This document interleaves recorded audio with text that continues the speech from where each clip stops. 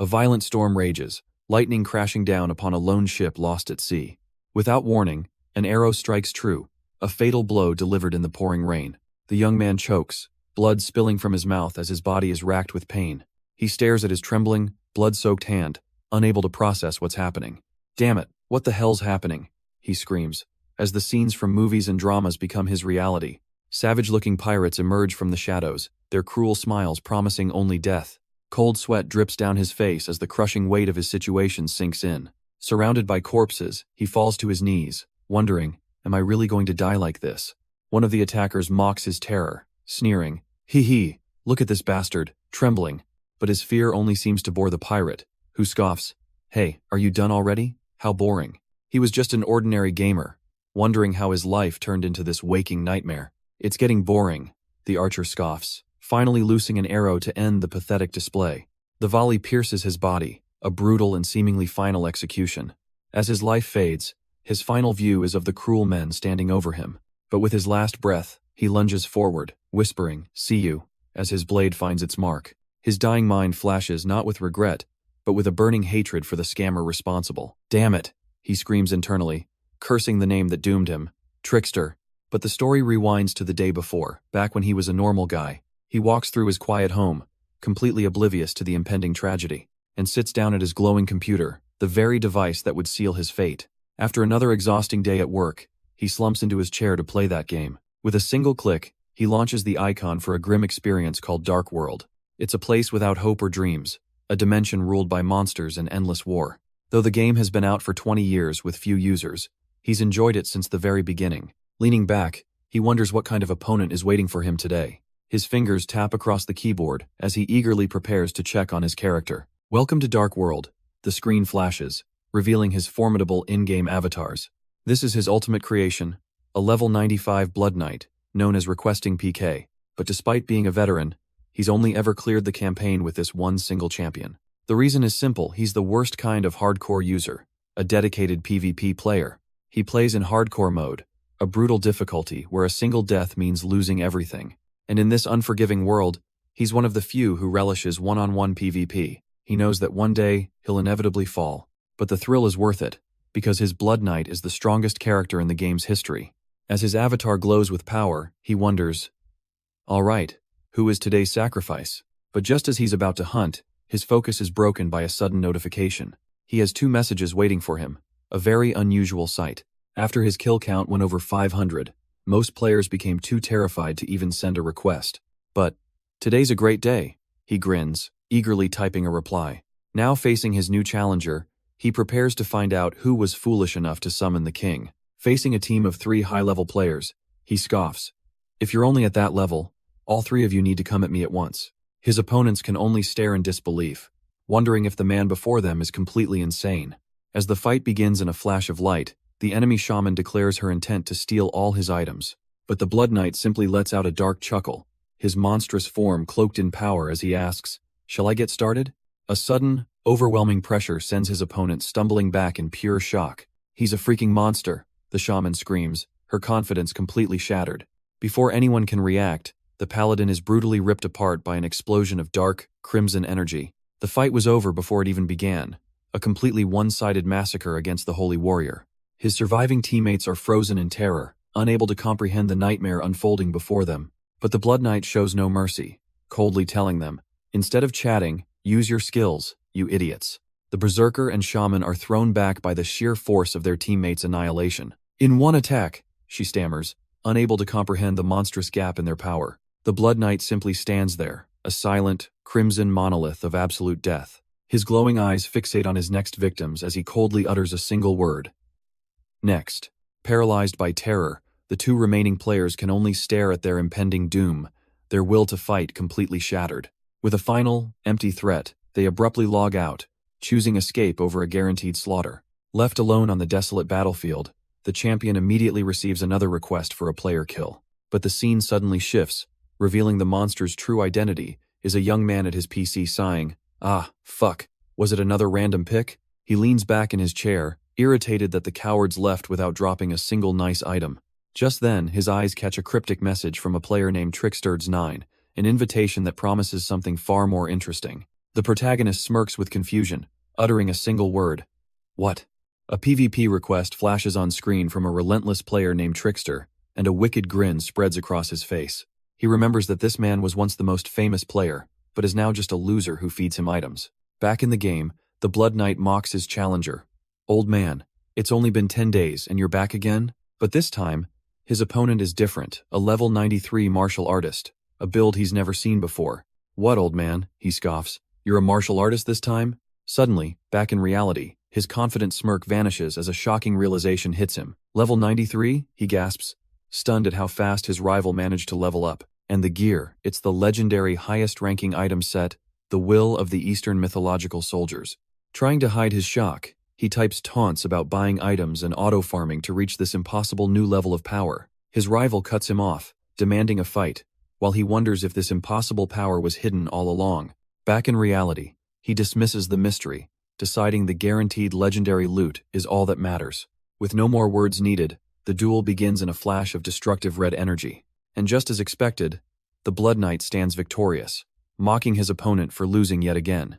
He loots the precious will set from his rival's corpse, a prize won in hardcore mode. Smirking, he decides to lock the room, planning to farm this fool for even more legendary items. But a system notification suddenly declares a new user has joined his private, locked arena. Confused, he wonders if it's a bug as the game forces him into an unwanted fighting mode. An impossible intruder teleports in, and the Blood Knight can only ask, how did this bastard get in here? The newcomer's face is revealed, and with dawning horror, he recognizes the true Trickster. He trembles in the real world, realizing his rival has brought his original, legendary character into this fight. It's a level 100 elemental mage, an account created the day the game launched 20 years ago. He can't comprehend why his rival would risk losing such an invaluable character in a simple duel. Back in the game, the Blood Knight furiously accuses him of cheating, threatening to report him for breaching the locked room. But the intruder simply stands his ground, glowing with power and calmly inviting the attack. It's not a cheat. Come at me. The Blood Knight scoffs, recognizing the legendary account and calling his opponent cocky for daring to use it against him. Trickster then offers a chilling proposition, asking if he wants to make his kill count a perfect 10,000. And you're gonna sacrifice your main account to do it? The Blood Knight growls, surrounded by a menacing red aura. Sacrifice? The mage questions, as his brilliant blue energy explodes outwards, completely dwarfing the Blood Knight's dark power. With a confident smile, he declares the shocking truth of his plan. I'm gonna win in the end. Where's your confidence coming from? The Blood Knight taunts, knowing his opponent's fingers aren't working well. In the real world, our hero's hand trembles over the keyboard, his injury making every keystroke a struggle. But as he stares at the screen, a chilling realization hits him that something is deeply wrong. How did you know I have 9,999 kills? He demands, questioning how his rival could possibly know his private play log. Unfazed, Trickster just glares back, his patience wearing thin as he mutters, enough with the bullshit. Just come at me, he roars, unleashing a torrent of raw magical energy from his fingertips. He immediately casts an awakened skill, a devastating spell that will decrease the movement speed of anyone affected by 100%. A massive wave of jagged ice erupts from the ground, threatening to consume the entire battlefield. What's with this old man? The protagonist scoffs, completely baffled by his opponent's aggressive tactics. He didn't answer the question about the logs, and he just opened a duel with a level 100 awakened skill. Despite the overwhelming ice magic, Trickster suddenly finds his feet dissolving, caught in a trap he never saw coming. In the real world, the protagonist smirks, understanding his rival's desperate move. I get that you want to win, but even then, the LV 95 Blood Knight closes in on the LV 100 mage, confidently declaring, "You're done once you're in my hands." He taunts his opponent's reckless opening. "You used your only awakened skill from the start, how are you gonna win?" With a wicked grin, he finally reveals his true plan. "This is the end. This is the skill I saved to screw you up." A swirling vortex of dark energy condenses in the Blood Knight's palm, pulsing with raw power. He unleashes his own awakened skill, Whirlpool of Bloodsucking, a devastating life drain that grows stronger with his own injuries. Trickster is instantly caught in the bloody torrent, crying out as his health is violently ripped from him. "I only have 10% of my HP, the Blood Knight cackles, so I'll be taking all of yours." But just as victory seems assured, a new power erupts, leaving him to scream in pure disbelief. Huh? What? The Blood Knight's victory turns to ash as a colossal flame dragon forms above him, leaving him to stammer, No way. He can only stare in horror, recognizing the impossible attack as a dragon breath. A system notification confirms the unthinkable. Trickster has a second awakened skill, shattering the known rules of the game. How is that possible? He screams as the inferno engulfs him, knowing every player should only get one. His final curse is cut short, as the all-consuming flames reduce his avatar to nothing. A system message announces the death of requesting PK, and back in the real world, the player lets out a guttural scream. He slams his desk in pure fury, questioning how his rival could have two ultimate skills unless he was cheating. Trembling with rage, he grips his keyboard, ready to smash it into 100 pieces. But he restrains himself at the last second, his knuckles white with tension. Using a cheat, you piece of shit, he seethes, his rivalry now forged in absolute hatred. With his account destroyed, he creates a new character named You Cheater Poss and floods his rival's inbox with hate, only to get a calm reply. Come in. Seething with rage, he screams into the void. You cheating bastard, where do you live? To his shock, the legendary trickster appears before him in person, offering a strange gift to calm him down. He scoffs at the peace offering, questioning if a few simple items are supposed to make up for his loss. Thrown into the game as a level 1 weakling, he demands to know what happened to his legendary gear, his demon sword, his shield, his helmet. Face to face with the impossibly powerful mage, he accuses him of cheating, but Trickster simply denies it. Then what the hell is it? He roars, desperate for an answer that makes sense. Trickster finally reveals the source of his impossible power with 2 simple words: a hidden quest. The revelation leaves him utterly speechless, clutching his old armor and questioning what his rival is even talking about. He leans back, baffled by the idea of hidden elements existing in a game that's been out for 20 years. Tell me so I can be cracked too, he furiously demands, desperate to understand how this was possible. He grabs his rival by the collar, his voice filled with accusation. I knew it, you're just cheating. But Trickster simply tries to correct him, his words cut off by the protagonist's sheer rage. He gets in his face, screaming about the bullshit hidden quest, only for Trickster to issue a cold warning. You might regret it. Regret? He roars, his only sorrow being the loss of his account to an impossible cheater. Suddenly, Trickster relents, cryptically promising, you'll receive an invitation before this day is over. But before he can even ask what that means, Trickster vanishes into thin air, leaving him yelling into an empty room. Back at his desk, a frantic search for his rival's username yields a chilling message. This player does not exist. He stares at the empty space, utterly confused by Trickster's impossible real-world disappearance. Defeated, he collapses into his chair, fuming over all the hard work he poured into an account that was stolen from him. He tries to sleep off his frustration, wondering how long it will take to regain his lost power. But he's jolted awake by a familiar voice screaming, Uncle! Suddenly, he finds himself in an amusement park, completely disoriented as his niece begs for food. He slowly remembers it's his day off with Jiwon, though the world around him feels unreal. She snaps him out of it, angry that he's been completely unresponsive to her. Apologizing for being distracted, he listens as she points to a stall, demanding churros. He teases her for being a pig, but she sits on a bench, refusing to move until he buys her one. He agrees with a smile, but as he turns away, a strange, hazy feeling washes over him. It feels like he's dreaming, and when he looks back, Jiwon has completely vanished. In her place sits a mysterious, glowing child, whose very presence defies all logic. A woman whose face looks strangely familiar warns him, sit down if you don't want to get hurt. But he finds himself on the deck of a storm-tossed ship, drenched and utterly confused. As the shouting intensifies, his disorientation quickly turns into raw annoyance. He's shoved down onto the wet planks, suddenly realizing he's wearing some kind of fantasy armor. I said, sit. A huge man bellows, barely keeping his balance on the violent waves.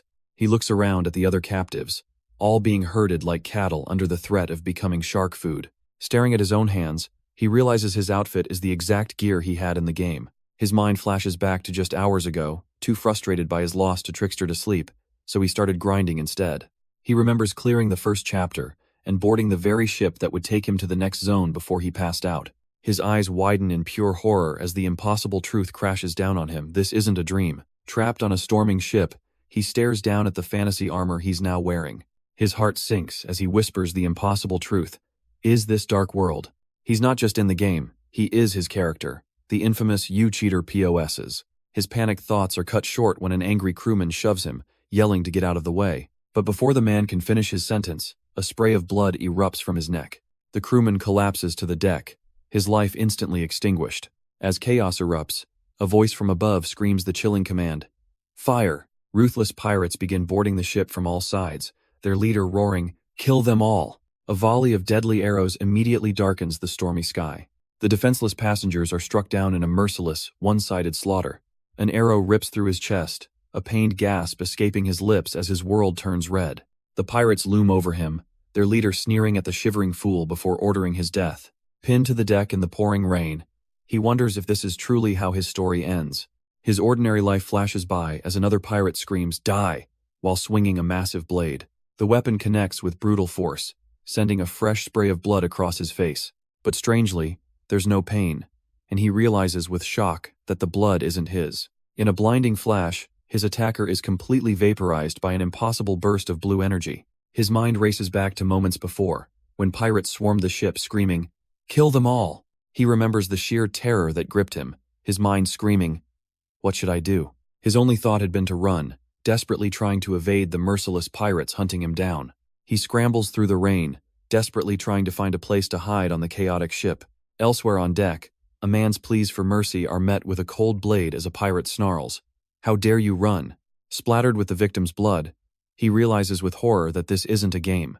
Death here is real. But his hiding spot is compromised as a grinning pirate peeks around the corner, locking eyes with him. "Another rat was hiding here, huh?"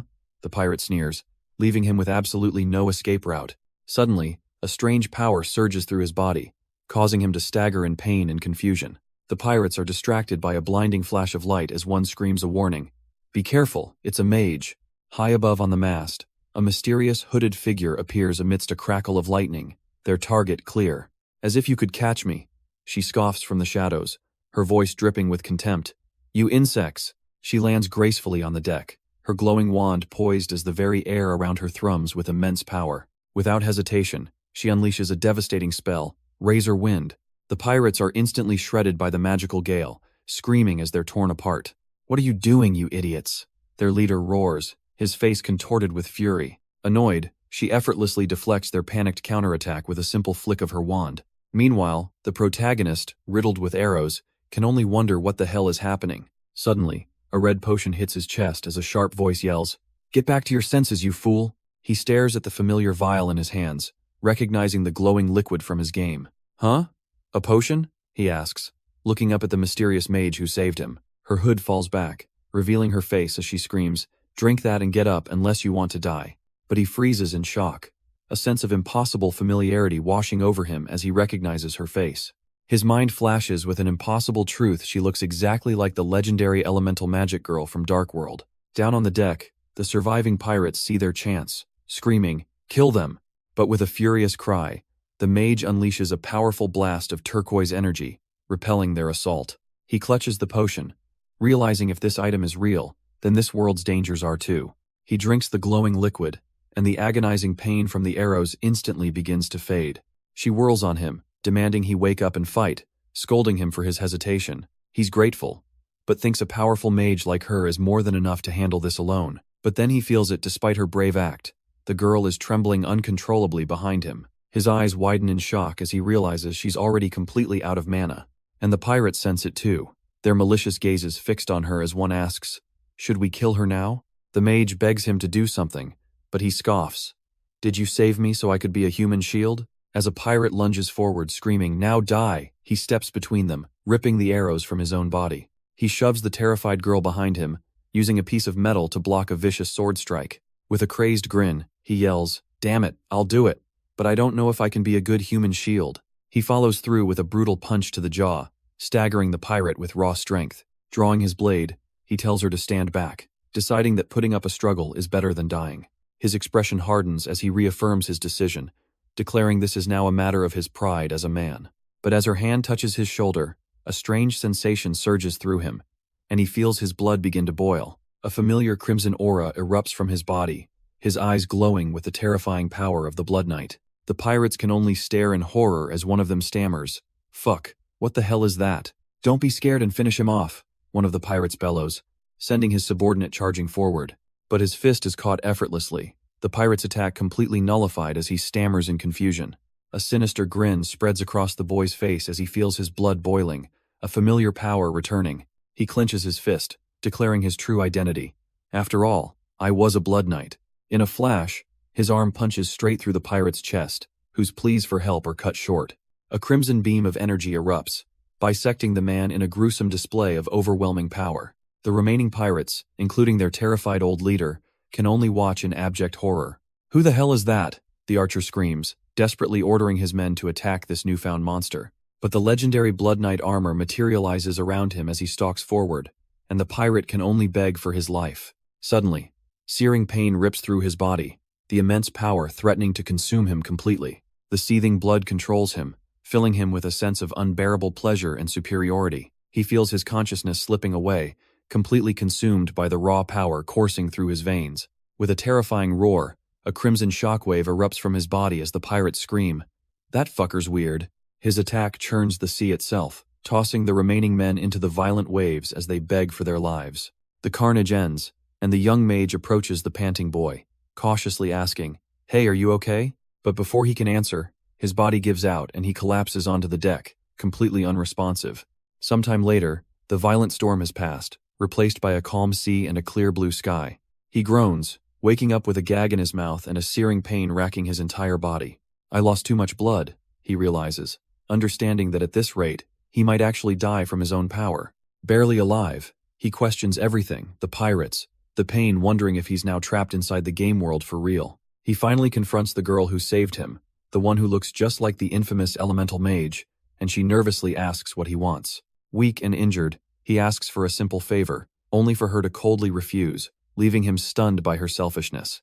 With no other choice, he resigns himself to his fate, but then his hand brushes against something in his pocket. A sudden realization hits him. He completely forgot about the bag he was carrying, which held a life-saving potion. Without a second's hesitation, he downs the entire bottle, a wave of relief washing over him as its power takes effect.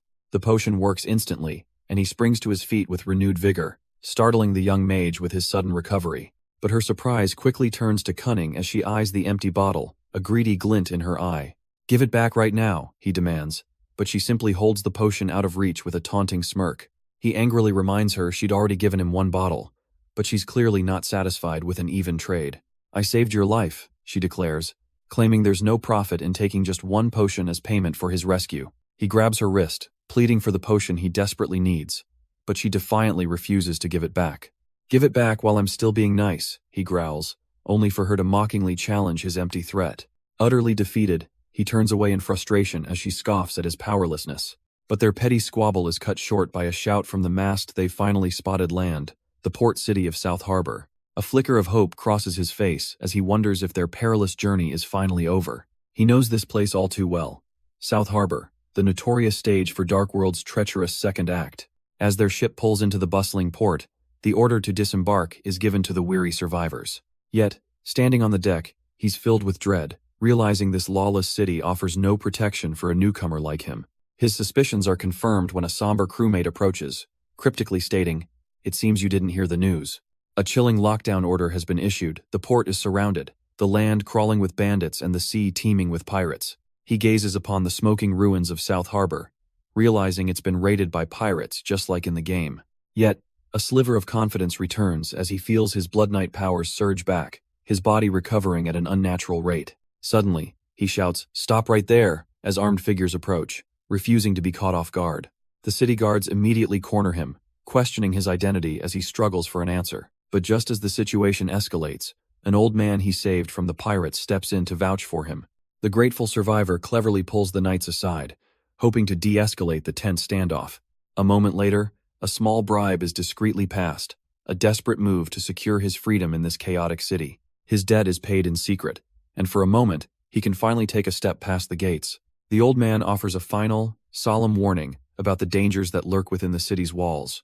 With a grateful farewell, he steps into the treacherous streets alone, ready to face whatever comes next. Heeding the old man's warning, he moves carefully, knowing his appearance makes him a target. But his caution is shattered by a sudden shout. "Get down, you magic user!" He turns to see the blonde mage cornered by guards, desperately pleading it's all a misunderstanding.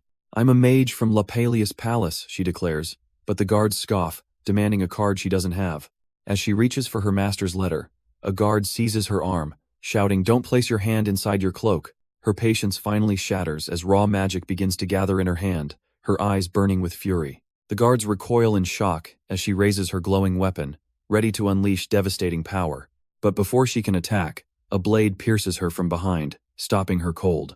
The magic fades as she stumbles forward, and the guards immediately move in to apprehend her. Clutching her wound in disbelief, she can only whisper, "It hurts, did you really stab me?" A guard's boot shatters her precious wand, leaving her utterly disarmed and horrified.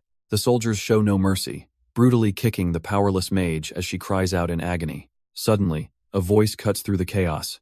"Wait, please stop," as our hero rushes in to shield her. He grabs a guard's leg, desperately pleading, "She'll die at this rate," only to be met with furious demands to back off. He knows this is a waste of money, but he can't just abandon the one who saved his life. In a stunning move, he bows to the guards, apologizing and claiming the young mage is just an ignorant member of his group. With a disarming smile, he asks to open his bag, offering a slight compensation for their troubles. A handful of gold coins glints in the darkness, catching the greedy eye of the city guard. He smoothly presses the bribe into the guard's hand, thanking him for working so hard during his shift. Finally, pointing to his own wounds, he politely asks to leave, having diffused the entire crisis with nothing but wit and coin. He calmly assures the guards they have nothing to fear from the girl, despite their worries about a mage's grudge. With a dismissive wave, he insists she wouldn't dare hold a grudge over her own mistake, trying to smooth things over. "Can we trust you?" a guard asks, his suspicion still lingering in the tense air. Finally satisfied, they depart with a stern warning, leaving the two of them alone in the street. Once they're gone, he turns his attention to the mage still crumpled on the cobblestones. He gently helps her up, her weakened body immediately stumbling into his support, but her eyes are filled with pure venom as she seethes with a terrifying promise. "I'll get my revenge." Ignoring her fury, he sits her down to treat her wounds, sarcastically remarking he'll use one of her own potions. Her bloodlust only grows as she swears to hunt the guards down and make them beg for their lives. Tired of her violent rant, he delivers a swift chop to her head to finally shut her up. "What are you doing, you idiot?" she screams, but he grabs her face, telling her to stop acting like the fool. The furious mage insists she has the right to get revenge on the guards who humiliated her. He scoffs at her rage, telling her to save the tough talk for when she's alone under her blanket. Then he offers a potion, cutting her off with a simple command to drink it and heal. But instead, he pours the liquid directly onto her bleeding leg, noting it's more effective that way. He smirks to himself, deciding he'll let her arrogant attitude slide just this once because she's hurt. But his thoughts reveal the truth. She strangely resembles his lost niece, Jiwon, which is deeply unsettling him. Noticing his cold stare, she snaps at him, demanding to know why he's looking at her like that. His friendly demeanor vanishes as he lays out her dire situation. She's a wanted escapee, and he could easily turn her over to the soldiers. With a chillingly calm expression, he leans in and asks a question that freezes her blood. "What if I say that?" His words land with the impact of a shattering bottle, freezing the air between them. Her eyes widen in sheer terror as she gasps, How did you know?" This extreme reaction catches him completely off guard, making him wonder what line he just crossed. Then, in a flash of insight, all the pieces suddenly click into place. He instantly deduces her true identity, a high-profile, expelled escapee from the infamous La Palace Palace. Meanwhile, she's trapped in a spiral of pure panic, knowing one wrong move will expose her completely. He quickly understands he's stumbled upon a secret far more dangerous than he ever imagined. Still trembling, she demands to know how he could have possibly uncovered a truth she buried so deep. He tries to play it off as a simple example, but inwardly decides he'll cut her off if she becomes a liability. But she misinterprets his threat completely, forcing him to awkwardly explain he means to abandon her, not kill her. He tries to warn her to be more careful, but she angrily rejects his patronizing tone. She recoils in fury at his slaverish comment, clutching her still stinging wound. Knowing she has another, he simply sighs and demands she hand over the other potion. She reluctantly passes him the precious healing item, thinking it's for her. But instead of helping, he holds it up and coldly declares, "This is mine." He calmly explains that saving her life is worth far more than one simple bottle. Enraged by his lecture on equivalent exchange, she can only call him a dog. He then pours the potion on her leg, stating that with this, she is now indebted to him. She trembles in shocked silence, trapped by his manipulative power play. Having established total dominance, he finally asks her name, and she quietly responds, "Ellen." When asked for his name, he hesitates, admitting his infamous game ID. "You cheater poses feels wrong here." He briefly considers a more epic name, Phoenix of Zakahar, reflecting on his terrifying Blood Knight persona. But with a sudden grin, he throws that idea away, cheerfully announcing, Just call me Ajusi. The mage is utterly baffled by the strange title as they enter the city, but he simply won't budge. Settling down in a tavern, he cuts straight to the point. So in simple words, you're now a leftover human, right? He slams a mug and bread onto the table, his cold gaze demanding an answer. What do you mean by leftover? She stammers, but he harshly tells her to be quiet. He lays out her entire situation, deducing that without the wand her teacher gave her, her magic is useless. You're just a prop for the wand, you idiot, he sneers, completely shattering her pride. A real mage investigates the secrets of matter, he lectures, cruelly exposing her as a fraud with knowledge but no true power. He coldly asks if she knows what you call a chef who can't cook, or a doctor who can't treat. A defective product, he sneers, labeling her a leftover human as she trembles in humiliation. But as he stares, a strange familiarity washes over him, a feeling that has nothing to do with his niece. His mind flashes back 6 months to a female elemental mage he raised in the game, nicknamed Kelmage. He remembers that character wielded a rare item, the Westerly Wind Baton, the very same wand she had. The pieces suddenly click into place as a horrifying realization dawns on his face. He can't believe it, she really is Kelmage, and she nervously asks what he's staring at. An alternate character he made to pass the time has somehow become a living, breathing human right before him. Shaking off the shock, he instantly changes the subject, demanding to know why she came to South Harbor. Her expression hardens as she resolutely declares, "There's something I need to do here." He presses for her objective, but she coldly dismisses him, saying it's none of his business. "Don't be so cold," he urges, reminding her they owe each other their lives, but she remains unimpressed. Annoyed, she clenches her fist, declaring he hasn't earned her trust, especially after the incident with the guards. He insists that very incident is why they should cooperate, turning her logic against her by asking what he gains by helping. Then, he drops a bombshell of a proposal. "I'm thinking of including you in my party." Outraged, she demands to know why he's making decisions for her, but he calmly insists they need an agreement. Laying out his terms, he explains he's a skilled warrior with extensive knowledge of this world. With a confident smirk, he asks what she thinks, certain he's made an offer she can't refuse. She reluctantly agrees he has a point, despite him being a jerk, as he already begins to plan their next move. But a devastating truth is revealed: her wand is broken, and she can no longer manifest her powers as a mage. He silently deduces that her broken wand must be a gift from the teacher she keeps mentioning, then brutally calls her a leftover human in her current powerless state. But his tone suddenly shifts as he points, declaring with passion that she's still growing, and won't be weak forever. His unexpected encouragement leaves her utterly speechless in the tavern. Despondent, she asks what he knows of magic, lamenting that after 10 years she can't even create a flame. He calmly admits that he doesn't know anything about magic, but his next words hang in the air, bringing her to the verge of tears. With unshakable conviction, he proclaims she has the potential to become an outstanding mage. His unwavering belief leaves her stunned and deeply conflicted. Finally trusting him, she reveals her own secret. She's on a mission to find someone last seen in a city to the north. He instantly connects her mission to a dangerous figure from the game, the infamous spell thief, Sai. To win her over, he declares his own quest is to find the origin of his blood and master its power, requiring a party. Realizing they share a destination, she cautiously considers his proposal, wondering if she can truly trust him now. He inwardly sighs with relief, confident that his calculated words have finally earned her trust. Sealing the deal with a simple "great," he extends his hand, leaving her momentarily bewildered by his confidence. "Let's try to do our best together," he says, as their handshake solidifies a powerful new alliance. But their first stop at the Boathorn Inn immediately sours the mood, as he realizes something is terribly wrong. After paying a ridiculous fee, he's horrified by their lodgings, fuming about their helpless situation.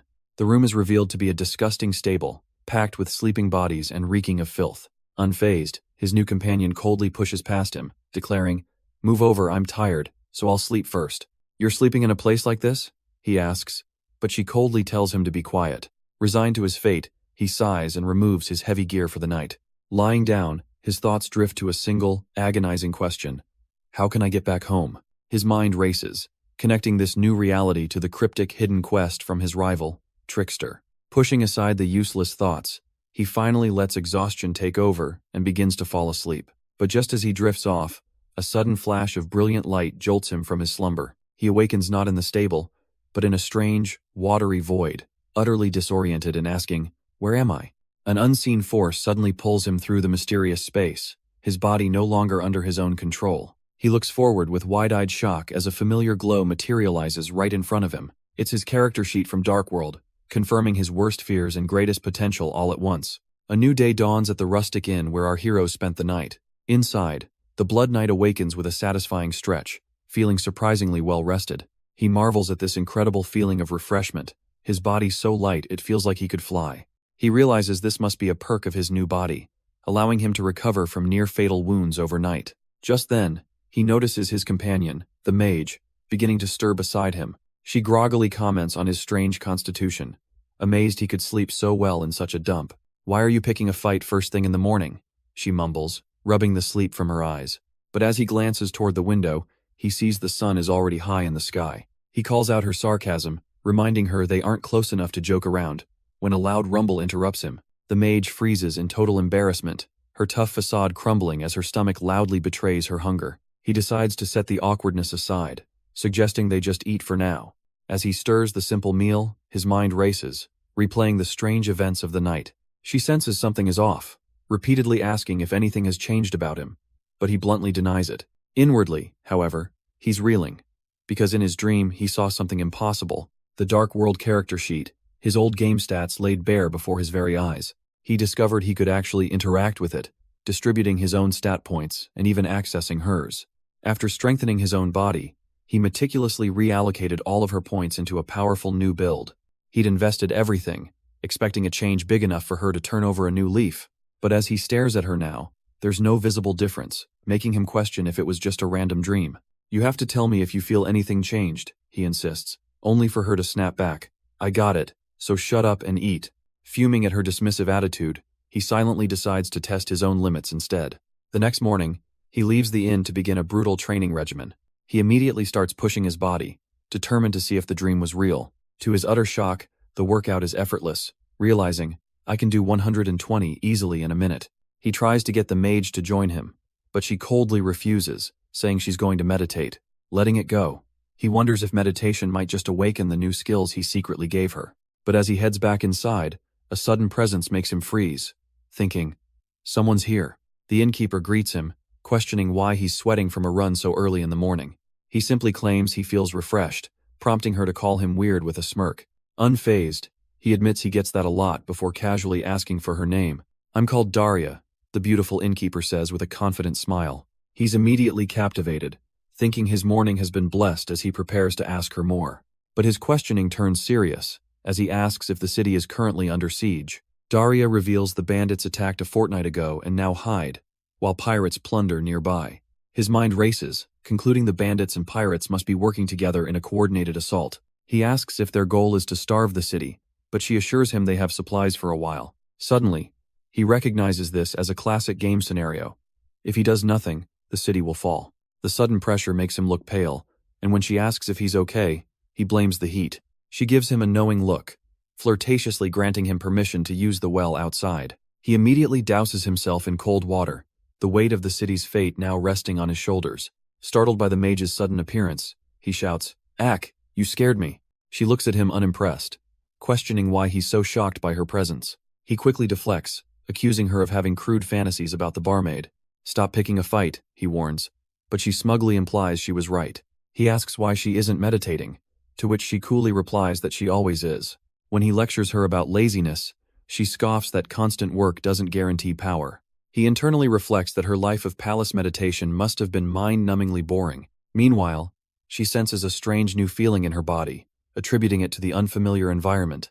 He suddenly leans in close, getting right in her face and causing her to shriek in surprise. Flustered, she calls him a pervert while he stands there completely baffled by her explosive reaction. "You crazy pervert bastard," she shrieks, fleeing the room and leaving him completely stunned. He's left utterly baffled by her reaction, even questioning if he smells bad. But the innkeeper interrupts his thoughts, and he quickly changes the subject, needing directions. He asks about a general goods store or a blacksmith, and she eyes him with curiosity. She confirms there's a general goods store nearby, but a blacksmith is nowhere to be found. It's a place called Oreg's, run by an eccentric, a name he instantly recognizes from his past life in the game. He knows this specific store holds the key items he needs to get to that place. Arriving with the mage, the powerful smell of herbs confirms they've found the right, magically inclined shop. Suddenly, a dark, hooded figure confronts them, demanding, "Who are you?" Unfazed, the protagonist cuts straight to the point, declaring he came because he's looking for something. The hooded shopkeeper confronts him, asking if he's a soldier based on his armor. But the old man suddenly reveals his hand, filled with what he calls flaming wood gas and an explosion orb. He threatens to destroy the entire area if they make a wrong move, leaving them completely stunned. This isn't eccentric, the protagonist thinks furiously. He's just a crazy bastard. Yet just an hour ago, the situation was completely different, beginning with a simple knock on a door. He had approached the mage to talk, but she remained startled and on edge. She sat huddled in a corner, her posture radiating deep exhaustion and distrust. Frustrated by her wariness, he lets out a heavy sigh before trying to explain himself. "I'm sorry," he begins, admitting he doesn't understand the culture of this place well. But his bizarre excuse only leaves her more shocked, her eyes widening in utter disbelief. He clumsily claims ignorance after she reveals a shocking cultural rule about modesty. Relieved that their shaky alliance isn't completely broken, she watches as he tells her to be careful from now on. With the misunderstanding seemingly resolved, she finally asks him what he wanted to discuss in the first place. "I want to talk to you about the plan," he says grimly, his first order being for her to show him all her money. But her guard instantly shoots back up, and she defiantly clutches her pouch, refusing to comply. He slams the table in a rage, furiously reminding her that he spent 5 whole silver coins just to save her life. When she finally reveals her savings, however, he's left stunned by the pitifully small pile of coins. He scoffs at her meager funds, but she angrily cuts him off, demanding he just get to the plan. He then reveals his strategy. They will enter the sewers to earn money and find a secret way out of the city. "The sewers?" she murmurs, a flicker of understanding in her eyes, as she realizes the hidden logic in his dangerous idea. He lays out the first step of their dangerous plan. They need money to buy a layout of the sewers. But she fires back, reminding him that they're broke, and she's completely powerless without her magic. Enraged by his audacity, she slams the table, her frustration finally boiling over. He's taken aback by her sudden outburst, leaning forward as he notices something is terribly wrong. "Are you crying?" he asks, only for her to tearfully scream back. "Shut up, you idiot." Instantly filled with regret, he realizes he's been too harsh and awkwardly offers to get her some food. After composing herself, she looks over the list he's prepared and questions what they'll buy with the money. Her eyes go wide with shock at the impossibly long list, and she panics, asking how they'll ever carry it all. His unwavering confidence catches her off guard, and for a moment she's stunned, wondering when he became so cool. But his expression turns deadly serious as he warns her, "So don't even think about it," leaving her trapped and terrified. The shopkeeper gruffly asks, "So what are you here to buy?" as the protagonist mentions needing a lantern and some other things. His tone instantly shifts when he hears their destination, his eyes widening in disbelief. "You're going to the sewers?" He then offers a special bullseye lantern, perfect for illuminating the dark, sprawling tunnels ahead. Oreg provides a map for the second level and a stern warning about the dangerous monsters lurking on the 3rd floor. After thanking him for the advice, Oreg points them to a nearby tavern for food supplies. But when the protagonist asks about potions, the old man scoffs. "I'm not an alchemist. Why are you asking for potions here?" He then clarifies that he stocks specific medicines, like antidotes for the poisoned spear tips used by the notorious ratmen. The shopkeeper presents a vial that can cure most paralytic poisons, also suggesting another for deadly nerve toxins. Suddenly, his gaze shifts to the quiet girl, asking pointedly, "But you there, are you a mage?" Only for her to shut him down. The old man's eyes narrow with suspicion, a dangerous glint revealing he knows something is not right. Oreg states the final price, a staggering 4 silver coins. The protagonist recoils in shock, protesting the ridiculous cost.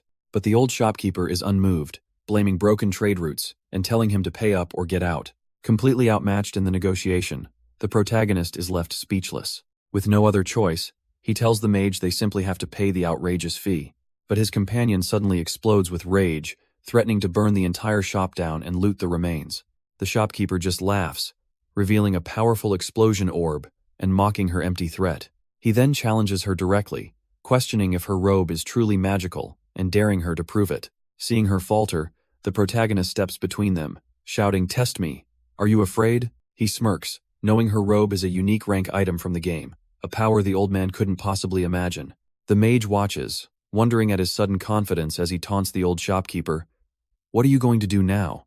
The old man backs down, naming his price at 3 silver coins and calling it a fee for his advice. De-escalating the situation, the protagonist calmly agrees, acknowledging the value of local information in this strange new world. Seemingly impressed, Oreg makes a deal, promising to buy any valuable items they might find in the sewers.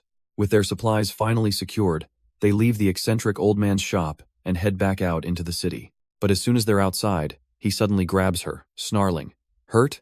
Do you know what pain feels like?" He grills her about her recklessness, demanding to know if her robe is really the magical equipment she claimed it was. She rips his hand away, defiantly admitting her robe is flame-resistant, which finally makes him understand her dangerous bluff. "I would have died on the spot," she says coldly, asking if he was fine with her death as long as he survived. Her voice trembles as she accuses him of gambling her life just to save a few coins, completely shattering their fragile alliance. He lectures her with cold intensity. "We shouldn't unnecessarily risk our lives. Do you understand?" She begrudgingly agrees, sighing, "Yeah, I get it, so you can stop now." But just as he turns to leave, the city's emergency bell suddenly begins to toll. High in a watchtower, guards frantically ring the alarm, signaling a citywide threat.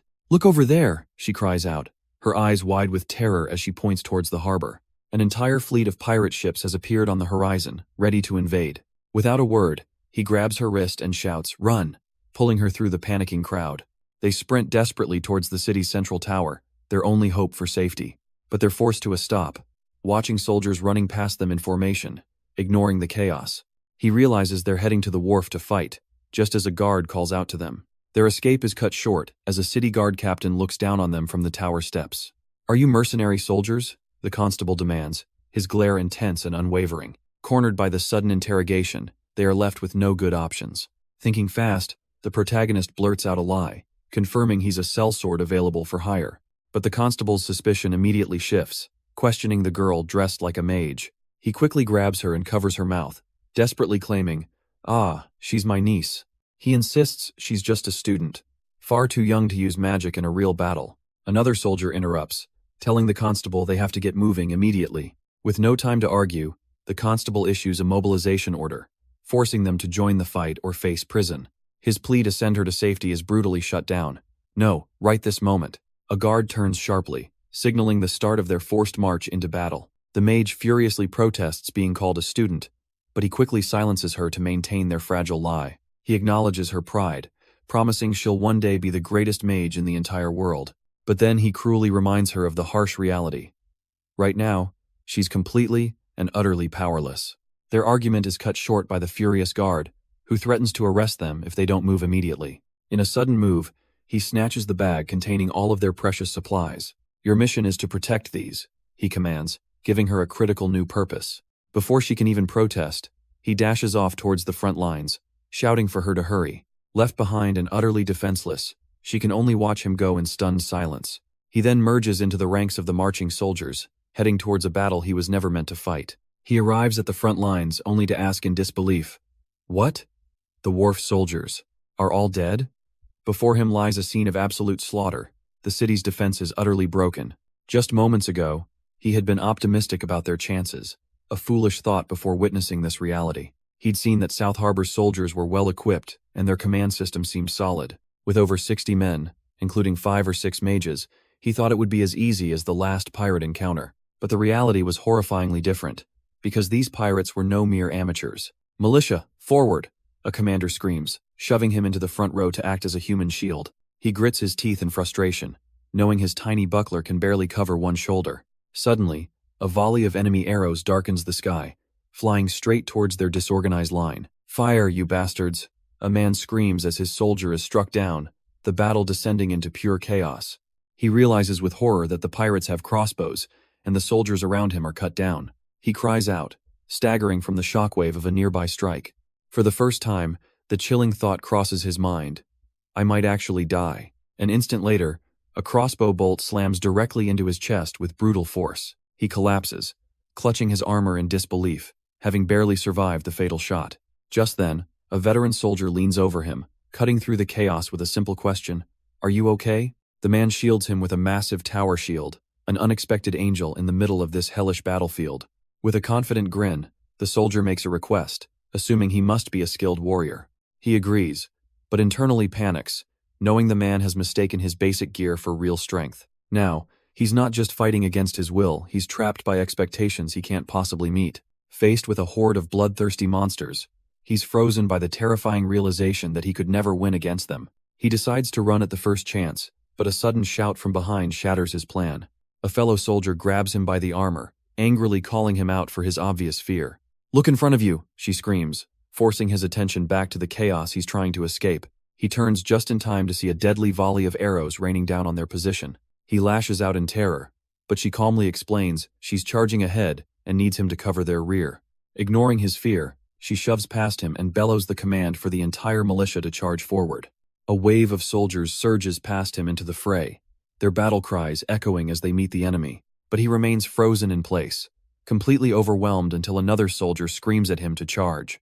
The soldier grabs him by the face, hissing the final, humiliating command, "Charge, you coward." The coward, who froze in terror, suddenly seethes with rage, thinking this piece of shit? With a brutal crack, he slaps the soldier who just humiliated him across the face. Instantly, he's surrounded by furious guards, demanding he drop his weapon, shocked by his sudden defiance. But he simply exhales in relief, declaring to himself, "Right, I'm Phoenix, not Kim Sung-soo." A soldier screams at him to surrender. Enraged by this sudden and impossible transformation, Phoenix ignores the threat, effortlessly striking down another guard who dared to approach him. He grabs the stunned man by the chin, coolly addressing the others who now look on in terror. "That was self-defense," he claims, twisting the situation back on them with chilling logic. Then, cutting them off, he turns towards the raging battle and announces, "I'm gonna charge right now." He tells the stunned soldiers to bear witness, making it clear he never disobeyed the order to begin with. A soldier sneers, giving him an impossible ultimatum.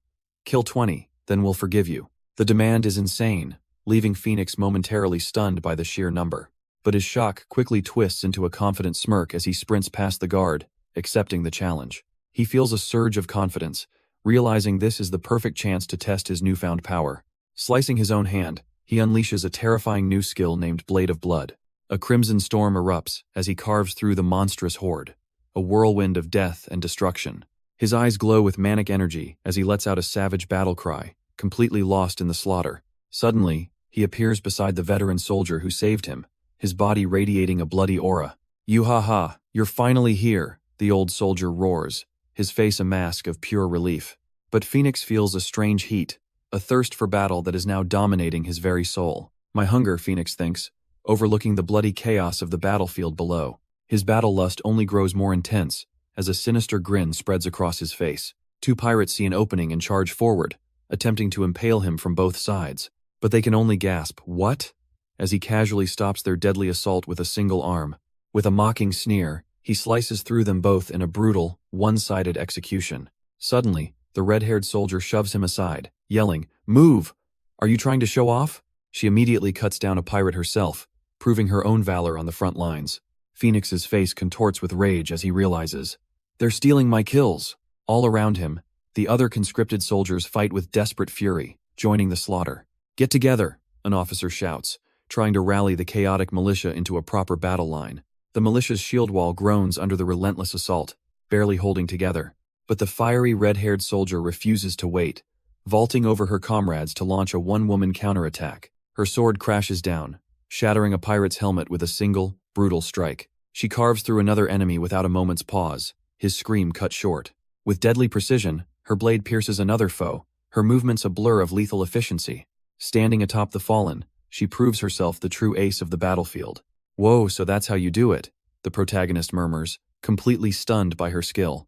Just then, an enemy breaks through the line, roaring, "Die, kid," as he lunges for the kill. Instead of magic, the protagonist answers with a devastating spinning kick right to the pirate's face. The attacker is sent flying, gasping in disbelief. "Damn it, how's he so strong?" A desperate thought flashes through his mind.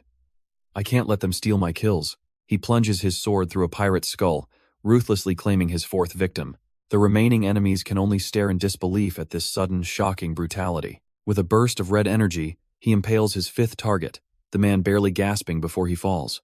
Now a whirlwind of death, the pirates scramble to surround the psycho who appeared from nowhere. He cuts down his sixth enemy, realizing that, unlike the soldier's practice skill, his own combat has neither technique nor experience, as he slaughters his seventh and eighth foes in a frenzy.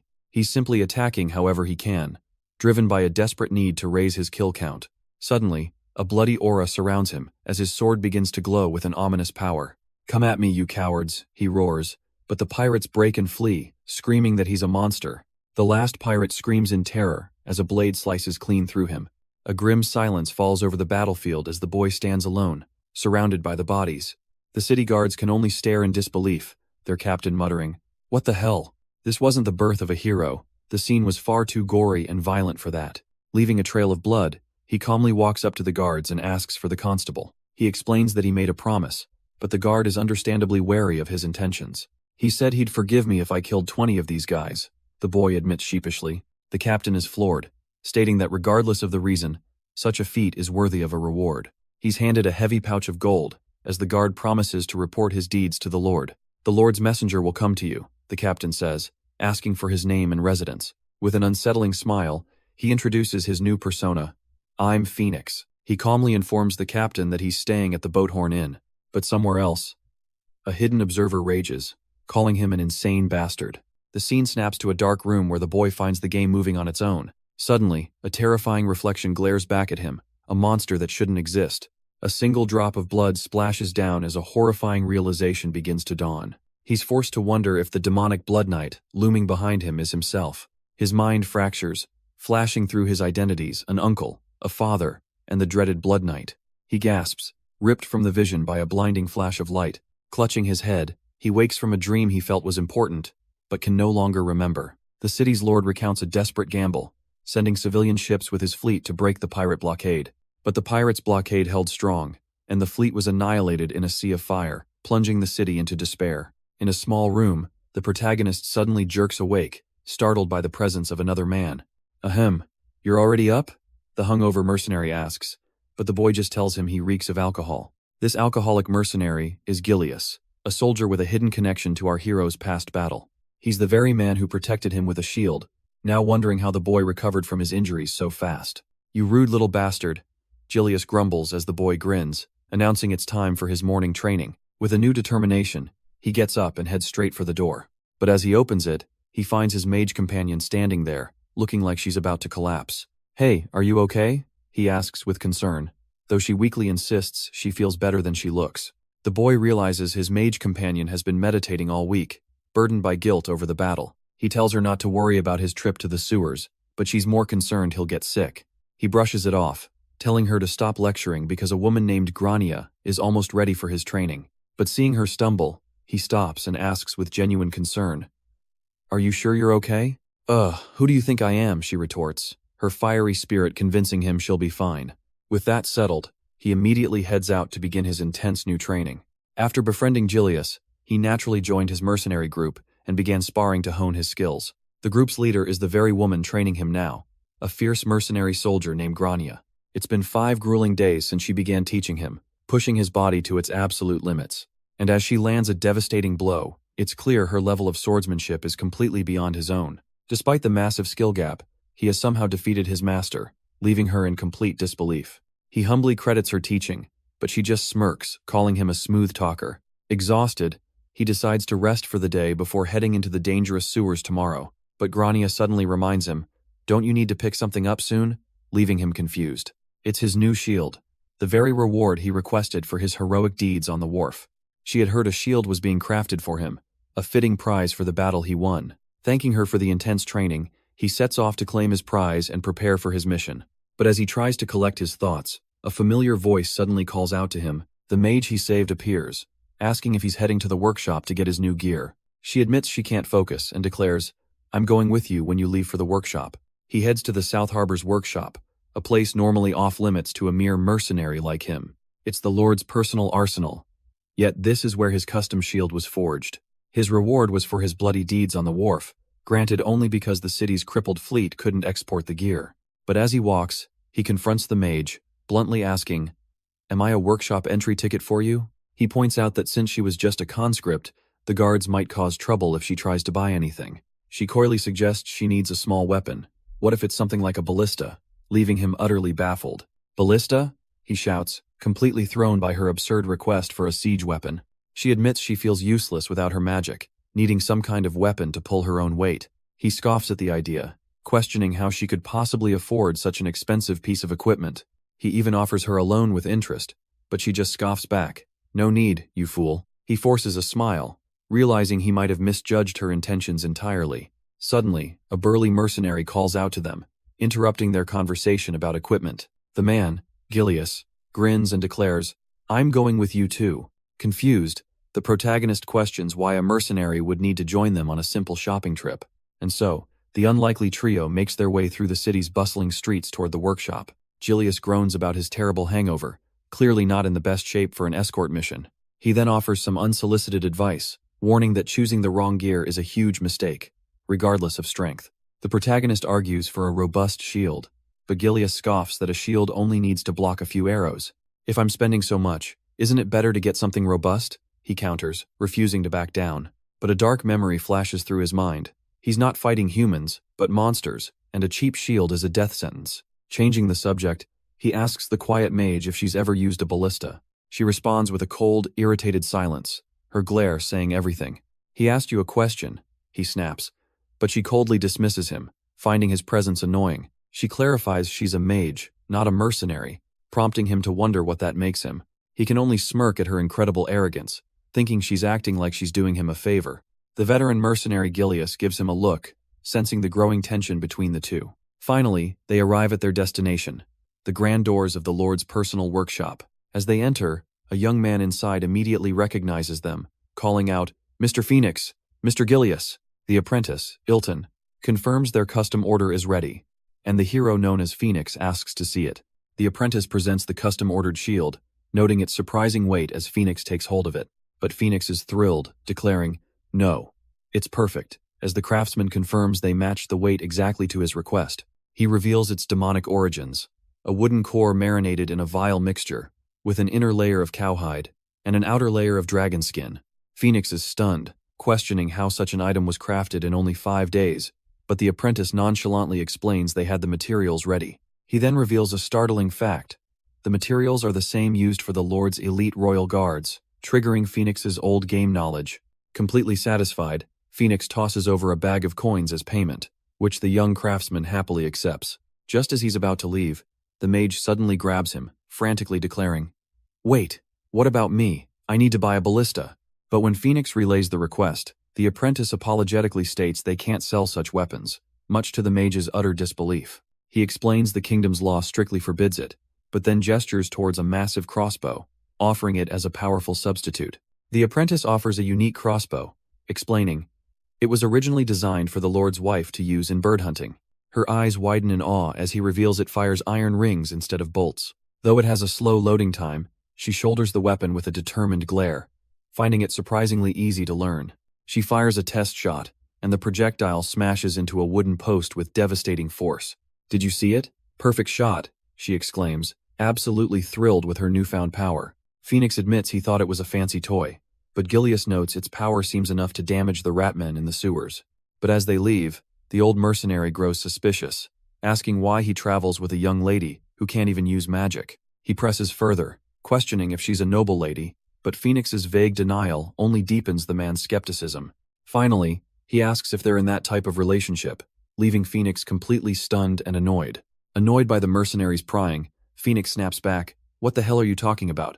She's just a kid." But something inside him shifts as the man's well-meaning words suddenly feel like an insult. He calls out to the old man, his tone now laced with ice. "Stay in your limits," he warns, a dangerous aura radiating from him as his aggressive personality takes over. Gilius recoils in anger, completely stunned by the sudden and vicious disrespect from the young man. But Phoenix's cold, silent stare is a threat, more powerful than any words, freezing the blood in the old mercenary's veins. Just as the tension is about to explode, the mage runs up, completely oblivious to the standoff she just interrupted.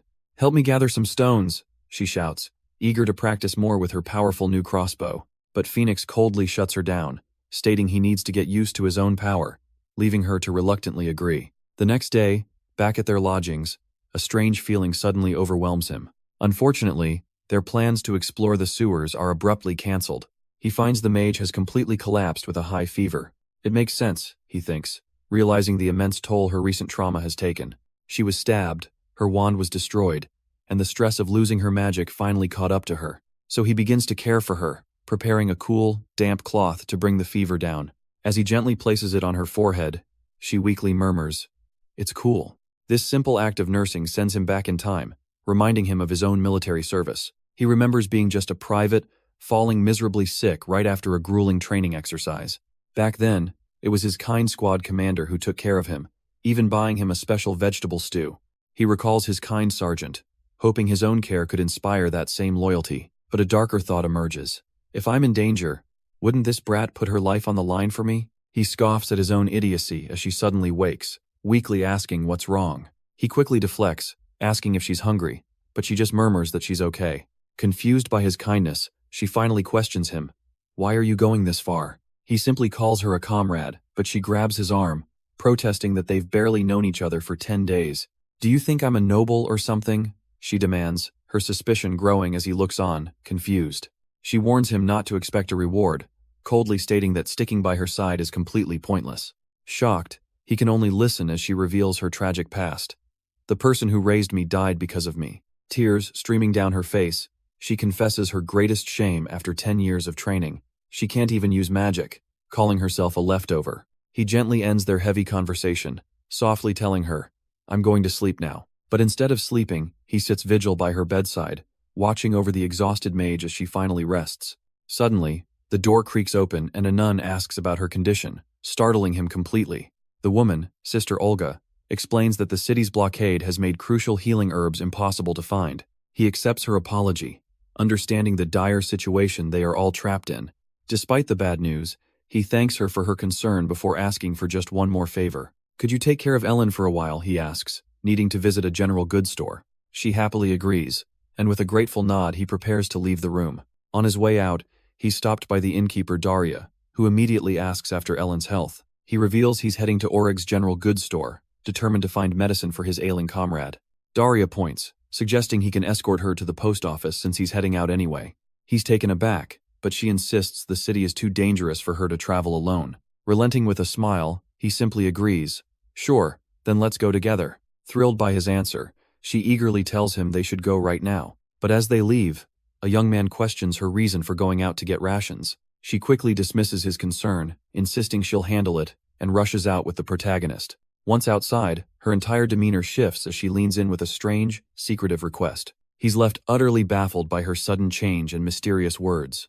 But then reality itself seems to warp around him as his mind screams in confusion. In the blink of an eye, the world stabilizes, and he finds himself standing in a completely different part of the city. He declines her offer to help with the heavy bags, instead sending her to the general goods store alone. Daria gives him clear instructions on which herbs to buy for his sick companion before they part ways. Now by himself, he grumbles that things wouldn't be this complicated if his friend hadn't made such a fuss. A wave of frustration hits him as he questions what he's even doing getting so deeply involved. Rejoining Daria, they push through a massive, bustling crowd that seems to fill the entire street. Suddenly, the air fills with enraged shouts of "kill them all," revealing the crowd is actually a lynch mob. He sees the truth. A public execution is underway, and Daria casually remarks, "What a shame." Her bizarre comment leaves him stunned, wondering if these people actually celebrate death like a festival. As the execution proceeds, he's forced to accept the grim reality that this is a truly dog-shit world. The brutal spectacle leaves him with a deep, lingering feeling of unease about what's to come. Amidst the grim city, his eyes fall on a group of children selling something on the street. Approaching them, he points at their handiwork and asks, "Did you guys make these?" To which a girl timidly agrees. They're nothing more than simple wooden carvings, flower bracelets, and rings. But thinking of his sick companion, he wonders if even a shoddy gift might lift her spirits. He asks for the price, only to learn the jewelry is 5 for a single penny. A genuine smile crosses his face as he laughs, realizing just how impossibly cheap they are. The girl, misreading his pause, quickly insists they're enchanted with a charm her mother taught her. She proudly explains each item's power, from a ring that grants beautiful love to a bracelet that brings life force. Touched by her sincerity, he offers an extra penny, asking her to pray to make the charm even stronger. But the heartwarming moment is shattered by a sudden, piercing scream as nearby thugs grab a woman, shouting, "Damn, stay still!" He believes that no matter the reason, causing a scene in the middle of the street is just wrong. But as a thug grabs a woman, whispering, "You smell good," she begs him to let her go. "Oh, wait," the man mutters, suddenly finding her bright red hair strangely familiar. His eyes widen in shock as he finally recognizes her, exclaiming, "The hell, it's Daria!" Before they can react, a voice roars, "Hey, you gangster bastards," as he slams into them with his shield. Caught completely by surprise, the thug is sent flying from the sheer force of the blow. Surrounded by a dark aura, he glares them down as they stammer, "What's with this bastard?" Without hesitation, he unleashes a savage combo of strikes, completely overwhelming his opponents. The remaining thugs, pushed to the brink, pull out knives and clubs in a desperate last stand, but he only smirks at their pathetic attempt, mocking them. Ha! These trash bastards dare to draw their weapons? He steps between the thugs and the terrified Daria, his voice a low growl. Hey! The men freeze in panic, realizing their mistake as he reminds them, you guys unsheathed your weapons first. A murderous aura erupts around him as he delivers a chilling promise.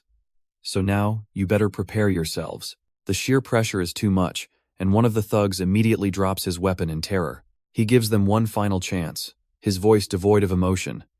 If you don't want to die, lay down your arms. But his men have already made their choice, turning and fleeing for their lives. Their leader stares in disbelief, cursing the disloyal cowards who abandoned him.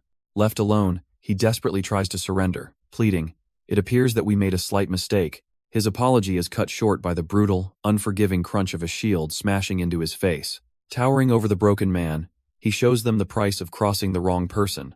The thug leader screams in betrayal. You said you'd let us live if we put our weapons down. I'm letting you live, he replies coldly, delivering a brutal punch that shatters the man's face. He watches the other thug flee, fighting the urge to give chase and finish the job himself. But his priorities quickly shift as he remembers his companion, calling out Daria in concern. Rushing to her side, he gently asks if she's all right after the terrifying ordeal. She confirms she's okay, and with a firm look, he tells her it's time to go back. He gives one last disgusted glance at the pathetic man whimpering on the ground. The thug's vow of revenge is instantly silenced by a swift, unforgiving stomp to the head. If you kill me, Lord Ubar won't leave you be. The man chokes out, a threat met with a cold glare. The name Ubar feels strangely familiar, but he pushes the thought aside, deciding to deal with that mystery later. The thug dares him. If you're not going to leave me be, wouldn't it be better to kill you now? But Daria frantically pulls him away, warning that the guards are about to arrive. He starts to leave, noting with disdain how the guards are always late for crime but early for the aftermath. As they walk away, the downed man sneers with a chilling promise. Kihi, just you wait. His threat is met with a brutal, unforgiving shield bash, straight to the face, silencing him for good. With the problem permanently handled, they finally sprint away from the chaotic street. Once they're safely in the woods, Daria catches her breath, believing the chase is finally over. She turns to him with concern, asking softly, Fee, aren't you tired?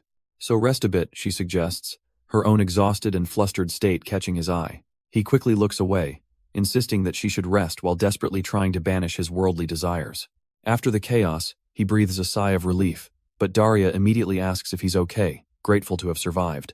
He begins to apologize for his lapse in attention, but she firmly cuts him off, insisting it wasn't his fault. When she tries to blame herself for being alone in a dangerous city, he sharply refutes her with a simple, no. He recalls the grim reality of this world, a kingdom where people cheer for public hangings and feelings are a weakness. Looking her in the eyes, he takes her hand, insisting the thugs were wrong and that it's not her fault, making her flinch with raw emotion. Her face flushes with a soft blush as she quietly thanks him for his unexpected kindness. He's stunned by his own compassion, wondering if his aggressive alter ego, Phoenix, is somehow changing him.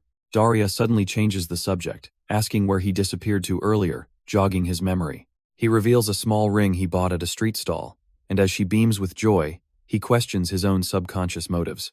As Daria admires her new ring, he questions whether his heart flutters for her, or if it's just Phoenix's instinct. But his quiet reflection is shattered when she asks, will it be okay? Reminding him the gangsters they beat were Ubar's subordinates. He demands to know who this Ubar is, and she explains he's a ruthless ringleader who controls the market by dealing in salt and slaves. The title gangster ringleader echoes in his mind as he processes the new, terrifying threat they've just made. Suddenly, a jolt of panic strikes him as a forgotten piece of information surfaces from his past. This isn't just some thug. Kingpin Ubar is a fixed, named enemy from the Dark World game campaign. These were the scripted bosses, the unskippable encounters meant to drive the plot forward in a world of otherwise random monsters. But in a flashback, he remembers his own foolishness. He always skipped the story, leaving him completely blind to Ubar's role. Back in the present, he tries to brush off Daria's concerns, confident a man like that won't know who he is. Then comes the horrifying realization that he's already famous after brawling in the streets, and he curses himself for being so reckless. He tries to reassure Daria, joking that without all the blood, no one will recognize him. But inwardly, he admits the terrifying truth. This isn't a game, and he's genuinely worried. His mind races with the consequences. If Ubar attacks the inn, the entire main scenario could collapse. He resolves to move faster, planning to seek help from the city's leaders before the kingpin can make a move. Just as he turns to leave, Daria's voice suddenly stops him in his tracks. She stuns him with a sudden kiss on the cheek, a heartfelt thank you for today. Flustered, she immediately runs off, leaving him completely speechless in the middle of the inn. But a slow smile spreads across his face. This is the best day he's had in this new world. His good mood shatters as he nears the mage's room, hearing a furious scream, "Put that dirty hand away." He throws the door open to a familiar, enraged voice shouting, "You bastard," as he realizes something is terribly wrong. He shoves an armored soldier away from the ill mage, his mind screaming her name in a panic. But Ellen looks up, weak yet relieved, confirming she's okay and it was just a misunderstanding. A dropped cloth and a bowl of water reveal the soldier was only trying to tend to her fever. The man tries to explain he was sent to help, but the protagonist's rage is absolute. "Get out, old man." In an instant, his hand is around the soldier's throat, choking the life out of him. His eyes glow a sinister red as a chilling voice warns, "I told you to get out." He slams the terrified man against the wall, the soldier gasping, "What did I do wrong?" Just as he's about to go too far, Ellen's desperate scream snaps him out of it. "Fee, stop!" Releasing his grip, he coldly tells the coughing soldier to shut up, his anger still simmering. He can't control this dark power and gives one final, terrifying warning to leave before he truly loses himself. As the terrified soldier scrambles away, the protagonist stands guard over his ailing companion. He gently checks on her, asking, "Ellen, are you okay?" While she weakly insists she's fine. Confused, she whispers that she thought he had left, but he reveals he brought medicine. "Left? For where?" he asks, dismissing her fears that he would abandon her anywhere. Her eyes widen as she realizes he never intended to leave, his words cutting through her feverish nonsense. He explains he went to buy special herbs and medicine made by Orig himself, but then he remembers something else, revealing a small, forgotten item in his hand. "Give me your hand, Ellen," he commands, causing her to hesitate in confusion. Her breath hitches as he gently places a beautiful, woven bracelet onto her wrist. He awkwardly explains it's a charm for good health, a rare moment of tenderness from the brutal warrior. The mage, Ellen, bursts into tears, clutching the bracelet he just gave her, and leaving the warrior completely stunned. "Yeah, do you like it?" he asks with a self-satisfied grin, proud of his perfectly timed gift. But his pride shatters when she reveals his thoughtful present is actually ragweed, a plant she's severely allergic to. She tries to throw the cursed gift away, but he stubbornly stops her, telling her to just leave it on. The next morning, he stretches, enjoying the fresh air, while a fully recovered Ellen watches him with pure annoyance. He begins lecturing her, saying she should enjoy things as they are and not force anything out of balance. In magic, martial arts, politics, balance is the most important, he preaches, but she looks thoroughly unimpressed. "So you, who are so good at balance, were bedridden for a whole day," she snaps, viciously pinching his cheek. He stumbles back in pain from her sudden attack, only managing to comment on how energetic she's become. But their squabble is cut short by a furious voice from the side, demanding to know what all the fuss is about. The city's poverty has grown so dire that people are now sleeping in the corridors of inns. He overhears the grim news that even local businesses are failing, and the mercenaries have moved their base. The red-haired soldier then announces she's leaving on a commission from the castle lord, making him wonder about the timing. As a fight breaks out nearby, a more urgent problem crashes down on him. He's almost completely out of money. "We need to make money," he decides, grabbing Ellen and dragging her away as he formulates a risky plan. His mind is set on the Dark World's sewers, a multi-layered mini-dungeon perfect for farming loot. He leads the way into the darkness, a place players would only enter to grind for experience or rare items. The overwhelming stench hits them instantly, and he scowls, recalling how the guard warned him about this disgusting place.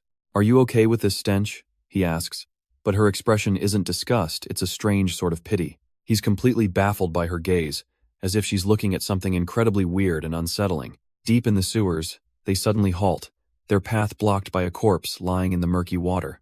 "Are they alive?" Ellen wonders, but he silences her, stepping forward to assess the danger alone. Handing her his cloak, he tells her to watch his back as he cautiously advances toward the body. His gamer instincts kick in. A single corpse can only mean one thing: monsters are nearby. He tries to approach silently, but his foot presses down on something soft and yielding in the water. The water explodes as the corpse shifts, revealing it's not just a body but a feeding ground. A horrifying creature erupts from the body's cavity, a shrieking monstrosity of bone and flesh he instantly recognizes. "What the fuck? It's a burying beetle," he thinks in disgust, realizing the monster was feasting on the corpse from within. As he prepares to fight the massive beast, a sharp pain shoots through his leg, his foot suddenly trapped. Paralyzed by an unknown affliction, he stumbles, completely vulnerable as his companion watches in horror. His voice cuts through the sewer's silence, a cold and furious accusation directed at his companion. "Was it you?" The mage can only stammer an apology as he screams back, "You crazy bitch!" He then realizes the trap wasn't the monster, but the flesh-eating maw now clamped firmly around his boot. With a guttural cry, he brings his heel down with sickening force, crushing the parasite into a bloody pulp. Splattered with gore, he can only look on in disgust at the mangled remains of the creature he just killed. But his companion's terrified scream snaps him back to reality. "Look in front! There are more!" He looks up to see the horrifying truth: this isn't water. It's a corpse field teeming with hidden monsters. A grim realization dawns on him. By killing one, he's already surpassed their disgusting nature. He plants his feet, raising his shield against the horde with a defiant challenge. "Come at me, you bastards!" With a roar, he charges forward, his blade carving through the first wave of sewer abominations. His blade carves through the sewer abominations, leaving a trail of carnage in his wake. Covered in their foul fluids, he can only mutter, "Damn bastards, I feel so dirty."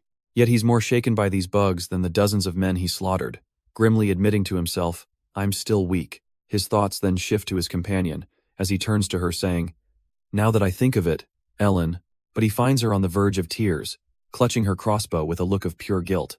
In a flash, he remembers his niece Jiwon making that exact same face right before getting scolded. He realizes she's not scared of the monsters, but terrified because she accidentally shot him with the crossbow. A quick check of his thigh confirms the wound is already healing, and it seems to be okay. "Hey, that's a real talent," he says, trying to break the tension, but she only whispers, "I said I'm sorry." Her meek apology only irritates him more as he snaps back. "You should say, I apologize." "No. I said sorry earlier," she cries, rubbing her eyes in frustration. "When?" he demands coldly, and she meekly replies it was the moment she hit him. He freezes, a flicker of doubt crossing his mind as he realizes she might be right. She finally offers a proper apology, explaining that her nerves got the better of her. Deciding to be the bigger person, he simply tells her to be more careful as they venture deeper. They descend to the second floor of the sewers, mapping out this new reality that is far from a game. The path is cleared through a brutal slaughter of zombies and more of the foul-burying beetles. Taking a break, he's shocked she can stomach the tasteless rations, though he admits it's not bad. But her bravado crumbles as she feels sick, complaining that the hard food hurts her jaw. Yet she suddenly sits up, declaring she's not tired, while he dismissively thinks of her as just crossbow support. He reflects on his companion's exhaustion, realizing she's at her limit after half a day of constant fighting. Although she wants to head back, he proposes setting up a base camp near the third-floor stairs instead. He explains that, unlike worthless zombies, they can hunt the rat men here for actual money. Agreeing to proceed slowly and not rush, she curtly replies, "Obviously. This world isn't a game. They have to collect monster parts like tails to get paid." But as he thinks about loot, he wonders how to acquire rare items, glancing at the ring on his hand. It's the Dragon Slayer's seal, a unique item that grants powerful stats and neutralizes all equipment limits. This artifact is an inheritance from his old character, the fearsome Blood Knight who died. A memory surfaces of his rival Trickster returning his gear, but he realizes most of it is now missing. Suddenly, a loud splash in the dark water pulls him from his thoughts as he asks, "What's this?" The third floor of the basement is filled with water. What happened? He wonders, stepping into the flooded darkness. He quickly deduces that there's either a blockage downstream or the upstream was pierced. But his companion is completely exhausted, asking what he wants to do now. Despite her fatigue, they press forward, wading through the murky sewer water together. Suddenly she stops, realizing something is terribly wrong. "Look, there's nothing, no corpses or garbage." He looks around and agrees. The unnaturally clean water is a chilling omen in a place like this. His lantern then catches something hidden in the shadows as he calls out, "Ellen, look at this." Buried in a small mound of dirt are massive, spotted eggs, something that should not exist here. "There are eggs?" she asks, staring at the strange clutch in complete disbelief. A horrifying realization then dawns on her face as she recognizes the pattern, a name forming on her lips in pure terror. Her face drains of color as she grabs him, screaming, "We need to run away right now." He immediately agrees, cursing under his breath as they turn to flee. He curses his own stupidity as they splash desperately through the water, realizing the unnaturally clean surroundings and small eggs were a dead giveaway. Just then, his fears are confirmed as a massive monster bursts from the depths, roaring behind them. But his companion is already exhausted, her pace slowed to a crawl by the ankle-deep water. Realizing she can't escape, he makes a split-second decision, tossing a small orb to the ground. He stops running and turns to face the beast alone, shocking his companion. "Go first," he commands. "I'll escape on my own." She screams a name in desperation, but it's not his. "Fee! In front!" she cries out, but he's already bracing against the monster's crushing jaws, screaming at its stubbornness. He grits his teeth, cursing the overwhelming pressure as the beast bears down on him. From her perspective, the sheer scale of the creature is terrifying as she screams his name into the darkness. She can only watch in horror, her voice trembling as she whispers his name in despair. But then the monster's teeth crunch down hard, trapping his entire arm in its powerful maw. He groans in relief, realizing his shield is the only thing preventing his arm from being ripped clean off. Enraged, he glares into its eye and snarls, "You sucker!" as he drives his sword forward with all his might. The blade sinks deep into flesh as blood erupts from the wound in a violent spray. The beast lets out a deafening roar of agony, violently thrashing and sending him flying through the air. He gasps for breath as he's flung backward, the brutal force of the impact overwhelming his senses. He smashes against the unforgiving stone, the monster's tail striking him relentlessly. "Damn it!" he groans, feeling something inside him finally snap from the sheer brutality of the assault. His eyes lock onto his companion, horrified she hasn't fled, thinking, why is she still there? Suddenly, she screams a desperate warning. "Fee, close your eyes!" A blinding flash erupts from a thrown orb, engulfing the darkness in a brilliant light. The beast screeches in agony, its eyes burning from what smells like chili powder. "Get up!" she yells, trying to pull him from the ground as the monster thrashes wildly. Her voice cracks with terror, her tears streaming as she screams, "You need to kill it, now!" But her desperate cry reaches him, his hand tightening on his sword as a sinister red aura begins to swirl. He rises, bathed in a crimson glow, his body battered but his will unbroken, as a hidden power finally awakens. A horrifying screech echoes as the monster is violently impaled, its blood painting the sewer walls. With a final, desperate swing, he drives his sword straight through the creature's head, silencing it for good. The crimson aura fades as he pants for breath, the adrenaline leaving him wounded and utterly exhausted. He collapses into the filthy water, a single thought echoing in his mind. "Geez, I almost died." But remembering the blinding flash, he turns to his companion. "Ellen, what did you shoot earlier?" "Oi, you dumb fuck chili powder," she retorts, her body trembling with a mix of fury and relief. Her emotions finally burst as she screams through her tears. "Do you really want to die?" He's completely caught off guard when she suddenly grabs him, confused by her sudden rage. She lands a vicious kick to his shin, her voice cracking as she yells, I'm warning you." But his patience snaps, his voice low and menacing as he threatens her back. "If you ever tell me to run away again." Her tears stream down her face as she screams through gritted teeth, "I'll really kill you, got it?" He tries to defend his recklessness, but she just calls him an idiot for almost dying again. As she roughly tends to his wounds, she scolds him for being a crybaby over a mere fracture. Annoyed, she complains about having to wrap his bandages, but he just retorts that he's the one who's hurt. The conversation shifts as she suddenly questions him about the crossbow and the tear bomb he used. She smacks him, admitting she made it out of boredom and ranting about the absurdity of a mage using a crossbow. "Tell me about that kind of thing beforehand," he insists, but she just scoffs at the idea. He bluntly states that without her useful item, he would be dead, forcing her to reluctantly agree. She then reveals she has even deadlier creations, casually mentioning she also made poison and fire bombs. He silently observes her fiery demeanor, thinking to himself that this abrasive punk is far better than the crying girl from moments ago. With first aid done, the two head back to the surface carrying the valuable monster skin and eggs. After selling the loot for a handsome price, he drags his battered body back to the inn. But their return is met with a horrified shriek from Daria. "What happened to you?" she cries out, stunned to hear they encountered a massive crocodile in the sewers. The blonde mage brushes off the questions, insisting he needs to get cleaned up so she can tend to his wounds. As Daria offers to wash him and apply medicine, he can't help but wonder if she's secretly an angel. 2 days later, he wakes up, marveling at his rapid recovery thanks to his passive skill flowing blood. He lets out a long sigh of relief, but a sudden noise interrupts his thoughts. His companion is groaning in pain, her muscles aching from carrying a heavy pack for days. As he gets up to help, she weakly asks, Where are you going?" He offers to get Daria to give her a massage for her sore muscles, but she instantly flares up, demanding to know why she should accept help from that barmaid. With a disgusted look, she turns away, snarling that she doesn't want that woman touching her. Her sudden possessiveness only makes him want to tease her more. She accuses him of using the massage as an excuse to see Daria, an accusation he nervously denies. Annoyed, she burrows under the covers and tells him to just get out. But his patience snaps as he reminds her of the chaos gripping the city. She calmly retorts that she's more than capable of handling herself. So, go out, do as you please, she says, pushing him away completely. He then realizes her confidence comes from her crossbow, just as he recalls rumors of a public execution the day before. He decides to head out for new armor, leaving his companion to rest, thinking nothing would happen in broad daylight. Thanking the innkeeper Daria for everything, he sets off with her, promising to get his equipment repaired as soon as possible. He explains his dual purpose, escorting her to the mill while also visiting the workshop to fix his damaged gear. With crime on the rise, it was far too dangerous for her to make the long journey to the mill all by herself.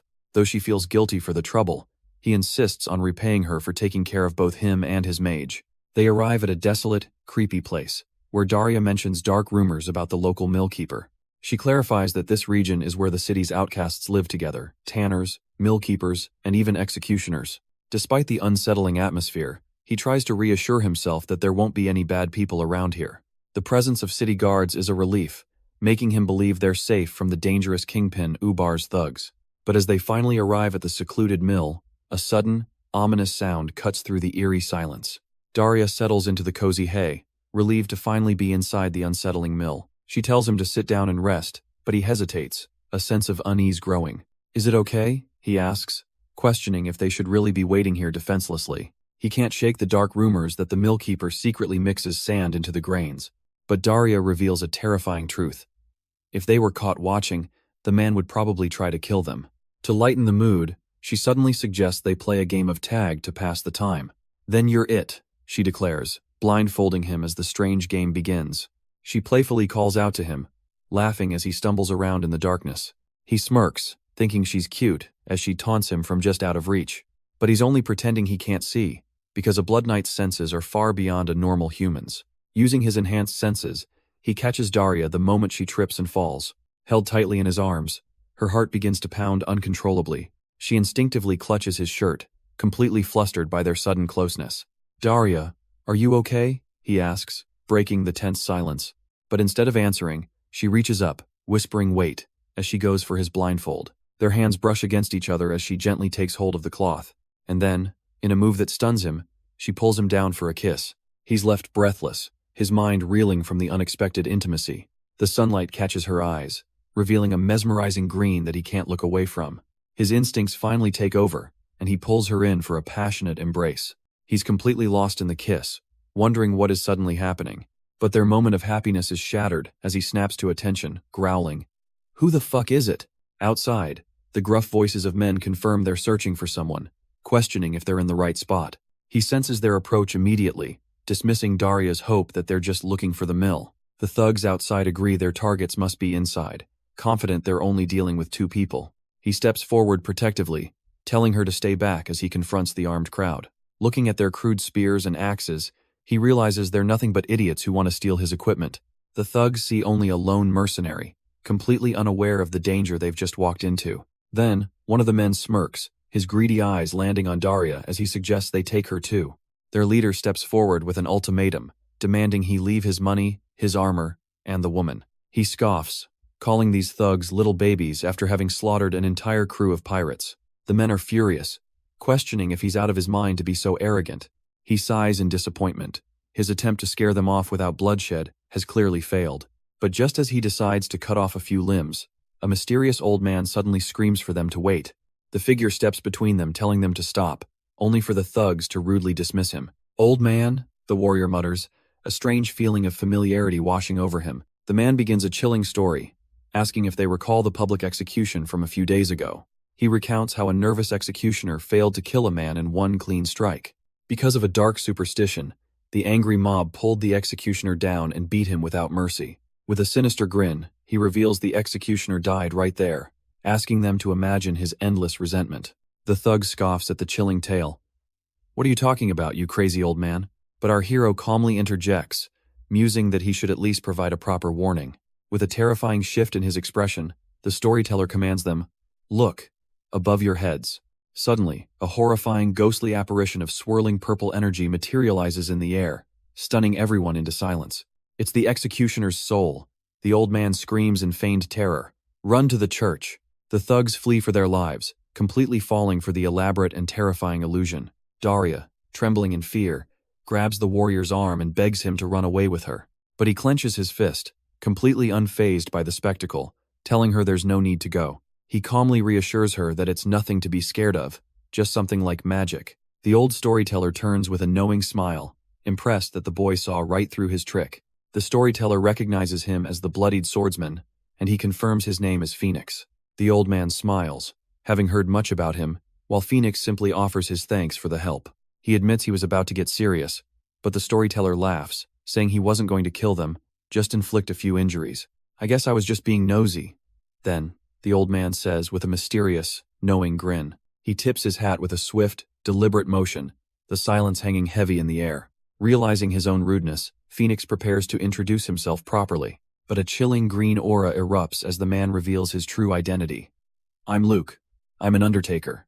The name instantly clicks in his memory with Luke's help. Progressing through the story will be a piece of cake. The scene shifts to a lonely grave as the undertaker's philosophy echoes. Death is not a loss, but freedom. Now at a gravesite, Phoenix is filled with questions, starting with why this powerful figure is working here in South Harbor. He instantly recognizes the cursed gear, a staff made from a demon's bones and a crown that raises the dead. The chilling realization hits him: this isn't just any necromancer. It's the very avatar he created, now walking the earth. As the mysterious undertaker departs with a tip of his hat, Phoenix thanks him, though he's frustrated he can't ask for more. He probes for information, surprised to find an undertaker in this small port town, but Luke simply gestures towards a church. With a haunting gaze, the old man reveals his monopoly on death, stating, I'm probably the only undertaker in this city. Luke then explains his origins, revealing he traveled from a distant land called Islanth, far across the sea. He came on urgent business, only to find himself trapped when the entire city was suddenly placed under lockdown. His companions grew desperate, and hearing rumors of a secret passage, they foolishly descended into the city's sewers. But his regret is palpable as he admits his failure to stop them, recounting grimly how they all died down there. Phoenix offers his sympathy, but the Undertaker's thanks comes with a chilling twist. This tragedy is precisely why he sought him out. Luke confronts him about the sewer crocodile, and Phoenix admits, yes, I did. Stunned, Phoenix listens as Luke asks to join him in the sewers to find his lost companions. Luke boasts about his experience, but Phoenix senses a hidden power, wondering if their fates are connected. The Undertaker then reveals his true strength, admitting he can use extinction magic and abyss energy. Realization dawns on Phoenix. He's found a necromancer, the perfect addition to his party. He pushes further, asking if the old man can control the undead, shocking Daria. Daria explodes, yelling, "Fee, that's so rude," leaving him completely baffled. She quickly apologizes for his behavior, telling Luke that he simply lacks common sense sometimes. Utterly lost, Phoenix internally questions what he said wrong to cause such a reaction. Daria frantically explains the horrifying truth, mentioning the undead is a crime punishable by being burned at the stake. Daria slams her hand over Phoenix's mouth, shouting, "Fee, watch your mouth," leaving him utterly confused. The old man Luke quickly tries to clear the air, sensing a grave misunderstanding as Daria's face pales with fear. He explains his powers are merely spiritual, having nothing to do with forbidden necromancy, which goes against the church's sacred teachings. With the matter settled, Luke bids them farewell, leaving Phoenix to curse his rival for trapping him in this impossible world. Daria notices his dark expression, but he brushes off her concern, claiming he's just thinking as they head to retrieve his gear. But his mind is racing, comparing Luke to a legendary player, a necromancer who should possess unique, high-level items. The problem is, Luke's clothing is just common low-level gear, something any passing-by Undertaker could easily acquire. Yet his face is an exact match for the game's necromancer model, and his name is eerily similar to another famous player.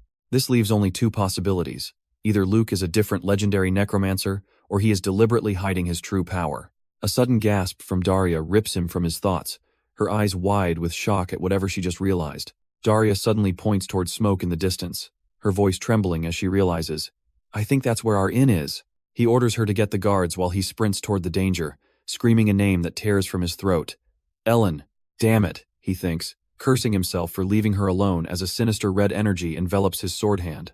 He tears through the city streets, a crimson blur of righteous fury, knowing the crime rate is far too high to take chances. Arriving at the scene, he realizes the fire is only on the first floor, a targeted attack, not a random blaze. Inside, the sounds of a struggle confirm his fears as thugs demand to know where Ellen is hiding. He smashes through the entrance with a guttural roar of "Die!" catching the attackers completely off guard in the thick smoke. His blade connects with brutal force, tearing through an assailant who can only scream in agony before falling. The remaining thugs freeze in terror at the one-sided slaughter, screaming, "Who is he?" before desperately trying to run. But it's not him anymore. His eyes glow with malevolent power as his darker persona, Phoenix, demands to know where Ellen is. Downstairs, Ellen hears the chaos from above, her body tensing as the building shakes. A familiar voice screams her name, causing her to look up and ask, "Fee, is it you?" Before she can react, he crashes through the ceiling, grabbing her in a desperate rescue attempt. He braces for impact, shielding her with his body as they plummet through the burning structure. The force of their descent sends them flying through splintered wood and roaring flames. Twisting mid-air, he ensures he takes the brunt of the landing, a human shield against the hard ground. He groans in pain from the impact, but his only concern is for her as she confirms she's all right. "Are you not hurt anywhere?" he asks, checking her over for injuries from the fire and fall. But instead of relief, she explodes with fury, calling him a psycho for his reckless jump. The real bombshell drops when she asks how he got through the fire she started with flameflower oil. "You set the fire?" he roars, but she retorts that her magical robe protected her from the flames she used for defense. Furious, she calls him dumber than a goblin, leaving him speechless as he remembers her special gear. But as she continues scolding him for his recklessness, her eyes suddenly widen in terror at something behind him. A group of robed assassins materializes from the shadows, their leader's face twisted with menace. "Step back," he warns her calmly, a cold understanding dawning on his face as he confirms, "The enemy's here." His blood runs cold as he recognizes their leader, the bloodied swordsman, an infamous player killer from the game. He instantly connects the dots, realizing this man is one of the city kingpin Ubar's most trusted confidants. The swordsman grins sadistically, ordering his men to kill them while mentioning a deadly hitman poison. With a bloodthirsty cry of "Die!" the assassins surge forward to overwhelm their targets. He braces for the assault, his shield ringing out as it absorbs the first bone-shattering blow. He shoves back against the swarm, but an assassin's mace still connects with a sickening crunch.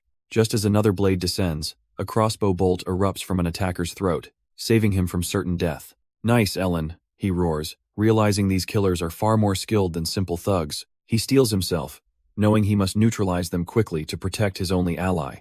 But their leader, the bloodied swordsman, moves first, his blade a blur aimed to kill. With a desperate heave, he just barely manages to deflect the powerful strike with his shield. The swordsman pauses, genuinely surprised by the defense, muttering, "Oh, you blocked that?" A cruel smile then spreads across his face as he admits, "Not bad, that makes fighting fun." Fearing for her life, he screams, "Ellen, run away!" But she furiously shouts back, "Cut the bullshit. You said you wouldn't say such things, moron," she retorts. Enraged, he'd treat her like a burden. Arguing with his ally, he realizes too late this is no time for distractions as another assassin lunges. The momentary lapse is all the bloodied swordsman needs, his blade flashing towards an undefended spot.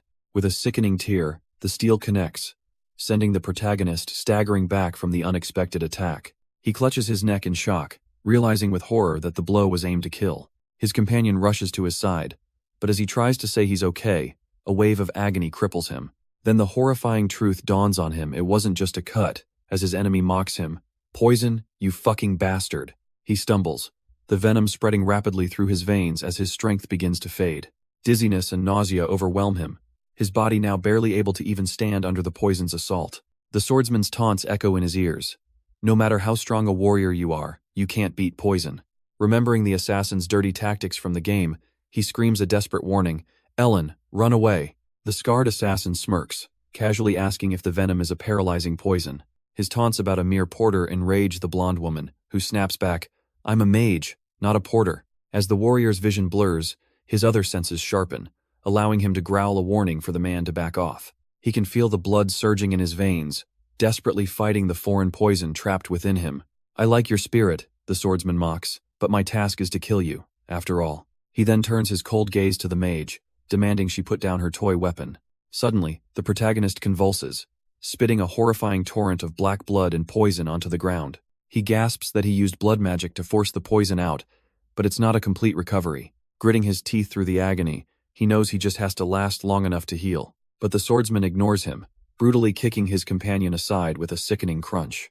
Enraged by the attack on his companion, he snarls, calling the swordsman a bug-like bastard. But the poison cripples him, and with his last breath, he tells her to run away, accepting his fate. He grits his teeth in frustration, despising the thought of dying not to the kingpin, but to a mere subordinate. The irony is crushing. He, who raised the legendary Blood Knight, is about to be killed by a no-name mob. As he resigns himself to a pathetic ending, his companion screams his name in desperation. "No," she cries, rushing forward, refusing to stand by and watch another person leave her. Her desperate plea cuts through his haze. "Master, I'm right here, I'm here." Suddenly, a memory floods his mind, not his own, but hers of a dying mentor whispering about fate. Only you, the descendant of Radakarlan, a flower that has bloomed late, can stop the end. That hidden truth ignites something within him, and with impossible speed, he parries the swordsman's killing blow. The protagonist is stunned as a new power fills the air, whispering his companion's name in disbelief. Her desperate cry echoes a forgotten prophecy, "Ventus, exaudi me." With a powerful shout, she unleashes a wind fist, a spell he never knew she possessed. The blast of pure magic slams into the bloodied swordsman, knocking him completely off balance. Is this really the Ellen I know? He thinks, shocked she just performed wandless magic. The assassin, equally bewildered, makes a desperate leap onto a nearby roof to escape. "We have to catch him," the protagonist yells, demanding she use a flaming arrow to finish it. But she freezes in fear, her confidence shattered as she doubts her own abilities.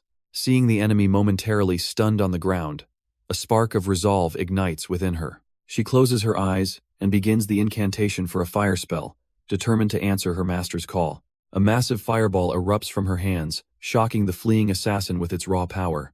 The blast slams into him, sending the swordsman staggering as he chokes on his own blood. His body slumps over the railing, lifeless, as the protagonist watches and confirms, he's dead. He turns to her, a faint smile on his bloodied face, and praises her. "Good job, Ellen." Staring at the corpse, he scoffs that the man who almost killed him died so pathetically. But the victory feels hollow, and as he finally collapses from his wounds, she screams his name in panic. Kneeling in the aftermath, she stares at her hands in disbelief, wondering if it was all a dream. Tears of joy stream down her face as the realization hits her with overwhelming force. "I used magic." Despite his pain, he manages a genuine smile, telling her, "Yeah, I saw it too, congrats, you brat." Sometime later, the guards manage to quell the blaze at the inn, saving it from total collapse. In the aftermath of the battle, around 40 corpses are gathered from the destroyed inn. While the inn owner luckily escaped the flames, all of his other workers tragically perished. Despite his loss, the owner never blamed Ellen, knowing the fire saved them from the assassins. But the city guards are completely indifferent, callously dismissing the dead and infuriating him with their apathy. He seethes with rage, clenching his fist as he curses the kingpin Ubar for the city's decay. His attention then shifts to Ellen, who has been meditating alone amidst all the chaos. While everyone else is in turmoil, she sits enveloped in a magical blue aura, completely focused. Realizing she's still just a kid celebrating her success, he decides not to disturb her for now. Suddenly, a familiar voice cuts through the silence, calling out his other name, Phoenix. He turns to find Grania, the red-haired soldier, who is shocked at how well he has recovered. He tries to check on the guards, dismissing his own wounds as just a scratch. But Grania reveals her comrade is so badly wounded he might never use his arm again. The other soldier glares, demanding to know why he can't even pretend to feel bad about it. Suddenly, Ellen steps forward, furiously defending him and blaming the soldier's own weakness. The soldier snaps back that they only fought because his useless friend was hiding upstairs. Stunned by the insult, Ellen can only whisper in disbelief, "Useless me?" As she begins to chant an incantation, the air crackles with terrifying heat and magical energy. Flames erupt around her as she scoffs. "A mercenary soldier like you calling me useless?" She declares the insult extends not just to her, but to her master and her entire order. He quickly intervenes, telling Ellen to stop, though he privately admits she was powerless until recently. The terrified soldier quickly stammers an apology for his harsh words. He coldly accepts, warning him to watch his mouth, just as Grania arrives to ask why he was looking for her. But before she can finish, the mustached soldier, Anton, steps in, declaring he'll take over the explanation. He smugly announces that as the Count's vassal, it is his duty to deliver the message. Anton then formally bestows a grand title upon him, Conqueror of the Narrow Sea and owner of South Harbor. He freezes, a memory flashing in his mind. This man is the guard captain, an NPC from the game. Snapping back to reality, he's hit with a shocking order. Prepare to head into the sewers immediately. The vassal reveals a map, explaining the Lord has granted him a secret layout to navigate the monster-infested tunnels. Wait a bit, he cries out, completely lost by the sudden, high-stakes assignment he never asked for. Anton simply explains that after seeing the monster leather he brought, the Lord judged him strong enough to handle it alone. He stammers in protest, wondering why he was chosen over hundreds of soldiers for this dangerous mission. Because there are not enough soldiers, the vassal coolly replies, explaining their forces are stretched too thin to patrol the city and guard the harbor. He states the situation is grim enough that a mobilization order might be coming soon, forcing the issue. Grania chimes in, revealing that other key fighters have been conscripted into the royal guards. A chilling realization dawns on him. The royal guards are a hostage system, designed to keep people like Grania in line. But none of this makes sense. This mission is supposed to be in Chapter 2, and the game's scenarios are beginning to diverge. He suddenly interrupts, declaring he must first take revenge for the in-attack, but the vassal seems unimpressed. Those were just homeless people, he explains, his eyes burning with fury as he reveals his true target. I need to get rid of Ubar. The vassal scoffs, questioning what proof he could possibly have that the gang leader was behind it all. It's because I killed a few of his subordinates, he states coldly, reminding him of the poisoned bodies lying outside the inn. The vassal is stunned, questioning how an outsider could possibly know the name of Ubar's hidden ace, a man known only as Hooded Poison. But the protagonist calmly informs him he's misunderstanding the entire situation. The soldier scoffs, making it clear this isn't a request, but an order that cannot be refused. He lays out the grim ultimatum: accept the mission or be hunted down and killed by the entire army. Unfazed, the hero simply smirks at the two choices, declaring, that's what you think, we have three. His mage companion finishes the thought with chilling intensity, her third option being to kill them all and escape. As her hand ignites with raw magic, she taunts the soldier about the protagonist's bloody reputation, forcing Grania to desperately intervene. The soldiers recoil in terror from the sudden display of power, as the protagonist coldly asks if threats were really their best strategy. Flustered, the vassal stammers that they were the ones being threatened, unable to return to his lord empty-handed. Ultimately, a tense compromise is reached, with the vassal left wondering how a mere mercenary could read, write, and demand a formal contract. With their next mission looming, the protagonist suggests they rest. We need to leave early tomorrow morning. His blonde companion quietly agrees, a hint of unease in her eyes. But sleep offers no escape, only a haunting vision of his niece, bloodied and broken. His mind flashes back to a dark interrogation room, relentlessly questioned about the day she vanished. His memory is a void as he breaks down, screaming, I can't remember anything. The past suffocates him under the weight of 1,000 judging eyes as he begs them to stop. The memory sharpens with a sudden, stinging slap across his face. His own sisters, enraged, scream tears through the memory, vowing, I'm gonna kill him. She furiously blames him for the disaster, crying out that this is what happens to everyone around him. As another man tries to restrain her, her grief-stricken promise to kill him echoes in his mind. His sister's words echo as he tries to push the memory away, muttering, no, let's go.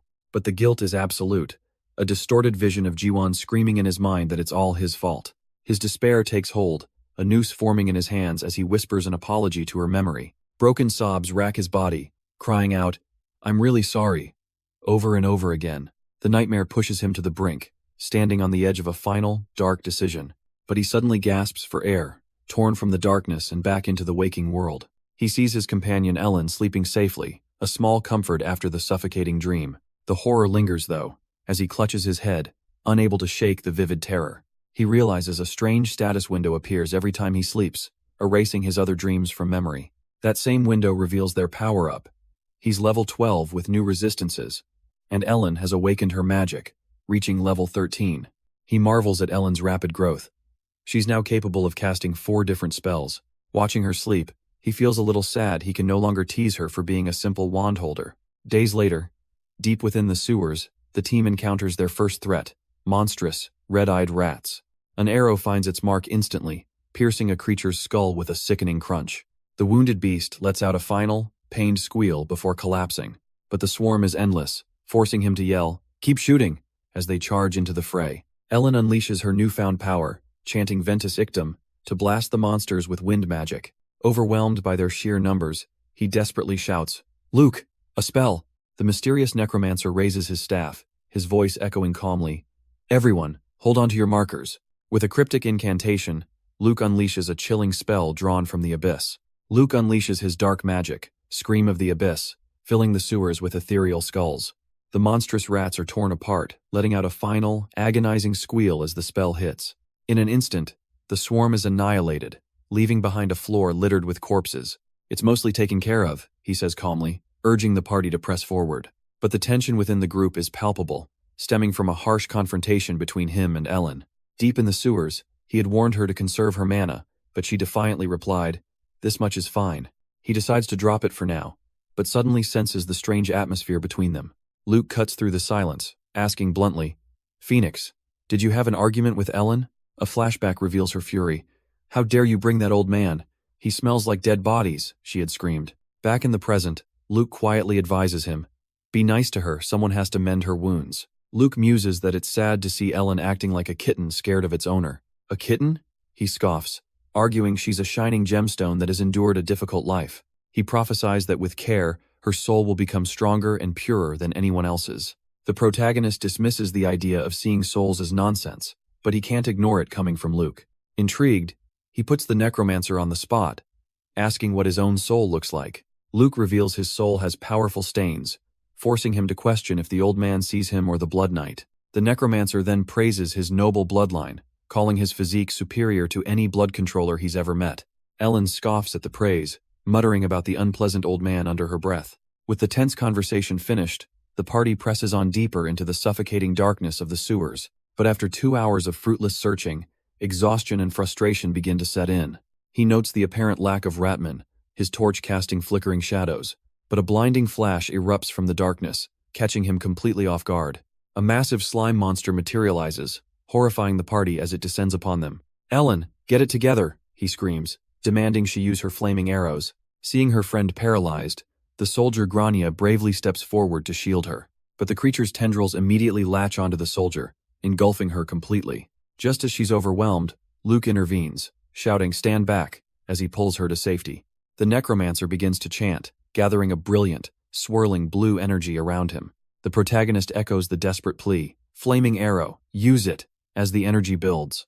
But Ellen remains frozen, utterly paralyzed by the sheer scale of the monster before them.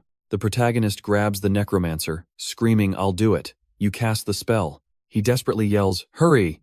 at Ellen, but the young mage is completely unresponsive. She can only stare forward, her eyes wide with a terror that has her utterly paralyzed. Suddenly, Luke takes control, unleashing a swirling torrent of dark, powerful energy. He chants a forbidden spell, causing a pillar of fire to erupt from the ground. Seeing his chance, the protagonist roars, "Now!" and a soldier hurls a flask into the fray. But his fury erupts as he realizes the crucial mistake. "Hey, you idiot! Why did you throw it unlit?" Just then, the soldier Arnil rushes past him, shouting, "Get back!" as she draws her bow. She looses an arrow with impossible speed, striking the flask perfectly in midair. The impact ignites the contents, engulfing the entire passage in a cataclysmic explosion of fire.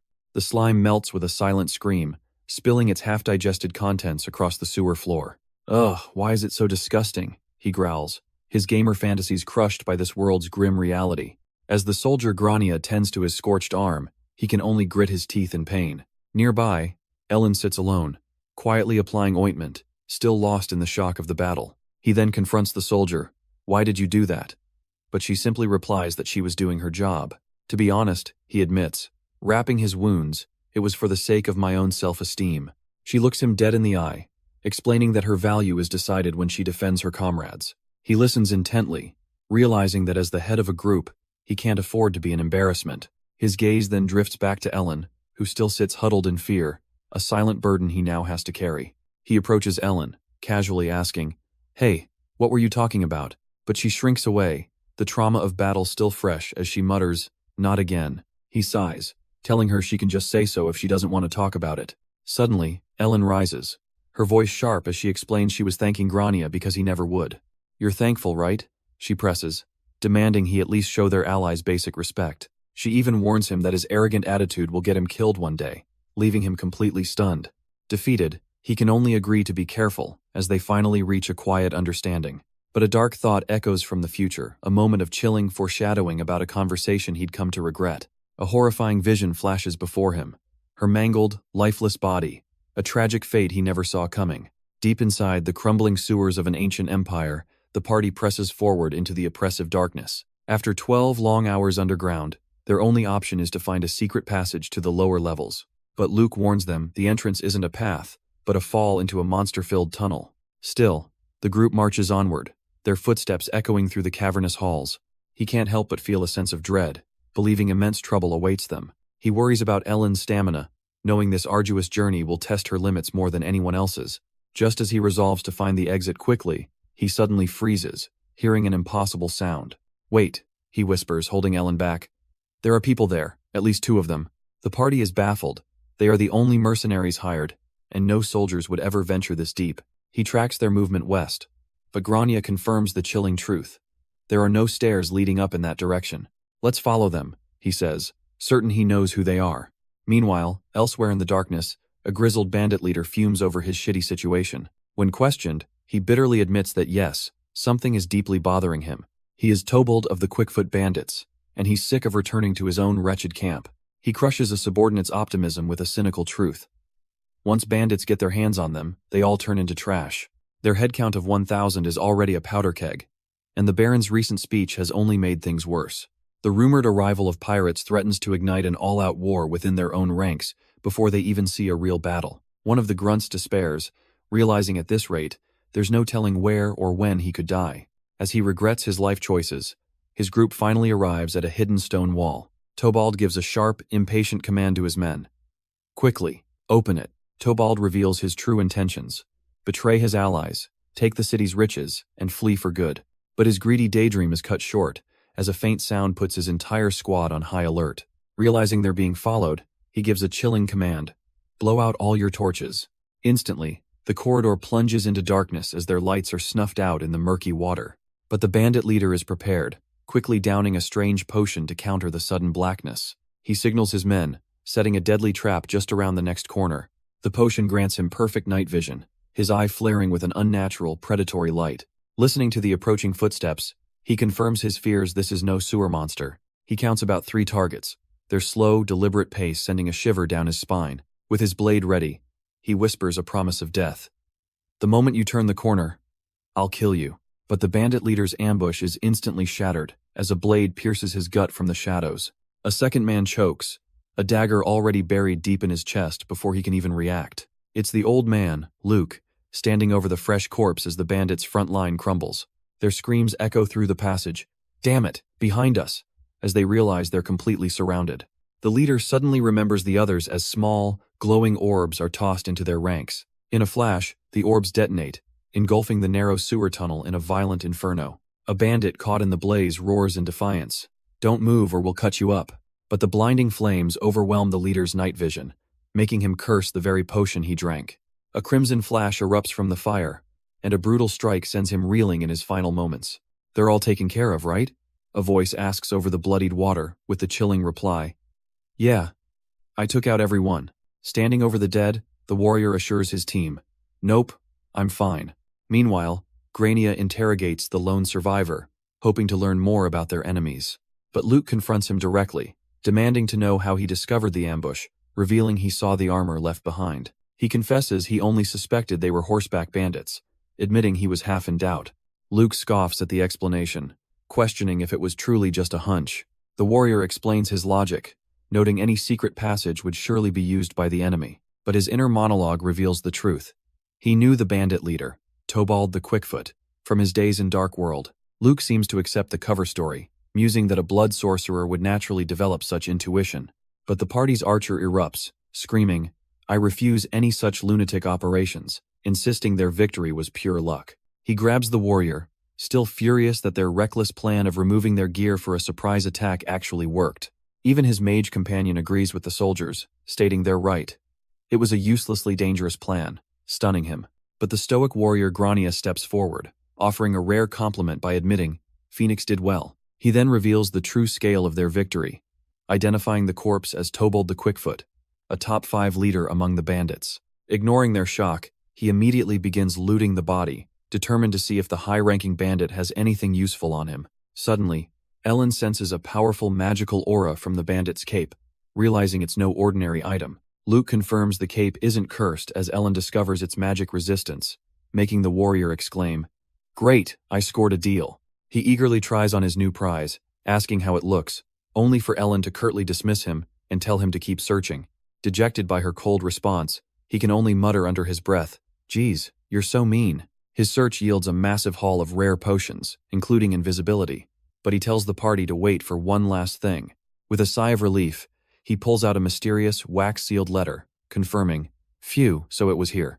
The mysterious letter details a risky trade path that will be officially secured in 4 days. It specifies that a shipment of 300 bags is the key to maximizing profit while maintaining speed. After reading the sealed instructions, the protagonist grimly announces the devastating truth.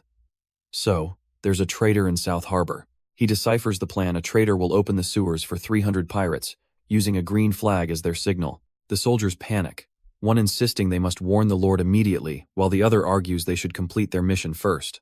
But doubt lingers as they question the intel, with one soldier arguing they can slip out to warn the leaders later. Ellen suddenly cuts through the debate, insisting they check the secret passage first, leaving everyone confused. He immediately understands her logic. If things get complicated, they'll need more escape routes to survive. But he also sees her true motive. She's not concerned with South Harbor, only with reaching her own goal at Raven's Cliff. With his decision made, he coldly informs them the mapping is complete, confessing, "Honestly, I had no thoughts of going up on land." He reveals his trump card, confessing that as a game freak, he already knows exactly who the traitor is.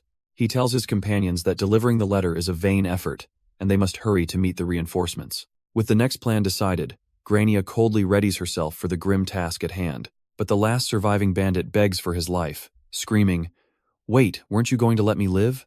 "I don't have a choice," she declares, ignoring his pleas as she prepares to execute him. With the interrogation finished, the protagonist turns to Luke, leaving him to handle the bodies.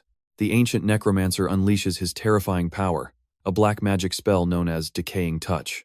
In an instant, the corpses dissolve into nothing but a cloud of purple dust, leaving no trace behind.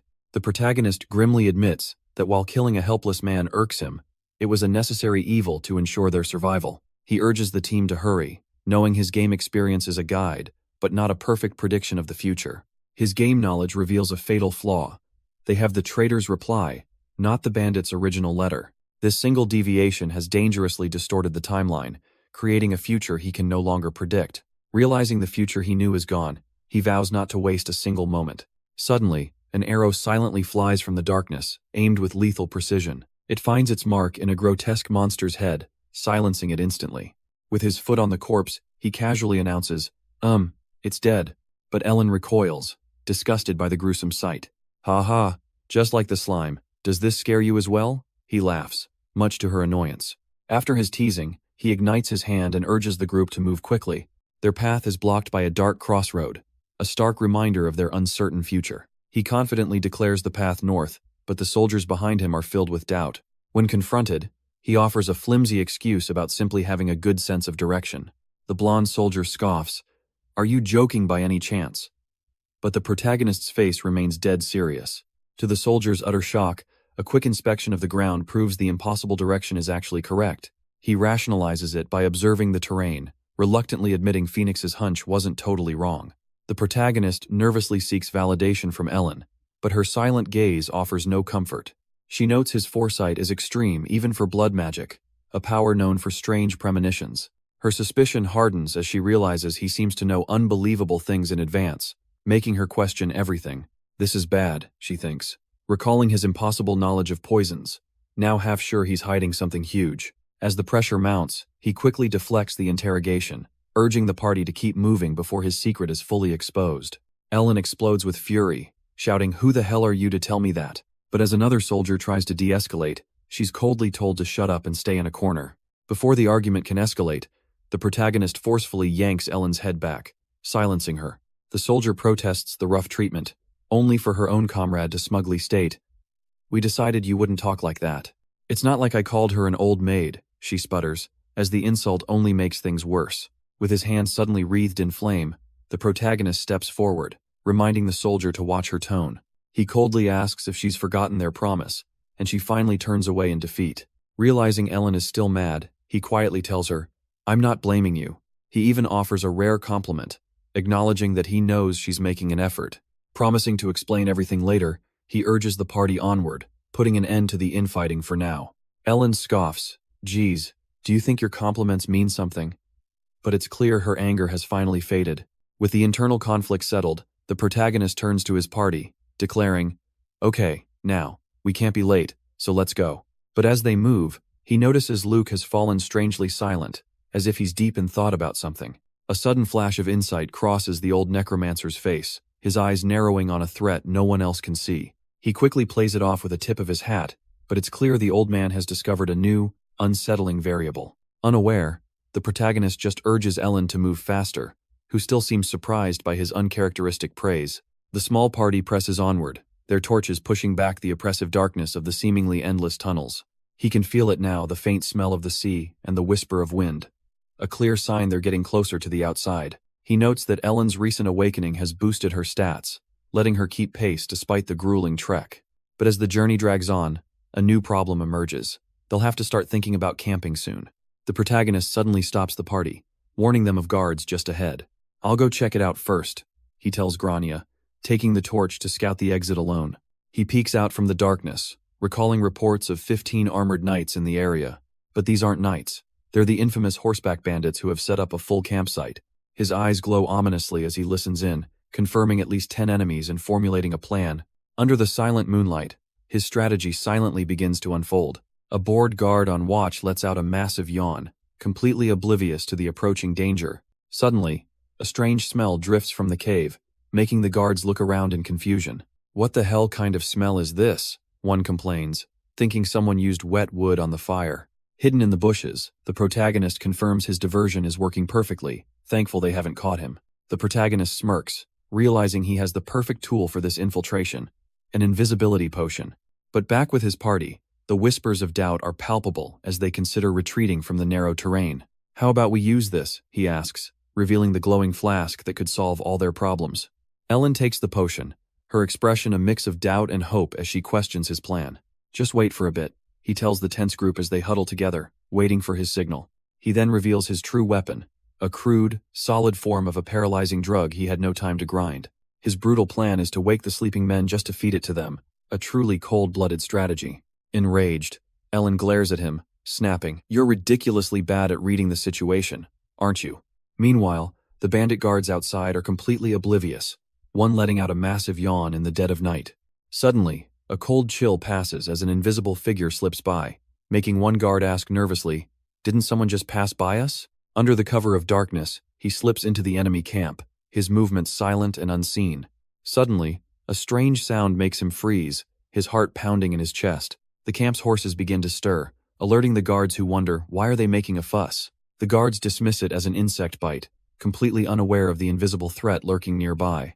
He breathes a sigh of relief as the guards fortunately decide to leave the area. His true plan begins to unfold as he tosses the paralyzing pills directly into the bonfire. The pills begin to smoke and sizzle, releasing a potent, odorless drug into the air. From the safety of the bushes, he watches his cold-blooded strategy take effect. A chilling smirk spreads across his face as he prepares to give the signal. But as the drug spreads, other guards begin to notice a strange smell, questioning what's happening. A guard's calm is shattered as he spots something in the darkness, muttering, "What the hell is?" His eyes widen in pure terror as he realizes what he's seeing. Before the camp stands, a lone warrior radiating a monstrous green aura, causing another guard to scream, "It's a monster!" Chaos erupts as the bandits scramble, yelling that they're under attack. But the protagonist is equally panicked, realizing his faulty potion has turned him into a glowing target instead of making him invisible. With his cover blown, he's forced to cut down the first man who rushes him. He easily parries the next attack, his mysterious power making the fight completely one-sided. The bandits begin to scatter in fear, screaming for their archer while others yell, "Retreat!" He realizes the paralyzing drug hasn't worked yet, meaning he must kill them all before they can raise an alarm. But suddenly, the bandits start running right past him, yelling, "Get out of our way!" as they flee from an unseen threat. The bandit reinforcements finally arrive, mocking the filthy fuckers and their strange weapons. Ignoring them, the protagonist's body begins to glow with a powerful green aura as he questions this new power. A blood-red energy suddenly erupts from him as he lets out a monstrous scream, feeling something powerful boiling inside. Before the bandits can react, one of them is brutally impaled from behind, shocking his comrades who wonder, "What the hell?" An archer looks on in disbelief, demanding to know where these new enemies are popping up from. The rest of the party, Ellen, Luke, and Grania, emerge from the secret passage, confirming it's not just a one-man army. The protagonist becomes a whirlwind of destruction, shield bashing his way through the stunned bandit lines. The terrified bandit leader screams, "What is that monster?" before yelling for his men to retreat from the slaughter. But just as they try to flee, bandits begin to mysteriously collapse, completely confused as to what's happening. The horrifying truth dawns on them as their bodies lock up. "My body can't move, I'm paralyzed." The protagonist looms over a fallen bandit, his expression utterly devoid of pity. "Go away, don't come near me," the survivor pleads, his face a mask of pure terror. But with glowing red eyes, he is no longer a man. The bandit can only whisper, "You monster." Looking toward a non-existent light, the desperate man cries out to the heavens, begging, "Save me." His prayer turns into a final, horrifying request to illuminate the path that leads to death. And his wish is granted as a blood-soaked blade ends his life without hesitation. With the commotion over, the protagonist calmly observes that the paralyzing drug has finally worked. Meanwhile, Ellen and the rest of the party efficiently handle the remaining paralyzed bandits. Grania and Luke confirm their ambush was not a failure, but a resounding, brutal success. Yet as he stands over the bodies, the protagonist can't explain why he feels strangely refreshed by the carnage. As the fires of battle die down, the party stands amidst the carnage. But Ellen watches their leader walk away, sensing something is deeply wrong with him. She catches up to him, asking, "Are you okay?" But he seems distant and confused. He dismisses her concern, claiming a magical light is just fading, which only makes her more worried about his recklessness. She presses on, checking for any physical side effects, but he insists there are none.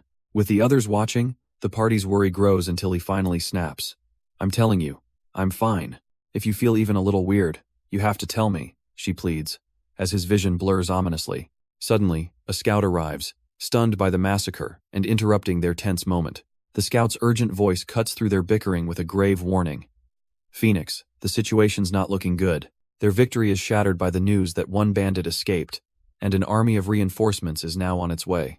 "Phoenix, what are your thoughts?" the scout asks. But the old necromancer realizes they're out of time and need support immediately. A desperate new plan is formed as Phoenix suggests they ride the bandits' own horses to escape. Under the cloak of night, their small party gallops furiously through the dark woods. They ride together, a frantic retreat from the overwhelming force now hunting them down.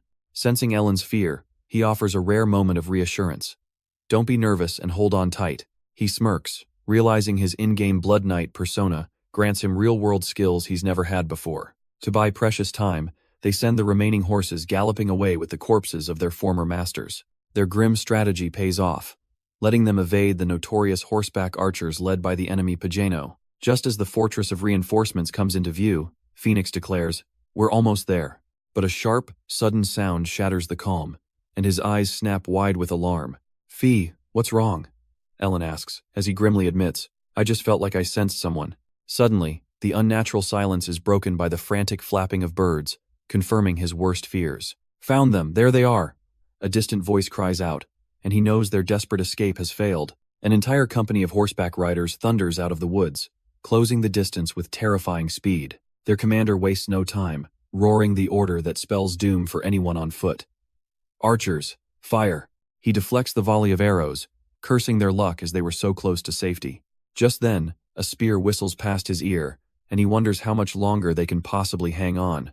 With no other options, he turns and screams the command, "Give the signal, Luke!" With a guttural cry, Luke unleashes his terrifying power, his horse transforming into a spectral, soul-flame beast. A massive wave of chilling energy erupts from behind, and Phoenix can only stare in shock, asking, "What the hell is that? Did it work?" The enemy cavalry thunders behind, yelling, "Chase them! Don't let them get away at any cost." But Luke's dark magic strikes true, instantly vaporizing one of the lead riders in a flash of crimson light. The pursuers retaliate with a volley of arrows, and a devastating shot pierces one of Phoenix's own militia members. "Rania!" The scout screams in horror as his comrade is thrown from her collapsing horse. Enraged, Phoenix curses while Ellen, riding behind him, desperately asks, "What are you doing?" "Take the reins," he roars, shoving control of their horse into her shocked hands. He leaps from the saddle, giving his final order, "Hold the reins tight and get out of here." Landing perfectly on the ground, he stands alone with a spear and shield against the entire enemy force. A bandit commander sneers, shouting "One down," completely underestimating the man he now faces. But his celebration is cut short as a spear erupts from his back, the first casualty of Phoenix's impossible last stand. Standing amidst the fallen, Phoenix knows he's gone mad, thinking, they're swarming the place like dogs. He takes a sharp breath, his crimson aura flaring as he prepares to face the entire horde alone. I'm here, he roars, a defiant challenge to the horsemen who thought their victory was certain. Then, with a furious grunt, he explodes into motion, a red blur charging straight into the enemy line. He ducks under the hooves of a charging warhorse, moving with impossible speed and agility. In a blur of motion, he brutally unseats the first rider, sending him crashing to the ground with a scream. Good. I got rid of one, he smirks, his eyes already scanning for the next victim. Another bandit strikes, but Phoenix parries the blow with such force that the man's weapon shatters. Yet the relentless assault takes its toll as a powerful impact finally connects, drawing blood from his lip. He's sent flying but lands on his feet, shocking the bandit who screams, "Oh, you're not dead." A bandit taunts him. "You're a sturdy guy, huh?" But Phoenix's red aura signals that he's just getting started. He's not angry about the damage, but his gear, snarling, "That shield cost me 8 silver coins." With a guttural roar, he lunges forward, a blur of pure, unrestrained vengeance. He becomes a whirlwind of death, deflecting a blow and brutally finishing the rider who dared to strike him. Breathing heavily, he stands over the carnage he's created, the ground soaked in blood and littered with bodies. He winces in pain, admitting his reasoning is gone, replaced by the raw instincts of a cornered animal. But the exhaustion is instantly consumed by a primal scream, his eyes glowing with an unholy crimson light. The terrified soldiers see a monster, deciding, he's just like an ogre, let's surround him and get rid of him. Suddenly, his eyes widen in horror as he spots a fallen ally, desperately calling out, "Grania!" In an instant, his confidence shatters as he realizes the situation just became hopeless, with no way out. An arrow suddenly pierces a soldier's neck, the first casualty in a brutal ambush. But the real threat reveals itself, a monstrous, fully armored knight thundering forward. It's not just one, an entire cavalry of these unstoppable juggernauts charges down the protagonist's forces. Staring them down, he realizes with dawning horror that they're definitely not ordinary soldiers. These are elite knights, clad in impenetrable armor and wielding 3-meter spears. The hopelessly one-sided battle begins as his allies are cut down, their screams to retreat echoing in the chaos. Frozen in shock, he can only watch the slaughter unfold around him. Suddenly, a mysterious masked warrior appears, asking if he too came from South Harbor. He confirms, realizing with relief that this person has already met his other party members. The stranger offers him a horse, but he refuses, desperately pleading, "Please, take my comrade here first." "She's alive!"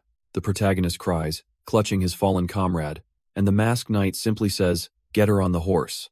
But from the enemy lines, a horrified knight screams a name into the chaos, watching them escape.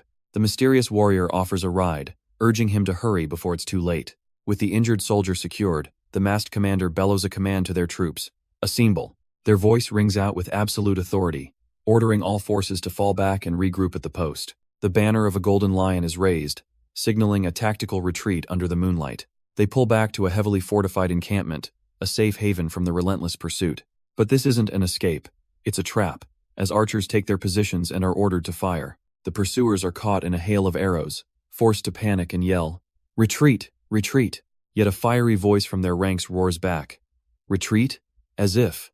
Burn it all!" As the enemy's fire spreads, the defenders descend into chaos, desperately shouting for water and their commander. Their attack is suddenly halted, leaving the enemy soldiers stunned and bleeding from an unseen force. Then, from the night sky, a colossal water spirit materializes, an impossible and beautiful guardian. It unleashes a torrential downpour, extinguishing the raging inferno in an instant. The enemy commander can only curse in disbelief, his grand plan completely washed away. With their siege broken, the pursuers are forced into a full retreat. As the last soldier vanishes, Phoenix collapses in exhaustion, sighing, "It's over." But a familiar voice calls out his name, snapping him back to reality. Ignoring his own fatigue, his first concern is for his comrade as he asks, "Ellen, are you hurt?" He brushes off their worried questions, casually stating his wounds aren't serious enough to kill him. Phoenix barely survived the onslaught, his party rushing to his side with relief and concern. Suddenly, a soldier in full plate armor approaches, commending their impressive camaraderie. Phoenix gratefully thanks the man he believes is a knight, Sir Randall, for saving his life. But the man shatters his assumption, stating flatly, "I'm not a knight, I'm just a soldier." Phoenix is stunned, questioning how a mere soldier could possess such high-quality gear and a warhorse. Brushing aside the mystery, the soldier simply commands them all to follow him to safety. Meanwhile, a mysterious lord with a crown watches from the shadows, anticipating their arrival. The weary group is finally led through the gates of a heavily fortified military encampment. Inside, the young scout quietly gets Phoenix's attention, his expression suddenly serious. With heartfelt gratitude, he thanks Phoenix for risking everything to save their comrade Grania.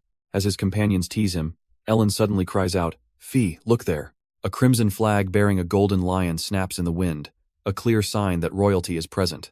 The sight jolts Phoenix's memory, and he realizes with a start exactly where they've been brought. This is the prince's garrison, a key reinforcement point from his past life in Darkworld. But back then, the game's quest only started after the prince had already left this remote outpost. He quickly deduces there's only one reason for the royal heir to be this far from the capital. "If I'm right, the prince is here," Phoenix concludes, a familiar masked face flashing in his mind. He immediately begins scanning the camp, his eyes darting past his allies, searching for someone specific. A nearby soldier takes notice, asking what he's looking for so intently. But Phoenix's focus is absolute, as he finally spots his target, the tent of the Great Knight, Sir Ankir Whitestone. Phoenix's search leads him face to face with the man who confirms he is the Great Ankir, shocking his companions. A nervous attendant quickly apologizes for their intrusion, sensing the suffocating tension in the air. But another knight barks at them. "Just speak up on why those bandits were chasing you, you mercenary bitch." Phoenix calmly explains they are messengers from the South Harbor, carrying a vital letter from the Lord. The knights are stunned, revealing their lord had anticipated reinforcements, but from a certain Sir Langbold. At that moment, the famed iron-slashing knight Langbold steps forward, locking eyes with Phoenix and asking, "Do you know me?" Phoenix deflects, claiming he only knew of him through rumors of a man with outstanding combat ability. But Langbold presses his advantage, his suspicion growing, as he asks if Phoenix also knows the master of the garrison. Before he can answer, a knight in winged armor explodes with rage, his blade swinging down in a flash of steel. As expected, "You're suspicious," the attacker roars, ordering his soldiers to seize the intruders immediately. With a blade at his neck, Phoenix panics, realizing his foreknowledge has finally trapped him. But a commanding voice stops the execution cold, ordering the knight, Sir Liam, to stand down. The masked prince reveals his suspicion, certain his brother wouldn't send a mere mercenary. He demands Phoenix's name, who introduces himself simply as Phoenix, a man with no surname. The prince presses further, "Are you a mercenary then?" forcing Phoenix to admit his low status. But the prince finds this strange, questioning how a simple mercenary could wield blood control and slaughter cavalry. He turns to his knight, musing that no one would waste such a powerful warrior as a mere spy. The prince then issues a final test. "Do you have a guess as to who the master of this place is?" Phoenix finally understands the trap and correctly identifies the masked man. "Yes, your highness, the prince." Instead of anger, the prince erupts into a chilling, unpredictable laugh. The masked figure finally reveals his face, greeting them as messengers from the South Harbor.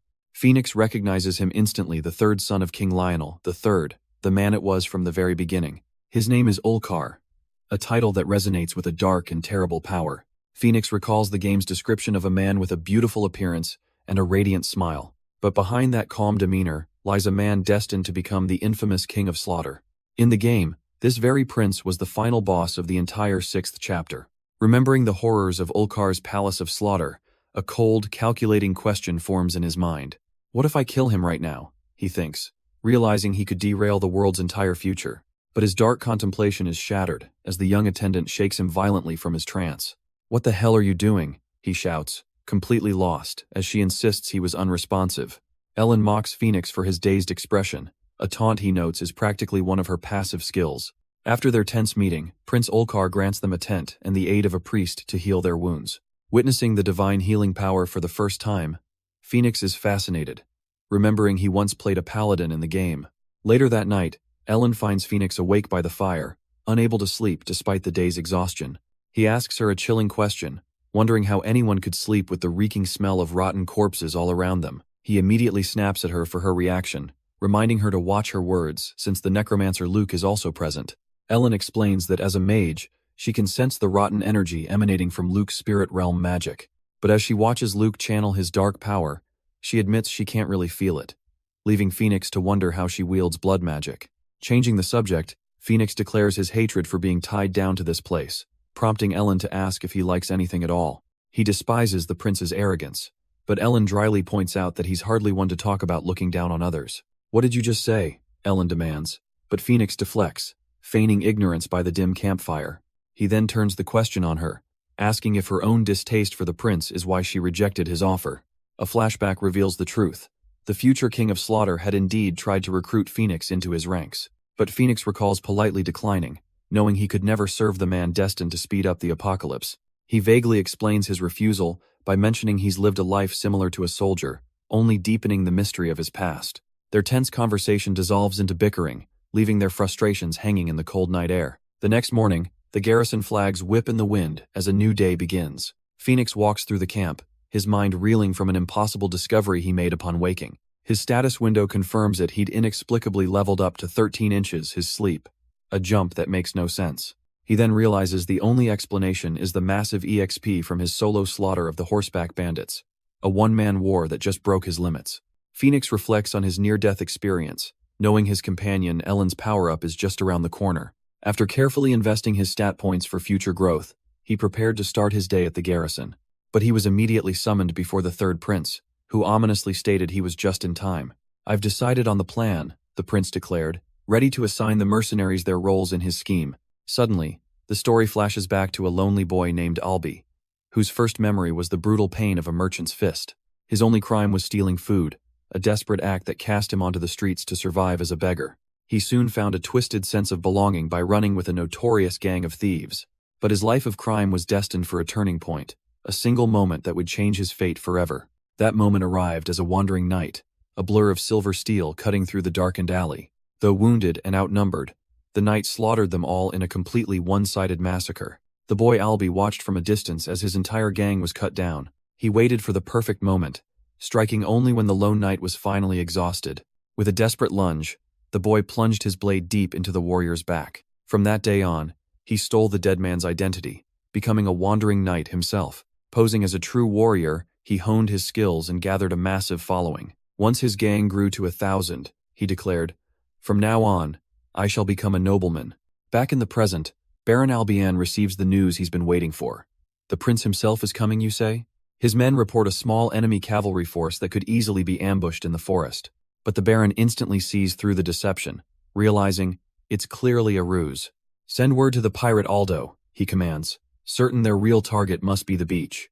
Baron Albion orders his men to guard the tunnels, certain the enemy will try to slip past a distraction. But his subordinate questions the command, believing the area is already secure and his presence is unnecessary. Furious, the Baron grabs him by the collar, snarling, "Get moving before I gouge your eyes out, you blockhead." Terrified, the soldier and his men scramble to follow his brutal command. Disgusted, Albion laments leading such uncultured brutes, vowing to replace them all soon. Suddenly, a breathless scout interrupts his thoughts, shouting, "My lord, they've crossed over!" The man gasps, leaving the Baron completely stunned. He reports the enemy cavalry crossed the river in no time under a hail of arrows. Albion's rage explodes, as he realizes his own trap was a worthless distraction against this monster. Standing over the bodies of his slaughtered men, he screams at the survivors for their incompetence. Furious over his defeat, Baron Albion screams at his men, "Gather all our forces, now!" His soldier grits his teeth in frustration, cursing the scoundrels who completely dismantled their plans. Meanwhile, under the cover of a moonlit night, a small boat silently cuts through the dark water. Phoenix rows onward with a grim expression while a terrified Ellen holds on tight behind him. He knows this wasn't the original plan, which was designed by the arrogant knight Liam and never involved boats. But the game has changed, for it was Prince Olkar himself who secretly designed this entire operation. The prince understood that while the pirates and marauders held territory, they weren't truly unified. So he devised a dangerous two-pronged attack, a feint to draw attention while a small team infiltrated the coast. Now back on the boat, Luke calmly explains they'll be proceeding with Plan A2, a truly insane variation. Phoenix can only think to himself that running along the beach would have been far better than this. Phoenix smirks to himself, thinking the horses they stole were a pretty good find. But his calm shatters in an instant as a dreaded silhouette appears on the horizon. "Pirates!" Panic erupts as his team desperately yells, "To the shore!" trying to escape the sudden trap. Realizing they won't make it, Phoenix grabs Ellen and screams for everyone to raise their shields. He uses his own body to protect her as a deadly volley of arrows rains down upon their boat. The wooden shields splinter under the assault, proving utterly useless against the relentless barrage. Horror fills their eyes as a knight falls, a single arrow having pierced his armor clean through. Across the dark water, A furious voice bellows from the enemy ship. What are you doing? Leaving their dead behind, the survivors make a desperate break for the shoreline, commanded to run for their lives. As Phoenix flees, he's racked with a single, terrifying thought. How could they have possibly known their secret plan? Hitting the shore, Phoenix grimly notes they at least made a landing, trying to see a silver lining in the disaster. But the reality is crushing. Hours of sailing only took them a distance they could have covered on horseback in 20 minutes. Suddenly, another volley strikes, and a soldier screams for his comrade Arnal as an arrow finds its mark. Their wounded leader, Lord Meyer, stumbles to his knees, knowing this desperate escape isn't going to work. With an arrow lodged deep in his chest, he collapses, declaring that running any further is pointless. He entrusts the mission to Randall, ordering the veteran to leave him behind and survive. But Phoenix calls it nonsense, knowing a lone, injured soldier stands no chance against the swarming bandits. With 60 to 70 pirates closing in fast, he realizes their only hope lies in Ellen's magical support. Gripping his crossbow tightly, he whispers a single word, "Foy," as he prepares to make his stand. He turns to the blonde mage, his voice low and urgent as he calls out her name, Ellen. She simply nods, her voice steady. "Let's go." Phoenix agrees, knowing it's a crazy thought, but their survival depends on it. But this isn't a final stand. With the enemy ship looming behind them, the entire party sprints for their lives. They tear through the undergrowth, every second counting as they flee the ambush. Phoenix knows their only hope is a secret passage, but grimly wonders if they can break through the guards waiting there. The scout's voice cracks with urgency. "Arnold isn't doing well. We need to return quickly." But Phoenix suddenly throws up a hand, his voice a sharp command. "Wait. Stop." Before them lies a scene of utter carnage, a silent clearing littered with bodies and a lone, unknown warrior standing amidst the slaughter. He realizes with a jolt that these aren't just bandits. They're mixed with barbarians from the west, a land beyond the known regions, a place where warriors like these are born and bred for war. The lone survivor is a barbarian chief, gravely wounded but clinging to a thread of life. He glares at the party with pure contempt, growling, "Are you also a bandit?" Phoenix calmly denies the charge, explaining he's a mercenary sent to save the city from their kind. But ignoring his companion's pleas to leave, he asks a strangely specific question about the man's hat. The warrior scoffs, proudly introducing himself as the legendary Hatanka of Rikua. That name hits Phoenix like a lightning bolt.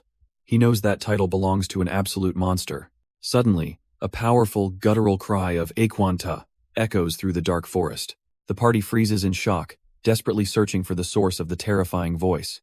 But a chilling smirk spreads across Phoenix's face as he realizes exactly who has arrived. Before them stands a mountain of a man wreathed in blood-red energy, the true, monstrous Hatanka from the game. Phoenix recognizes the terrifying aura of the true Hatanka he knows from the game. With a monstrous roar, the legendary warrior's killing intent floods the entire forest. Randall gives the order, "Ivory, fire the arrow," and the scout nervously complies. But the arrow is instantly deflected by a mysterious wind curtain tattoo, a skill that nullifies all projectiles. Ellen unleashes her own attack, Ignis Satis, but Phoenix screams for her to stop, knowing that tattoo won't block magic. The barbarian smashes through the flames completely unharmed, his devastating charge unbroken. Phoenix is stunned. This monster's power is far beyond the game's stats, a berserker he never could have created. To everyone's shock, Hatanka isn't charging at them, but is targeting something else entirely. He grabs the imposter by the head, and Phoenix realizes with horror, "Only I can stop him." But before he can even react, he's sent flying by a single, devastating blow. Phoenix is sent flying by a devastating shockwave as Ellen screams his name in terror. Crashing to the ground, he can't believe his shield was destroyed in one blow, realizing he was an idiot to face him head-on. He recognizes this overwhelming power. A level 16 berserker from the game, a side character known for his tattoo skills. This class was his second favorite, a glass cannon with no survival skills but massive, devastating impact. A memory flashes of his PvP days, chasing down casters and blowing them away in a single, satisfying hit. He fondly remembers those glorious days as the unstoppable berserker shrugged off every attack thrown at it. But back in reality, the monster barely acknowledges the hit, looking down as if shooing away a mere bug. Staggering to his feet, Phoenix steps between his party and the barbarian, ordering him, "Move aside." The giant glares down as Phoenix's eyes blaze with impossible fury.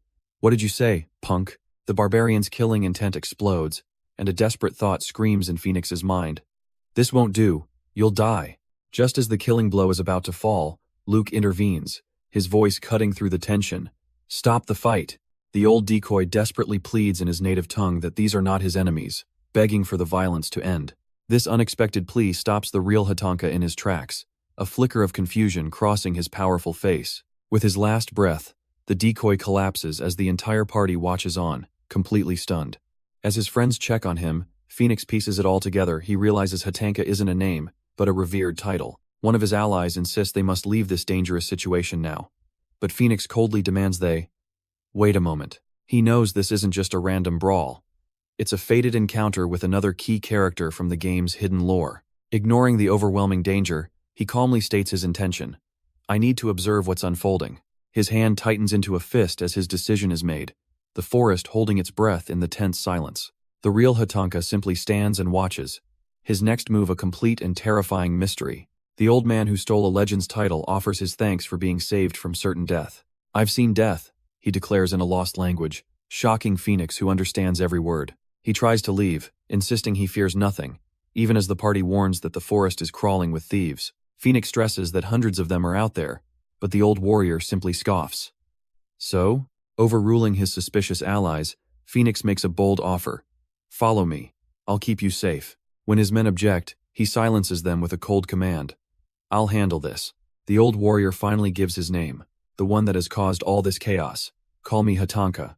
Phoenix formally introduces himself in return, checking if the newly named Hatanka is ready to move through hostile territory. With a grim nod and a simple let's go, the powerful decoy agrees to join their ranks. Phoenix takes command, leading his newly expanded party out of the clearing and into the unknown dangers ahead.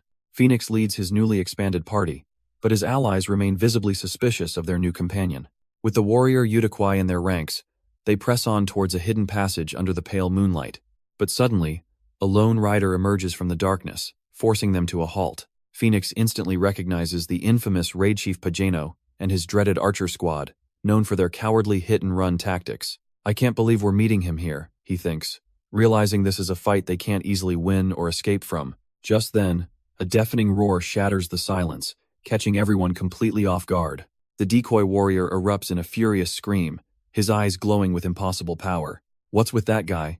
Pagano screams in a panic, desperately ordering his archers to open fire. But it's too late, as the old man's tattoos begin to glow, hinting at the legendary wind curtain technique. The raid chief can only watch in stunned disbelief, his attack order rendered meaningless against a power he cannot comprehend. The warrior's power erupts, throwing a laughing archer from his impaled horse in an instant. Raid chief Pagano can only gasp in pain as he's brutally beaten to the ground. Damn it, Pagano whispers, staring up at the warrior whose glowing tattoos mark him as a true monster. Udakwai lets out a final, earth-shattering roar, his raw power leaving everyone completely stunned. But Phoenix realizes this isn't just brute force. It's the calculated style of a berserker, a class with countless deadly builds. This specific power mirrors the legendary tattoo berserker, a new build that sacrifices armor for overwhelming synergy effects. As Udakwai chases the survivors, Phoenix screams for him to stop, fearing he doesn't know about the hidden danger of prayer bead. The battle ends, and an exhausted Phoenix stumbles back to his party, muttering, I'm back. Their mission continues as they finally arrive at a massive, fortified estate under the pale moonlight. Thanks to Udakwai's overwhelming power, they broke the enemy's encirclement and found the secret passage. The party returns to South Harbor through a secret passage, only to find the city in an unusual uproar. A city guard immediately stops them, demanding to know what all the commotion is about. But the guard suddenly recognizes Phoenix from a past mission, yelling, Did you go to the sewer again? He explains a huge incident occurred hours ago, rambling on as Phoenix's patience wears thin. The guard finally reveals the shocking news that changes everything. The third prince has arrived. Suddenly, a furious captain storms over, berating the guard for slacking off on duty. The captain then turns to them, his face filled with disbelief, muttering, You've all really returned alive. Phoenix just smirks, realizing they were sent on a suicide mission they weren't supposed to survive. Just then, a royal official cuts in, curtly ordering them to follow him immediately. Their destination is Salt Castle, because His Highness himself is demanding to see them. With their identities unknown, Udakwai and an associate were denied entry into Salt Castle, forced to wait outside. Meanwhile, another companion was rushed to a doctor for a severe arrow wound that required immediate medical attention. As the others walked onward, they couldn't shake the thought that the third prince himself had come to the city. But inside, a knight commander was already fuming, declaring His Highness's recent actions completely unacceptable. I'm not criticizing his bravery, she clarified. stating they needed a leader with actual military experience. Even as an officer tries to calm her, her disdain for the prince's reckless tactics is palpable. The tense conversation is suddenly cut short when a guard announces, "Your Highness, the mercenaries have arrived." Hearing the news, the king's face erupts in joy, proudly declaring the arrival of South Harbor's heroes. But Phoenix is immediately suspicious of the warm welcome, bluntly asking, "Why are you acting so friendly, old man?" The king simply roars with laughter, ordering his treasurer to shower them with gold for succeeding where even the prince failed. The king gloats about how the people will praise the prince's charge, a foolish spectacle for the masses. But Phoenix is disgusted, wondering if Prince Olkar really led such a tiny, reckless force into battle. The knight commander confirms the crazy plan, noting he led a small elite force while the main army fought bandits. The king then shifts his praise, calling Phoenix's party the truly wise ones for arriving completely unharmed. Who said no one got hurt? Phoenix thinks, the king's words dripping with ignorant bliss. A furious guard accuses him of mocking the prince, but the commander calmly interjects, "Enough." With a knowing smirk, she concedes his unspoken point, agreeing that his version of wisdom is the one that counts. Suddenly, his mind flashes back to an announcer hyping up a Dark World high-level PK battle, the 8th round's first match. The legendary matchup is revealed, the feared Bloodlust versus the master strategist Samsara. But as the crowd roars, the gamer just scoffs at the whole spectacle, muttering what nonsense, right as the match begins. The battle ends in an instant, an announcer screaming about the insane victory that took less than 20 seconds. Players are in shock, calling it a crazy instant kill that made every buff completely worthless. The loser, Samsara, is brutally mocked, while his opponent, Bloodlust, is called an absolute monster. But then a strange system message declares a new hero has joined, throwing everyone into confusion. This new figure is revealed to be Bloodlust's own sub-account, whose terrible sportsmanship is instantly criticized. The memory fades as the gamer smirks in his room, whispering, "All right, just like this." But his satisfaction shatters as a sudden thought makes him freeze in place, his eyes widening. A haunting vision of a man named Luke flashes before him, a name that seems to claw its way out of the dream. He jolts awake in bed, completely disoriented and asking himself what kind of nightmare he was having. As the morning sun rises, the ghosts of his violent past feel closer than ever before. Back at the inn, Phoenix is troubled by a sudden realization. He woke up as level 14. The few lives he took on his last mission were nowhere near enough for a level up, leaving only one possibility. A system notification confirms it. The massive experience came as a reward for completing the letter delivery quest. He stretches in frustration, realizing this world is far more unpredictable than the game he once dominated. Every recent event, from a traitor who shouldn't exist to the prince's reckless charge, has been a completely unexpected development. Even the king's reward was double what was promised, proving that in this reality, everything has the potential to go awry. He considers that the king's grand gesture might have just been a performance to manage his son's pride. But a new thought emerges. Perhaps the quest reward is meant to be his guidepost in this chaotic world. Setting the mystery aside for now, his thoughts are interrupted as a red-haired woman sits down nearby. His attention then shifts to his companion, wondering if Ellen is still asleep even though it's already evening. A woman named Daria interrupts his thoughts, asking if he's waiting for someone, but he brushes it off. She places a hearty dinner in front of him, encouraging him to eat plenty. As she eats with a satisfied smile, he asks if the delicious meal contains crocodile meat. But when she notices he hasn't touched his food, she asks, "Why are you not eating? Are you awkward?" "Nothing," she replies with a coy smile.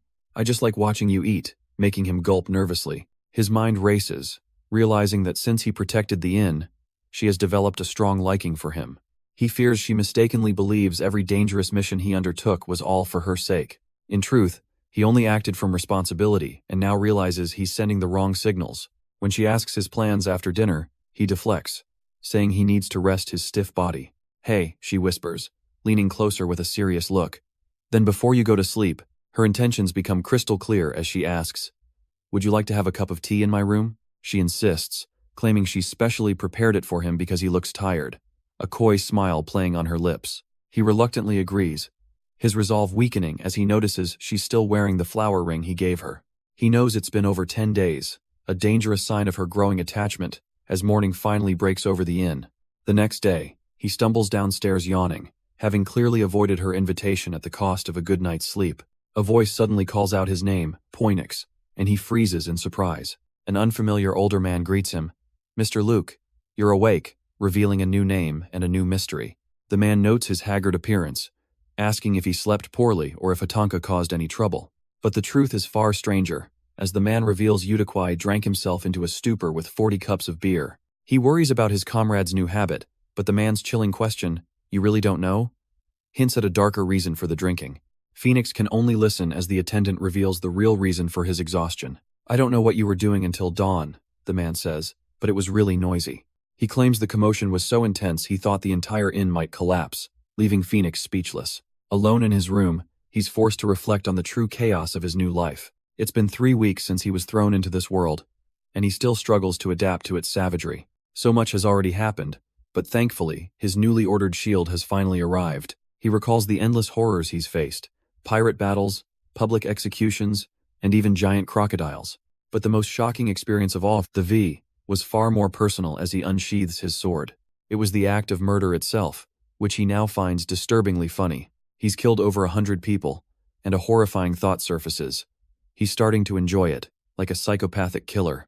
Phoenix desperately tries to rationalize his growing bloodlust, muttering, "This must be a side effect of the skill." He blames the game's thirst buff, a convenient excuse for his latent desires going completely crazy. Shaking off the dark thoughts, he forces himself to get up and don his armor for the day.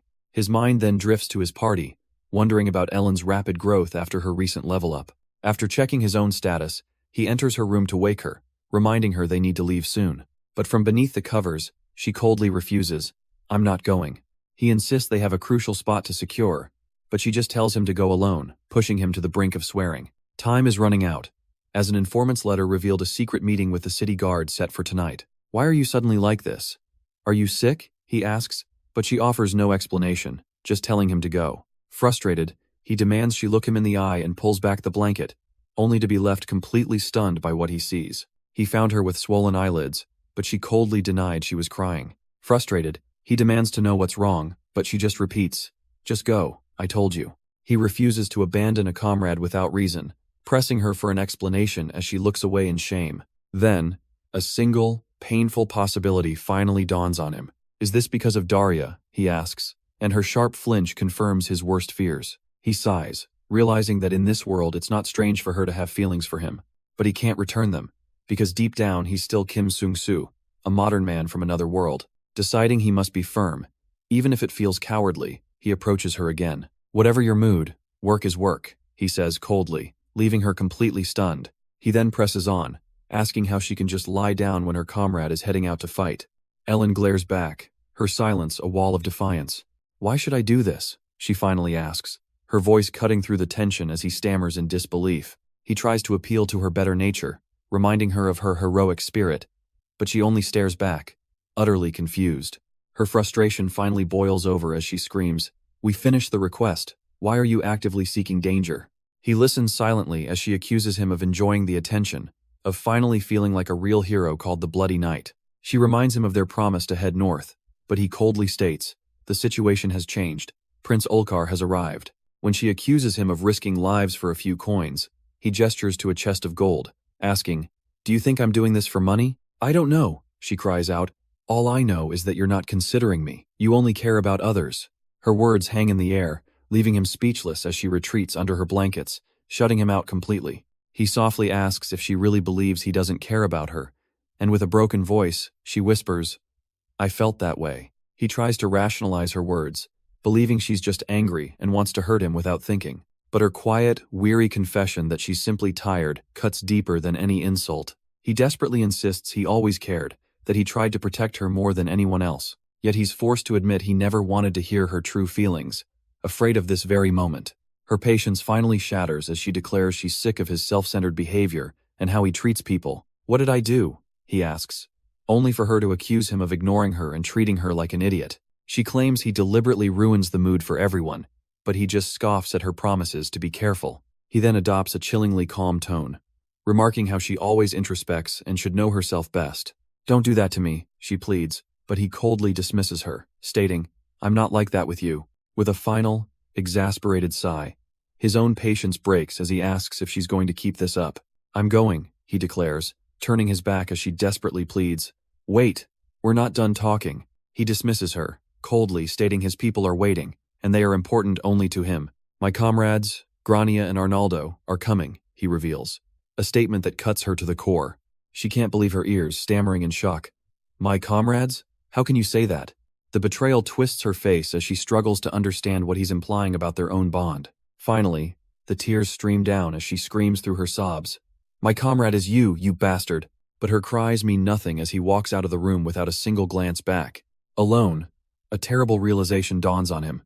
He treated Ellen like a niece, and she misunderstood his affection. He knows she had feelings for him, realizing that showing her kindness was actually a form of cruelty. Looking back at her broken form, he concludes his actions weren't just a mistake, they were even worse. His entire plan collapses as he rages. What kind of nonsense is this? The weight of another failure crushes him as he lets out an exhausted sigh.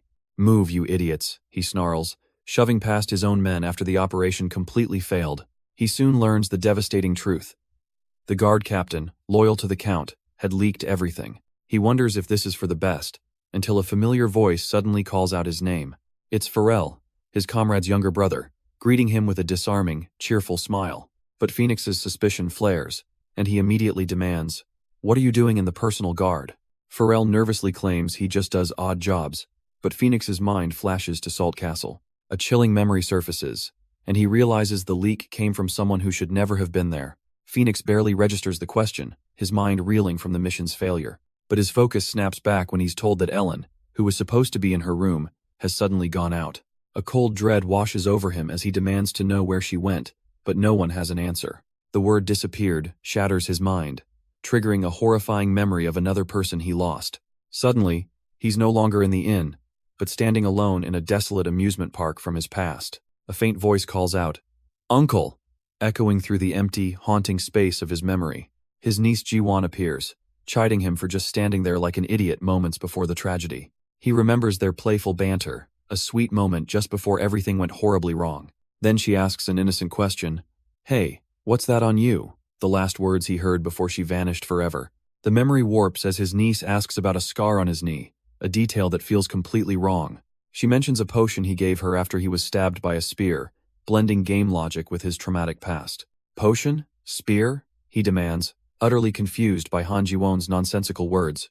But her eyes suddenly begin to glow with a terrifying, unnatural light as the vision shatters. A piercing siren screams through his mind as a desperate voice from the real world calls out to him. He finally awakens from the nightmare, dazed and shaken, as his attendant screams, "Sir Phoenix!" "Snap out of it," Luke yells, reminding him of his true mission. "You need to find Miss Ellen." Now focused, he immediately takes command, sending Luke to search places she might have gone. But he can't help but wonder why the butler, who had his own mission, is suddenly being so considerate of him. He tries to calm himself, remembering Ellen isn't a helpless girl but a proper battle mage. Rationally, she shouldn't be in immediate danger, especially since she left the inn on her own. But his composure shatters when a guard reveals a shocking piece of information. Ellen entered the sewers right after sunset? He roars, demanding to know why they just watched her go. The guard casually dismisses his concern, claiming it's not unusual, but Phoenix knows this time is different. He presses them, questioning why they didn't stop her during a critical ongoing operation. But the guard just snaps back, shouting that they're not her nannies and threatening to arrest him. Phoenix's rage suddenly cools into a chilling silence as he seemingly agrees to leave. "All of you should pray that Ellen returns safely," he warns, his voice dripping with ice. This is a warning. As Luke urges him forward, Phoenix reluctantly agrees to leave the belligerent guards behind. But the guard captain explodes with rage, screaming, "Stop! You arrogant fool! Are you threatening me now?" Phoenix turns back, calmly asking if the captain really intends to treat innocent residents as hostages. "Go ahead," he dares with an icy glare, "because I'm curious what kind of things I'll do too." They walk away from the stunned guards, with Phoenix reflecting on the true source of his terrifying confidence. Luke then suggests they ask Prince Olkar for help, but Phoenix seems hesitant. He recalls the prince's previous offer of a knighthood, a powerful connection he had already refused. Ultimately, he knows asking for official help is a fatal mistake, as the information about their mission has likely already been leaked.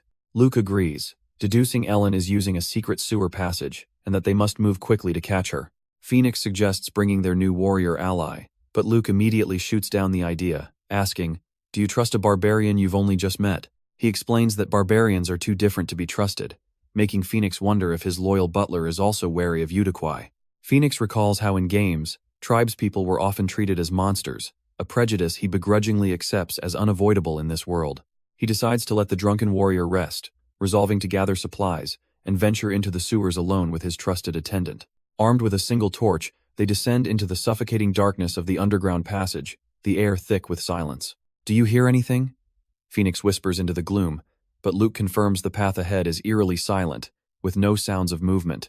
His companion lets out a quiet sigh, the tension of the unknown hanging heavy in the air between them. But Phoenix breaks the silence with a strange question. "By any chance, do you have a granddaughter?" To which Luke denies ever even marrying. Phoenix then corners him, questioning why he's so worried for a girl he just met, forcing Luke to confront his own strange attachment. Luke confesses his deep worry stems from Ellen possessing a rare soul, leaving Phoenix completely baffled. He can't help but think that his companion isn't normal either, wondering if all heroes in this world are this strange. But suddenly, a splashing sound echoes from the darkness ahead, instantly shattering the tense silence. "Mr. Luke, prepare for battle," Phoenix commands, his eyes fixed on the gloom as he senses an approaching threat. From the murky water, a horde of grotesque merfolk and walking groupers emerges with vicious, guttural growls. Shoving his attendant back, Phoenix realizes with dread that the scenario is twisted. These monsters shouldn't be here. The creatures let out a deafening roar, and he knows there is no more time for questions or doubt. "Come on, you fish bastards," he yells, his sword igniting with a fearsome crimson energy. He then plunges into the swarm, his blade carving a bloody path through the unexpected ambush.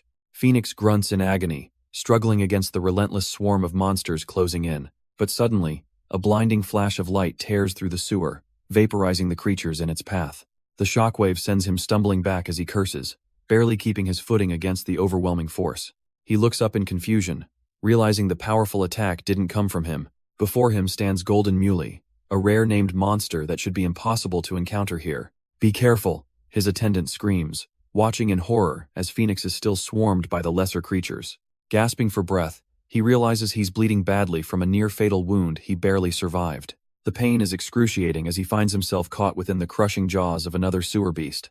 But instead of fear, pure rage consumes him as he roars, "You fish bastards," ready to unleash his fury. Caught in a desperate struggle, Phoenix carves through the sewer monsters swarming him, but his attendant suddenly screams a frantic warning.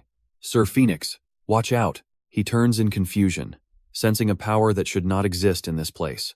Behind them, the rare monster Golden Muley stands before a massive glowing crystal, finishing an incantation. Her eyes flare with terrifying blue light as she unleashes her power with a vicious smile. "Get down!" Phoenix roars, desperately raising his shield against the coming blast. It's useless as a massive bolt of divine lightning strikes him with overwhelming force. The spell's energy erupts, engulfing both Phoenix and his attendant in a blinding flash. For a moment, only the sound of bubbling water remains in the darkness. Then, coughing and critically wounded, Phoenix breaks the surface, struggling to breathe. Barely surviving the blast, Phoenix grips his sword, pulling himself together after the devastating attack. He catches his breath, completely baffled by the sheer power he just faced, wondering, what was that exactly? Though he somehow blocked Golden Muley's magic, the resulting explosion caused the entire sewer to collapse around them. A sudden deluge of water swept him away, and in the chaos, he was separated from his attendant, Mr. Luke. As he struggled against the torrent, he felt a chilling presence, realizing something was following him from the depths. He finally reaches a dry ledge, but the creature that was hunting him is nowhere to be seen. His own safety secured, a new panic sets in as he desperately wonders if the old butler survived the explosion. Meanwhile, deep within the same sewers, Ellen is running for her life, panting in exhaustion and terror. "How did it end up like this?" she cries, her perfect plan having crumbled into a desperate fight for survival. She came prepared with a map and powerful new spells, confident she could overcome any threat this place had to offer. She thought it would be easy, just burn some sleeping potions to get past the guards. But as darkness closed in, she realized coming to this dangerous place alone was utterly stupid. She'd wasted her precious magic on zombies and beetles, leaving her defenseless against a new swarm. "If only I had lightning magic," she thinks, clenching her fist in frustration. Her mind flashes to Phoenix, knowing he would have cut them down in an instant. But she shakes the thought away, muttering insults about that stupid, perverted, idiotic guy. The creatures, however, are closing in, licking their lips at the delicious smell. Suddenly, two of them emerge from the shadows carrying a strange, glowing jar. They hurl the concoction straight at her, and she can only watch in frozen terror. "It's magic!" The monsters shriek as the jar explodes in a flash of light.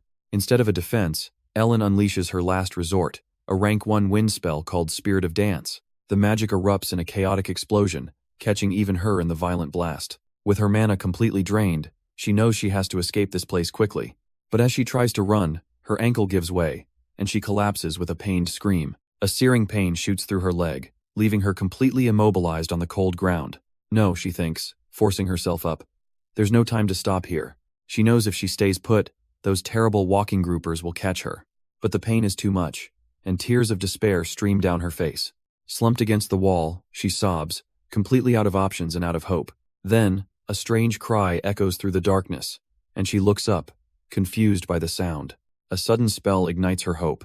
She thinks Luke and Phoenix have finally come to save her. She desperately forces her injured body towards the sound, pushing through the pain. But the ground trembles violently as she realizes with dawning horror that the entire tunnel is collapsing. An explosive shockwave throws her from her feet as the structure crumbles all around her. She screams as she's swallowed by the darkness, buried under tons of rock and earth. Drifting back to consciousness, she can only groan in agony, surrounded by absolute silence. She painfully pushes herself up, completely disoriented in the pitch-black aftermath of the cave-in. The dust clears, revealing her to be utterly alone in a vast, unfamiliar cavern. But a chilling sensation makes her turn. She feels as if something is watching her from the shadows. "Where am I?" she whispers, her heart sinking as she realizes her vital backpack is missing. "Oh fire, answer," Ellen chants, desperate for a light in the suffocating darkness. She casts a rank 1.5 spell, igniting her weapon to serve as a makeshift torch against the gloom. Though relieved to be alive, her body aches with hunger as she realizes something is very strange. This isn't where she fell. The earth and rubble are gone, replaced by endless sand. Panic sets in as she understands she's in a place that shouldn't exist, far below even the deepest sewer. Suddenly, a wave of palpable, evil energy washes over her, confirming her worst fears. "Something's there!" she cries out, sensing a presence lurking within the foul aura. Her flaming dagger illuminates a long, ancient corridor where the dark energy gathers ominously. "What is it?" she whispers, her gaze fixed on the unsettling phenomenon ahead. But just as quickly as it appeared, the presence vanishes, and the evil energy dissipates into nothing. Ellen questions her senses, wondering if the evil presence she felt was just her imagination. But a familiar voice suddenly calls out her name, shocking her to the core. Through the darkness, Phoenix's attendant appears, torch in hand, declaring, "You're safe." She can only stare in disbelief, recognizing the old man who was supposed to be with Phoenix. His grip tightens on his torch, a silent promise of protection in this impossible place. Meanwhile, Phoenix navigates the treacherous, rotting cavern alone, having survived the collapse. He realizes the monsters he fought don't belong here, suspecting a deeper conspiracy at play. But his train of thought is broken when he spots something half buried in the dirt. With a jolt of dread, he recognizes it instantly. It's Ellen's crossbow. The grim conclusion hits him hard. If the crossbow is here, then Ellen was definitely here. His eyes widen as he stumbles upon a familiar stone structure deep within the cavern. He instantly recognizes it as the altar from the game, a high-risk, high-return random event. A challenge so difficult that even in the game, only the strongest players dared to attempt it. Meanwhile, Ellen is startled as Phoenix's attendant suddenly appears, announcing, "You're safe." She demands to know where Phoenix is, and the old man calmly explains that he fell during the collapse. Ellen's suspicion grows as she questions how Phoenix could possibly find them so soon in this isolated place. The attendant reassures her with an unsettling smile, claiming he left clues for Phoenix to easily follow. But as he questions her motives, a dark, ominous aura begins to emanate from him, putting her completely on edge. She realizes with a chill that Phoenix trusts this man completely. Blind to the darkness she can now sense. "But I know," she thinks, her eyes seeing the truth of his power, a chilling aura that betrays his every word. Ellen realizes the ominous aura she felt was from him, declaring her reasons for being there are her own business. He calmly steps forward. "Still, I'm glad you seem unharmed," he says, asking her to come down. She refuses to move from her high ground, stating firmly that she has to wait for Phoenix. The attendant continues his smooth facade, asking if she's hurt, but Ellen coldly tells him to mind his own business. He then asks an unsettling question about whether the servants are making her uncomfortable, confusing her. Suddenly, her eyes widen in horror as the truth clicks into place. You were controlling the undead." A chilling smile spreads across his face as he drops the act. "Oh, was I a bit too hasty?" A massive, oppressive aura erupts from his body as he offers a terrifying excuse for his deception. With no other choice, Ellen desperately begins to chant a spell, her voice ringing out, "Ventus, exaudi me." But before she can finish, A monstrous hand clamps down on her wrist, cutting her magic short. Ellen gasps in shock, sensing a sudden, impossible threat from directly behind her. In a flash, a blade sinks into her stomach as a skeletal knight emerges from the shadows, the attack completely undefendable. The attendant's torch is extinguished as he drops his gentle facade, remarking how he tried to maintain his act. Surrounded by his kneeling undead minions, he looks down on them with contempt, calling their weakness a pity. Grasping a terrifying bone staff, he reveals his true power, sighing, "Now I feel like I can breathe again." Bleeding on the floor, Ellen glares up at him, desperately spitting out the words, "You filthy necromancer." But before she can finish her curse, a skeletal hand clamps over her mouth with bone-crushing force. She's completely restrained, her voice stolen as pure terror fills her eyes, unable to even scream for help. A twisted smile spreads across his face as he leans in. "Excuse me for a moment, Miss Ellen." Meanwhile, completely unaware of her horrifying fate, Phoenix continues his desperate search through the dark, winding tunnels alone. An ominous feeling washes over Phoenix. He knows it's not just his imagination. He instinctively senses a dark, powerful magic pulsing from the tunnels ahead. He wonders if his new magic stats are what allow him to feel this corrupting presence. His thoughts immediately turn to Ellen, praying nothing terrible has happened to her. The eerie scene reminds him of a bloody Shakespearean play he once staged in college. He recalls using blue film over the lights to create the most horrific scene, and that exact same chilling blue light reveals Ellen, captured by a horde of undead. He screams her name in absolute terror as he sees her bound and gagged. His rage explodes as he carves a bloody path through the necromancer's minions. "Damn it, Ellen," he roars, wondering where this endless army of the dead came from. He blocks a sudden strike from a skeleton warrior, the impact jarring him to his core. "What skeletons?" he gasps, baffled by the organized undead assault. He can't understand how these creatures can move with such impossible skill and precision, but the armored skeleton smashes through his guard with overwhelming, unnatural strength. "Damn it all," he roars as his rare blade shatters from the force of the blow. Staring closer, he realizes they're wearing high-level paladin and mercenary equipment. A chilling thought strikes him: what kind of lunatic would gear skeletons like elite players? Suddenly, the undead halt their attack, parting to reveal their master standing in the darkness. A familiar voice greets him with a sinister calm. "You arrived earlier than expected, Sir Phoenix." Luke's friendly facade finally drops, confirming every warning about his dark arts was a terrible lie. Luke coldly justifies himself as a shepherd guiding the delusional to liberation, not a practitioner of dark arts. "What kind of bullshit is that?" Phoenix roars, demanding to know if he killed Ellen too. With a chilling smirk, the necromancer confirms the worst. "That's right, I did." Enraged, Phoenix lunges forward only to be blocked by an impenetrable wall of undead spears. He's thrown back, realizing he can't even get close through their high-level player equipment. The sight triggers a dark memory from his past, a fight from the game now haunting his reality. He recalls players panicking as the Bloodmaster raised a foe as a skeleton without even looting the corpse. "He's a real psycho," they cried, as his necromancy permanently destroyed the player's valuable gear. As the curses of his old victims echo in his mind, he suddenly remembers everything. He remembers his own dark power, the ability to turn the souls of those he killed into his personal skeleton soldiers. He remembers his past cruelty, destroying players' gear just for the thrill of it. But the necromancer calmly interrupts, offering to spare Ellen's life if he'll just listen. "Ellen isn't dead?" Phoenix grasps at this hope, learning she's bleeding out but still alive. His hope turns to horror at the sight of her gagged and choking, barely conscious. Luke cruelly spills a healing potion right beside her, taunting him with the promise of salvation. The villain toys with him, demanding a polite conversation while her life fades away. Swallowing his pride, Phoenix begs him to save her, only to be mocked by a sinister laugh. Finally, he shoves his rage aside and demands Luke stop the games and state his purpose. He realizes his own powerlessness, admitting that if Luke wanted him dead, he'd already be gone. And the source of this impossible power is revealed. Legendary necromancer items granting control over a massive undead army. He knows that facing the monstrous Dullahan guarding the necromancer's army is an impossible fight he can't win. Trembling, he pushes past the fear to ask the most important question. Was all of this planned?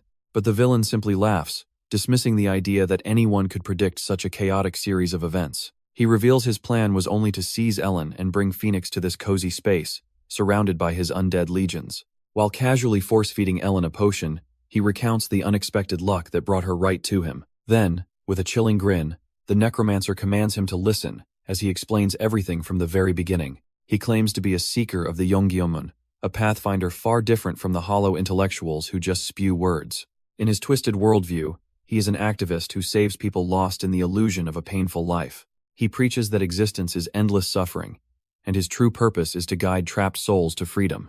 This salvation is achieved by accepting donors who entrust their meaningless bodies to him for a greater purpose. He wandered the world for a long time, collecting the remains of forgotten heroes for his dark purpose. With a twisted smile, he reveals his own hometown was saved long ago, implying he slaughtered them all. His quest for powerful bodies eventually led him to South Harbor and the infamous swordsman, Phoenix.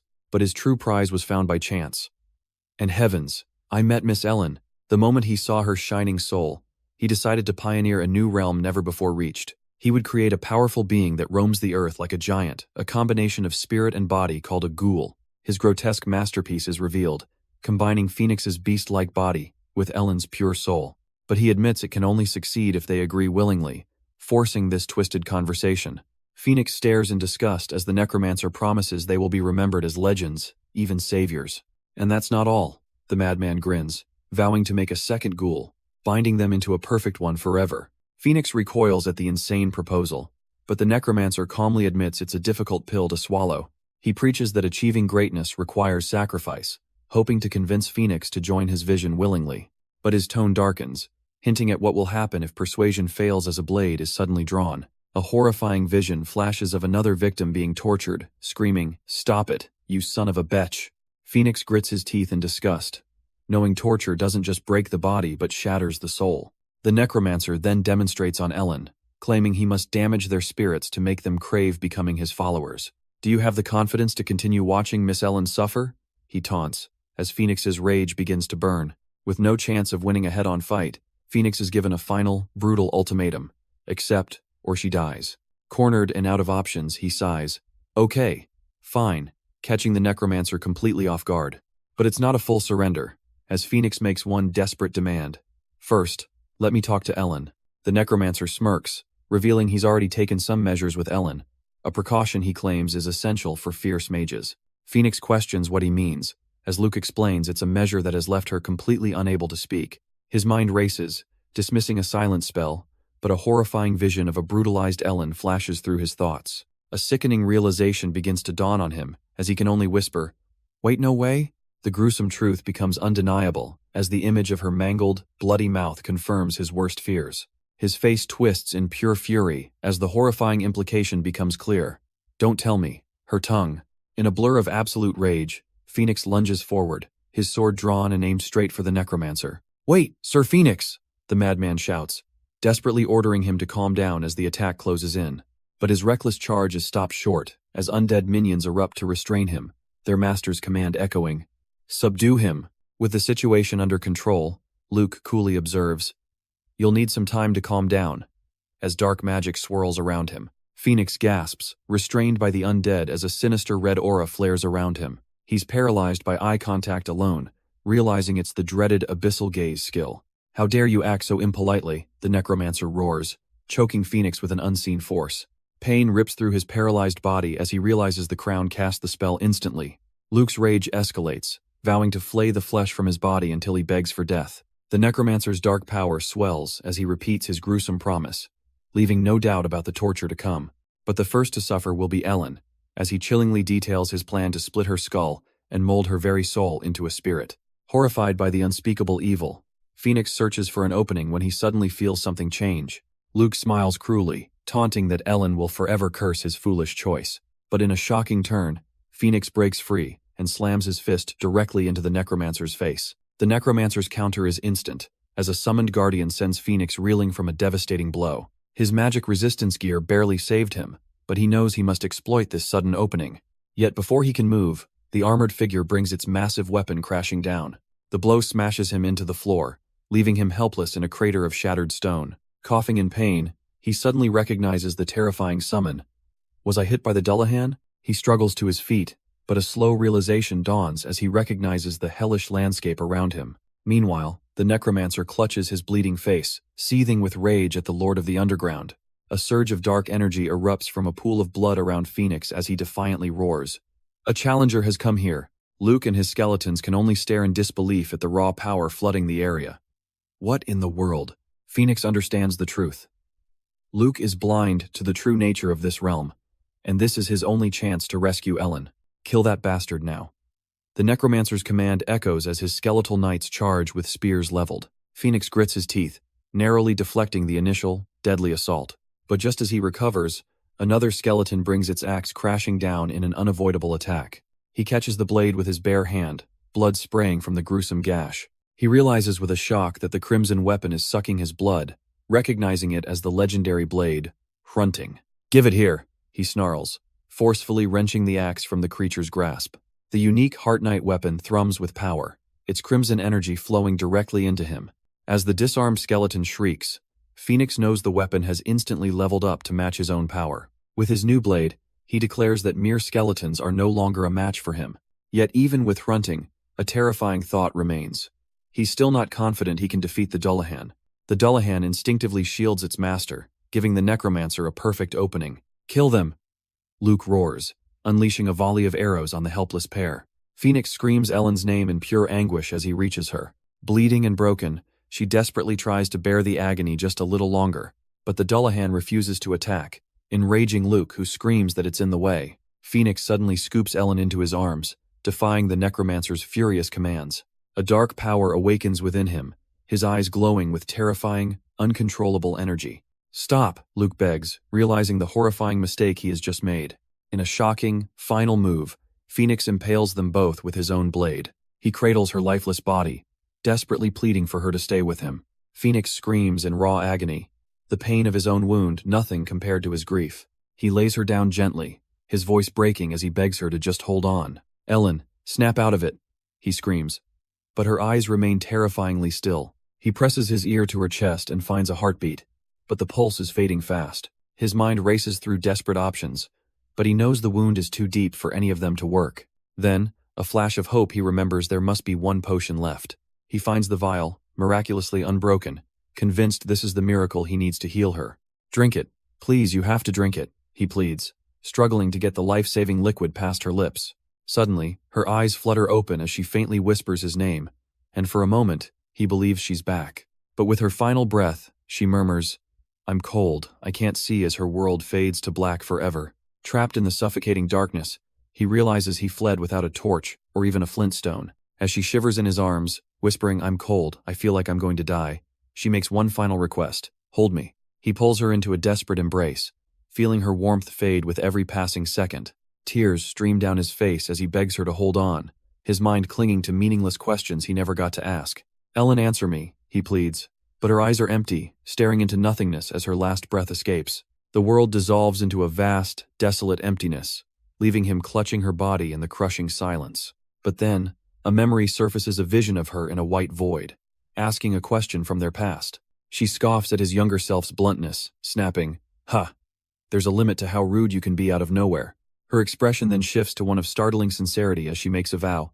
"All right, I'll only tell you once." Finally, her secret is revealed. "I am Ernar Radiglin," she explains. "Ellen was just the nickname my master gave me. My hometown is La Palais Palace," her memory explains, "a place far beyond any common wizard's reach." She recalls a lonely childhood, admitting that growing up without parents forced her to mature far too quickly. While a master took care of her, she dismisses her lack of parents as just one misfortune among many. She questions his ignorance with disbelief. "You don't know the Radiglin family? Or Archmage Radiglin?" Radiglin was the legendary ancient mage who built the palace, and she proudly declares his blood flows in her veins. He then asks her, if her lineage is so great, what kind of misfortunes could she have possibly suffered? "The palace," she explains, "is the greatest magic school, a cradle for the next generation of mages. But she was the direct heir, her blood uniquely powerful, and the top mages began her training the moment she could walk. People were astonished by her talent, for she was born with more mana as a child than a fully licensed mage. While the palace celebrated the birth of a new archmage, her peers could only look upon her with bitter envy. Looking back, she recalls with a smile, that was probably the peak of my life. She even finds it funny that her life peaked when she was only 7 years old. But as she grew older, a problem emerged. She was the best at everything, except for one crucial skill. She just couldn't manage spell engraving, a fatal flaw that meant she couldn't use magic at all. For years, she thought it was understandable. But by 14, her failure had become an undeniable problem. High expectations soon turned to ridicule, as everyone began to treat her as a complete failure. The whispers grew crueler, calling her cursed and illegitimate until, by the age of 15, she was completely alone. She despises any pity, recalling her despair but revealing that in her loneliness, not everyone had left her side. Only her true master, a man named Zemar, never left, believing she would become an archmage against all odds. He was a stubborn and eccentric old man, but his heart was the warmest, even making her a cake for her birthday. Thanks to her master, she lived faithfully in the palace, finding that learning suited her nature. Those precious moments were few, but her peaceful life completely ended when she turned 17. At the time, her master was secretly researching her curse using forbidden books from the palace. Suddenly, an assassin fatally wounded her master and fled with the very tomes he was studying. But what happened next was even more outrageous, as a sinister presence lingered just outside the door. Her uncle and his followers appeared as if they'd been waiting, showing no concern for the dying man. Ellen stole the forbidden books, they declared, shamelessly framing her for the crime. She understood their motive instantly: kill the direct heir so her uncle could take her place. However, her master was not so easily defeated, proving an elderly mage is a truly dangerous foe. He activated a final magic circle, exiling everyone but them from the island to ensure her survival. Just before he died, her master shoved her into an escape magic circle, his final act of sacrifice. Following his last command, she resolved to cross the sea to the Association, completely alone. After a desperate struggle, she finally boarded a ship bound for South Harbor, where her path crossed with his. Her first impression was simple: just an idiot, disgusted to see a giant of a man trembling from a few arrows. But once ashore, this strange man she called Foy helped her, acting like a clumsy merchant to save her from soldiers. She had no luxury for gratitude, only fury that her master's most precious wand had been broken. Unable to trust him, she wondered what kind of pathetic mage he was while vowing to get her revenge. Her suspicion grew, fearing he was after her magical abilities, her belongings, or something far worse. It was annoying how he constantly nagged and scolded her, treating her like a child despite not being much older. And yet he pulled her close, held her tight so she couldn't run, and protected her as if it were the most natural thing in the world. With him, she felt a strange sense of stability, a feeling she'd never known before. He was an idiot who would expose his back to others and say cheesy things like "hide behind me." No matter how much she pushed him away, he would reappear with a trivial gift and a proud expression. He's stupid and idiot, she thought, before admitting the truth. How could I not like him? He risked his life to protect her, fighting off countless soldiers without asking for anything in return. He cherished her like she was the most precious person in the world, his eyes overflowing with unspoken emotion. He appeared in the darkest moment of her life and became her guiding light. So, when he disappeared, she was left with an unbearable, suffocating anger. She waited through the deep night and the dark dawn, but Foy never returned. Instead, sickening sounds echoed endlessly, a torment she couldn't escape no matter how she covered her ears. In her final moments, Ellen recalls the one time Phoenix looked at her with pure disgust, remembering his desperate attempt to save her and her insane wish that they could have just died together. Yet when he held her, his embrace meant less than the selfish joy she felt seeing him cry because of her. She admits a dark happiness, knowing he would live with the regret of her death for the rest of his life. But now, she questions how she became so twisted, crying out, "I don't want it to end like this." All she truly wanted was to walk side by side, ride horses on an open beach, and watch the sunset together. She dreamed of simple things, like bragging about the new spells she was learning just for him. She yearned to teach him the constellations, and simply ask him what his favorite flower was. Her heart ached for a flower ring, to fall asleep in his arms, and to kiss him when she woke. And as her world fades, she collapses in tears, whispering his name. "Foy, I miss him." As her spirit fades, Ellen begs to see him one last time, pleading for a final glimpse. But a sudden realization dawns on her, filled with confusion. What? So, now? Panic sets in as she cries out that this wasn't what was promised, screaming, "I'm not ready yet." Her consciousness returns slowly, and she awakens in a strange bed, disoriented and wondering where she is. "Am I alive?" she whispers in disbelief. Finding the fatal wound on her stomach has completely healed, her horror grows as she touches her mouth, realizing even her severed tongue has been miraculously restored. She desperately tries to get up, but her legs have no strength, and she collapses in the suffocating darkness. Alone and trapped, she frantically searches for her bag to light a fire but finds nothing. Her only comfort is the familiar ancestral robe she clutches, a small relief in this terrifying situation. Suddenly, a deep rumbling echoes from above, and she looks up, sensing an ominous presence. With a muffled cry, he thrashes against the ground, waking from a tortured sleep. His eyes snap open, and he desperately calls out her name. Ellen? By the warmth of a crackling fire, he finds that she has finally woken up. He explains he scavenged the area while she was unconscious, even using his own clothes to keep her warm. But his relief is overshadowed by concern as he asks, more importantly, Ellen, is your body all right? A shadow of horror crosses her face as she admits something has felt deeply wrong ever since she awoke. Her voice trembles as she reveals the terrifying truth. My legs won't move. At first, she explains, she thought it was just stiffness from lying down for so long. But the cold reality is far worse. I have no sensation below my waist. His hope shatters as a single, devastating question echoes in his mind. What went wrong? Let me see, he says, reaching down to inspect her unresponsive legs as she looks on in confusion. What are you doing right now? She asks, startled by his firm grip. His mind flashes back to the moment he saved her, admitting he never truly believed it would work. He remembers her final, hopeless moments, bleeding out and whispering, "No, what do I do?" Then came the chilling realization as he held her still form. Her heart stopped. In a blind panic, he desperately searched for a solution, knowing conventional methods were useless. A blood transfusion was his only reckless idea, a gamble plagued by 1,000 unknown risks. Ignoring everything, he used his blood manipulation to force his own life essence directly into her body. At the time, he was in no state to worry about the consequences, pouring his blood into her without hesitation. His magic violently restarted her heart, pulsing with enough raw power to shatter her ribs. He recalls pumping an insane amount of his own blood into her, forcing her heart to beat again and again, and even after it restarted, he had to keep pushing his life force into her in a grueling process. But while her circulation is now perfect, a chilling question remains.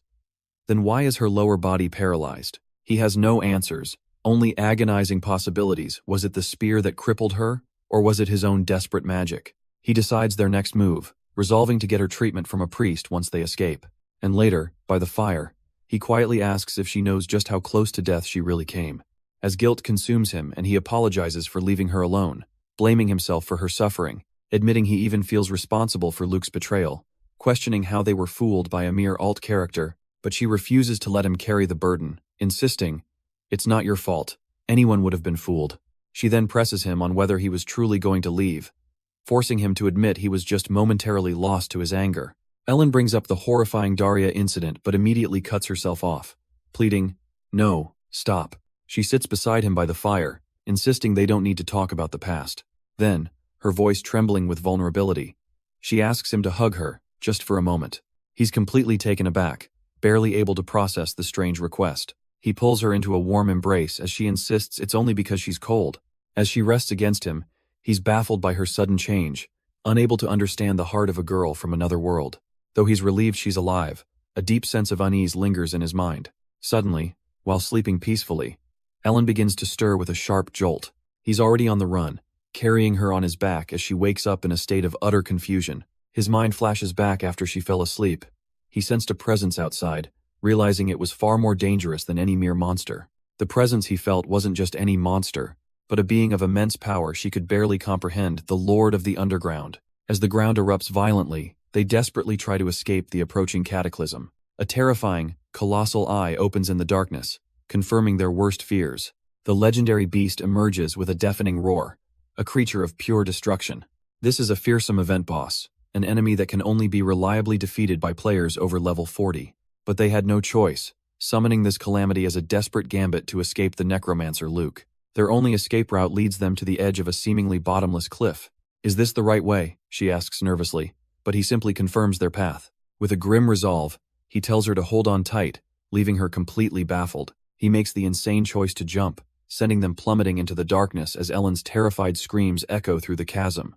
They land with impossible softness at the bottom, a miraculous feat that leaves him winded but alive. "What were you going to do if we didn't have the Spirit of Dance spell?" she asks, but he only laughs nervously. His gaze hardens as he assures her they aren't going down without a plan. He recalls an ancient book, explaining that to escape this place, they must venture even deeper into its heart. Ellen is baffled, having never heard of such a thing in all her studies, but he simply dismisses her confusion. "Look over there," he says, pointing towards the source of his unwavering confidence. A massive, glowing crimson sigil appears before them, a demonic trial he calls a magic trap. He explains this trap leads to a hidden artifact guarded by powerful demons, their only path back to the surface. But with a thoughtful look, she suddenly asks, "Poi, can you carry me forward for a moment?" Leaving him utterly confused. "What's wrong, Ellen?" he asks, but she mysteriously claims, "For some reason, I feel like I can solve it." She realizes the magic circle has too many incantations, its appearance far too obvious to be a simple trap. "Sky noon fly," she chants, altering the very fabric of the spell with a few powerful words. "Look at that!" she exclaims, pointing towards the impossible sight unfolding before them. In a blinding flash, the demonic sigil transforms into a miniature sun, completely changing its nature. Stunned, he admits the ancient text never mentioned this, earning a light-hearted jab from Ellen. Suddenly, a deafening roar echoes from behind them as Ellen screams, "It followed us!" He's never witnessed magic this volatile, but he puts his faith in her desperate gamble. With no other options left, he declares, "This is the only way," plunging them both into the blinding light. "Ellen, it's all right. Open your eyes," he says gently as she slowly awakens to their new reality. They arrive at their destination, guided by a mysterious robed figure who claims this is the right place. He examines the figure, noting its ancient mage attire and deducing it's an artifact from a lost empire, but Ellen quickly shatters his assumption, warning him, "Poi, that's not a stone statue." The horrifying truth dawns on him. It's a person frozen by a petrification curse, a spell completely unknown in his old world. Suddenly, Ellen spots something on the ground near the victim, shouting for him to look. It must be an item left behind by the petrified mage, a final remnant of their fate. Holding the strange artifact, Ellen senses its immense magical power, concluding it's imbued with a spirit. The item suddenly erupts with a brilliant blue aura, catching her completely off guard. As she begins to float, she desperately screams for him to grab her hand, but the magic ensnares him too, leaving them both floating helplessly as she yells, "What are you doing, you idiot?" After the chaos, Poi carries the exhausted Ellen, admitting their situation is nothing short of a mess. They'd recovered the fallen mage's loot, a powerful wand, gems, and the very flight ornament that just saved them. A massive, glowing magic circle appears, their only hope of escaping the treacherous underground dungeon. With Ellen's magic ready, Poi asks the final question before they take the plunge. "Ready?" But their escape is no teleport. They're violently thrown into the open sky, high above a massive city. Plummeting to their deaths, Poi desperately screams for her to use the magic earrings. She activates the flight magic, barely managing a controlled descent while he coaches her down. But as they get closer, they realize the city below is a wasteland of collapsed walls and ruins. A single flag gives them hope the prince might still be here, and they just need to find him. Just before landing, dozens of spears are leveled at them as a voice roars, "Stay right there." Inside a military tent, a tense war council is already underway. One knight panics, reporting that the bandits are so desperate they're eating horses as they charge. But his comrade coldly retorts that a reckless offensive only seems meaningless until you fall to it. "What sophistry is that?" their leader explodes, frustrated by the pointless arguments. His head throbs, recalling how all this chaos started 5 days ago with a massive, unexplained earthquake. In the aftermath, they barely stopped their own lord from deserting the city and causing even greater damage. Soon after, pirates took control of the coast, cutting off their supply lines. And now, hordes of bandits are running rampant, right outside their very walls. With his council completely divided, the young highness is at a loss for what to do. Suddenly a soldier bursts in, shouting, "Your Highness, a half-naked man and a blonde girl fell from the sky." "What did you say?" the prince demands, utterly baffled by the impossible report. Meanwhile, the protagonist is escorted through the city, carrying an exhausted Ellen on his back. A flashback reveals their frantic return to the surface, only to be immediately surrounded by suspicious soldiers. Just as he contemplated how to resolve the standoff, a familiar face pushed through the ranks of wary guards. It was Prince Ulkar's knight, Sir Langbolt, who seemed to vaguely recognize him from a past encounter. The knight questions how they just appeared from thin air, forcing our hero to spin a tale about the sewers collapsing. Looking at the desolate camp, he realizes the entire city has bought the story that an earthquake caused all this destruction. Back in the present, he kneels before the throne, but his mind races, knowing the quake's timing was anything but a coincidence. The prince leans back with a wry smile, asking, "This time, you fell from the sky?" Intrigued by this man who defies all logic, he leans in and declares, "You surprise me every time. I want to hear your story in detail." He recounts everything that happened underground, carefully omitting the one detail that would expose him. The altar, a necromancer, monsters, ancient magic. His story sounds more like a fantasy epic than reality. The prince leans back with a smirk, calling it an astonishing adventure story. He then suggests informing the church about the necromancer, a proposal the court priest quickly accepts. But the prince isn't convinced. turning to his royal mage to analyze this so-called mercenary's adventure. Master Raymond admits ancient magic could exist, but for ordinary men to survive it is peculiar. As the mage's expert analysis confirms his doubts, the prince's suspicion deepens. Cornered, he wonders if he should reveal Ellen's true power to make their impossible story believable. But it's far too risky. She has no mage's pass and is a wanted fugitive from the palace. With the entire court watching, revealing her identity now could be an immediate death sentence. Just as the court's suspicion peaks, the protagonist is stunned by a sudden gust of wind. He realizes it's wind magic as the entire room turns to see its source. "There's no need to doubt, Your Highness," the royal mage declares. "That girl is a mage." He analyzes her power, confirming she's undoubtedly an heir from a prestigious family. Panicked, he wonders if Ellen should be revealing her powers, realizing she's far more than just an injured girl. The prince, intrigued by this new development, turns to the silent girl and asks, "What's your name?" "My name is Ellen," she replies calmly, as the prince smirks at her rumored magical talent. Trying to control the situation, he deflects with a confusing story about the Gardual War, baffling the court. The prince questions his loyalties, but he feigns duty while internally admitting he was ready to flee. With a thoughtful expression, the prince seems to accept his story, murmuring, "I see." Understood. When asked about the city's dire situation, Phoenix can only state the obvious. "I heard that an earthquake occurred. With the walls breached and the city vulnerable, his immediate task is simply to take Ellen to the church." The prince then orders Sir Langbolt to escort them from the court, a command Phoenix readily accepts. But before they can leave, he interrupts with a critical report. "Your Highness, I have something to tell you." Immediately capturing the prince's attention, he reveals that he had already warned Ulkar about a dangerous infiltrator operating secretly within the city. Phoenix recounts the story of capturing the swift-footed Thorvald in the sewers, a crucial lead that ultimately went cold.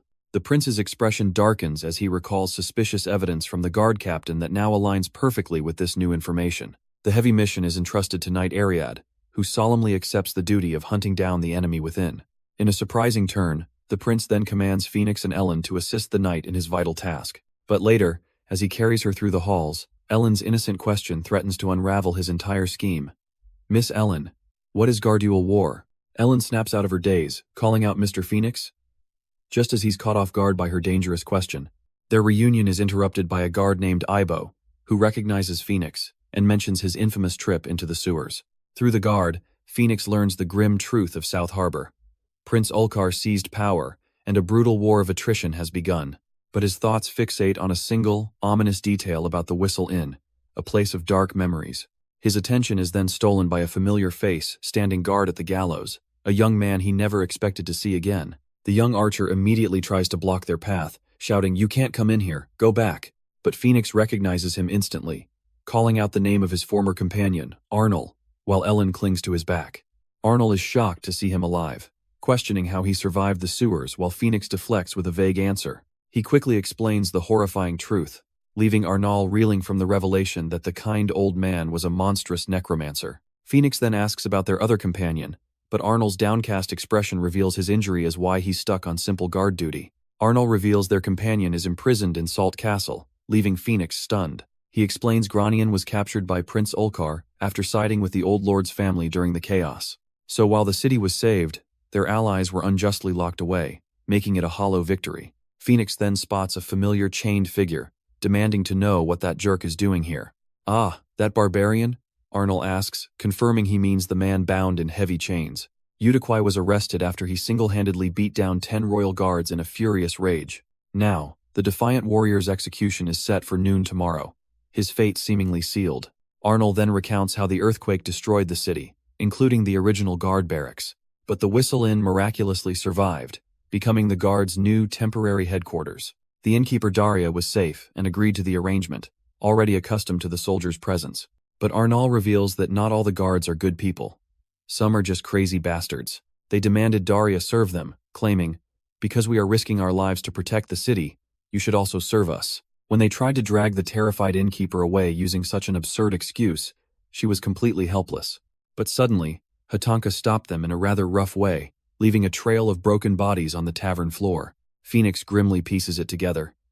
Udiquai knocked out all the guards with his bare hands, crippling those who touched her. But looking over, he finds the warrior sleeping soundly, completely unfazed by his own execution tomorrow. "Hey, you!" he shouts, trying to wake the sleeping giant, who only groans in response. Udaquai mumbles something incoherent, forcing Phoenix to snap. Hey, snap out of it. Speak in Millenolian. Finally awake, he's met with Phoenix's fury. I went through all that trouble to get you into the city, so why are you doing this? The chained warrior simply says it doesn't matter, infuriating Phoenix, who screams, Do you know you're being executed tomorrow? Udaquai's strange words about having no regrets confuse Phoenix, who wonders if the berserker has truly accepted his own death. Phoenix invokes the memory of Udaquai's father, questioning if he'd want his son to die while their enemies storm the castle. He snaps, realizing this isn't a noble hero but a madman, maybe just as twisted as the necromancer Luke. I said, It doesn't matter if I die, Udaquai insists. But Phoenix internally resolves that he can't let him die like this. Leaning in close, Phoenix makes an unbelievable offer. What if I set you free, leaving the chained warrior stunned? I'll save you, so follow me, Phoenix declares, promising true freedom someday. But Udaquai's eyes are filled with pure distrust. He appeals directly to the warrior's deepest desires for revenge and a return home, admitting his offer must seem suspicious. I'll go now, so think about it, he says, leaving the warrior alone to decide between a meaningless death and a dangerous hope. Leaving the silent Udaquai to his thoughts, Phoenix carries Ellen on his back and heads toward their next destination. Before them looms the massive stone church, a symbol of power in this city and the next step in his complex plan.